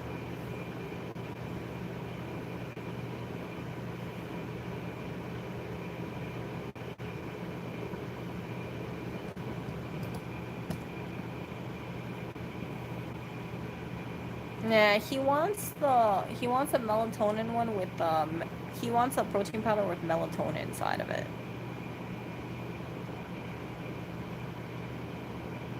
What? What is it, my handsome boy?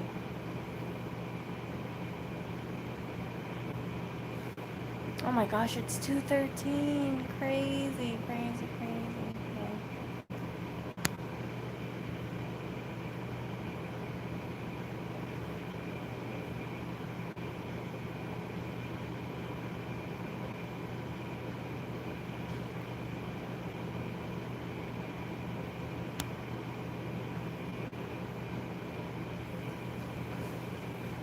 Wow, this is like the first time in a long time, Louis, that I just go straight to the computer and just start working straight at the computer.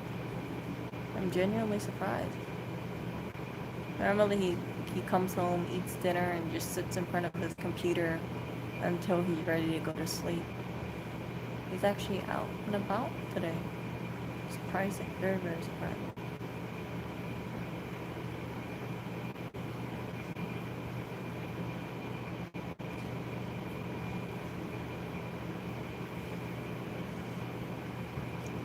Oh my goodness. Oreo, you ready to go sleep soon? Oreo. Okay, see you, Gabriel. It's 3:14. I probably should go sleep too. What is it?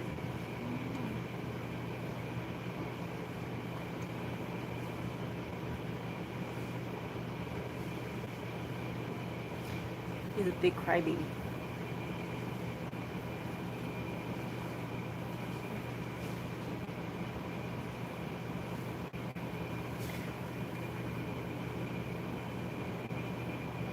That's weird.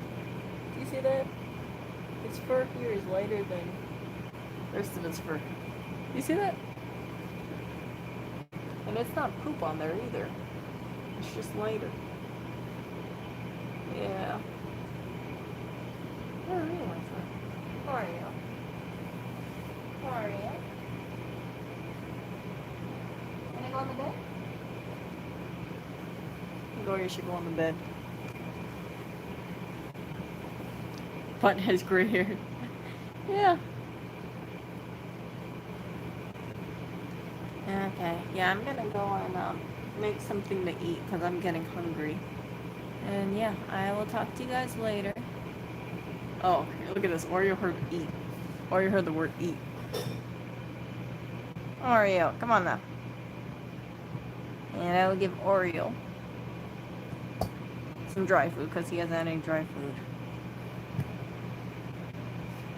No, Oreo. No drinking tea. Well, see you guys. You guys get some sleep.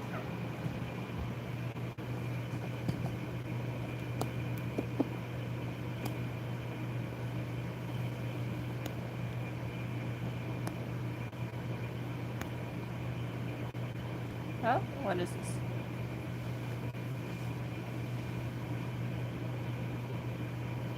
Oh, is he finally gonna go? Oh, he's eating the catnip. Look at him. I think he found it.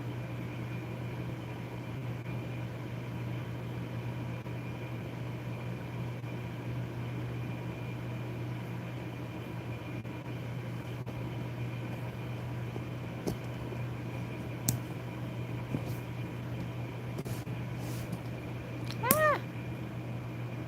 I'm gonna move this thing. I want to see if he scratches it. Looks like he's just eating catnip right now. Or are you gonna scratch this thing soon?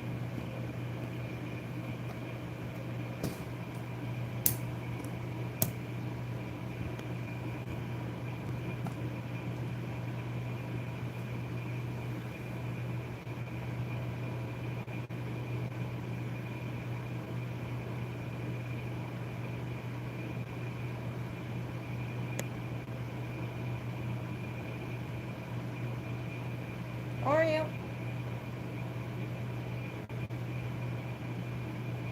Oreo. Man, the only cat who's attracted to this catnip is really Oreo. Oreo, you're supposed to scratch it. Scratch the scratching post, Oreo. Don't eat the catnip. Scratch it. He's so ravenous. He wants to eat the cat.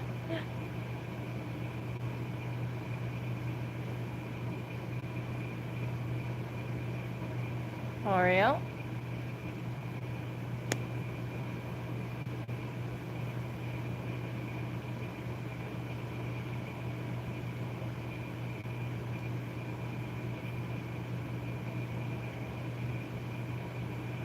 Are you gonna scratch a scratching post anytime soon?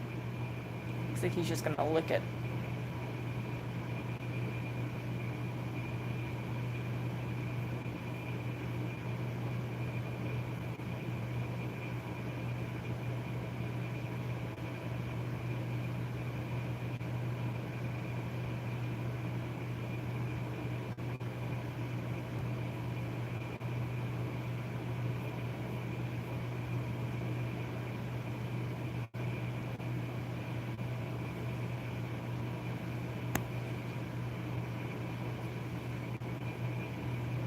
I'm gonna mute, and you guys get to see Oreo. eat all this catnip, I guess.